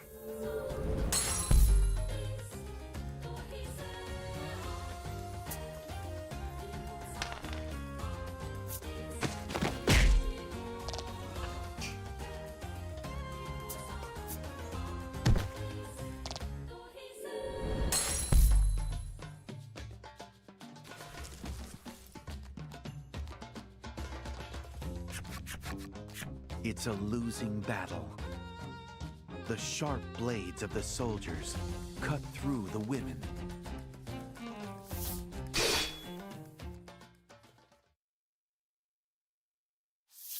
Oh.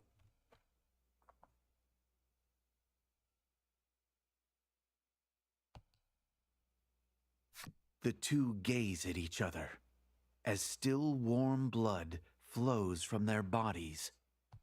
Regardless of Lanka's origins as a spare, it's clear that she and Krim shared a bond of friendship that could never be replaced. You realize that if you don't move now, their deaths will have been in vain. You take Laddie, who screams silently at the death of her friends, and flee the city.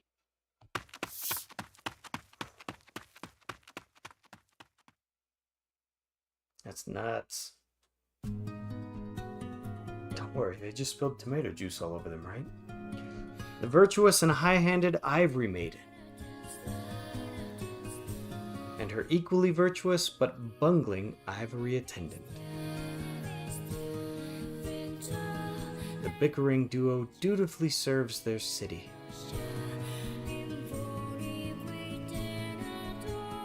While obeying orders, a startling truth is laid bare. The pristine city hides a dark secret.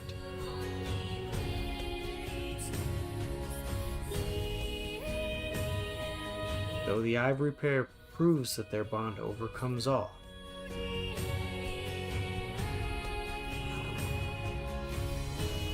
their robes are stained with each other's blood. Is their sacrifice evidence of every maiden's merciless fate? The tale of the Ivory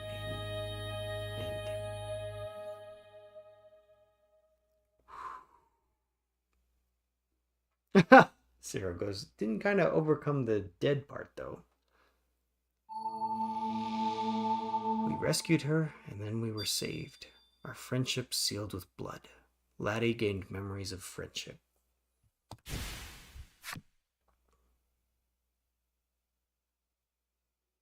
Yeah, that's a bit important. Lanka and Krim have left the party. No kidding. Mirage Burst. Deal damage to all enemies and add any value of 2 rolls to the party's attack for 3 turns. Ah, that'll be great in boss battles. Venture east on the sea and search for the entrance to the island. You've successfully fulfilled the necessary requirements and unlocked Lanka's flip side, along with Krim's. Gensei says, sorry, I'm actually going to go to sleep now. I don't blame you for sticking around for the ending. I mean, that... Again, you know, as far as the plot goes, we knew we were going to leave with the relic. I didn't predict that those two were going to die because of it. So, we are just about done. I just want to check their flip side stories and save the game, and then we'll be out of here. So, characters.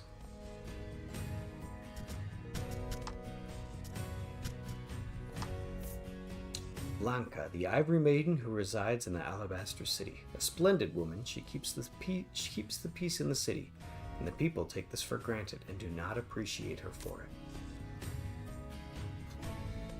She was accustomed to the cold of the underground, the cages and desks, where she was bathed in the blood of her one and only friend. It was the first time she came to know passion in her mind and body. Man, her relic is gold in that one.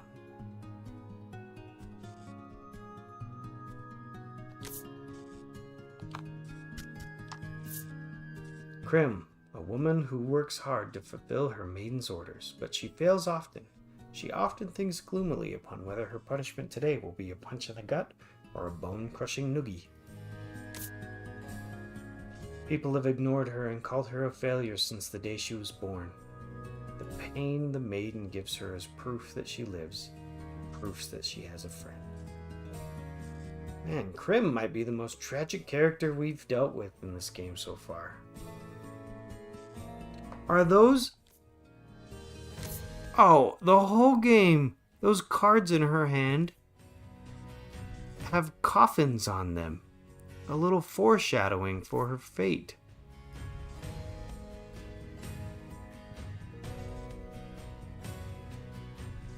Oh. Masked Soldier. I once had a friend who I adored. We'd been inseparable ever since the day we were born. Everything we did together. We shared the same favorite colors, flowers, foods, and people. All things are the same. Our thoughts, voices, even faces. Alright.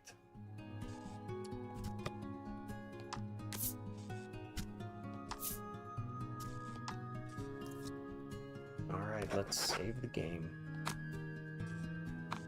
Currently in an intermission. Man, that's wild. Alright. We'll wrap up it. We'll wrap things up now. Let's see if anyone is awake.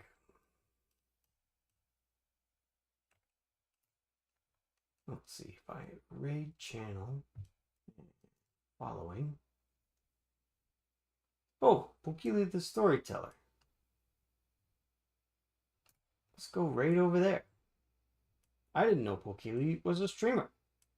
So, playing Elden Ring, Night Rain. So let's go ahead and raid over there. Pokili, we're unable to raid Pokili at this time. What?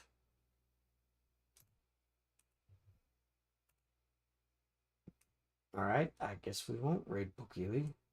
Can we raid anybody?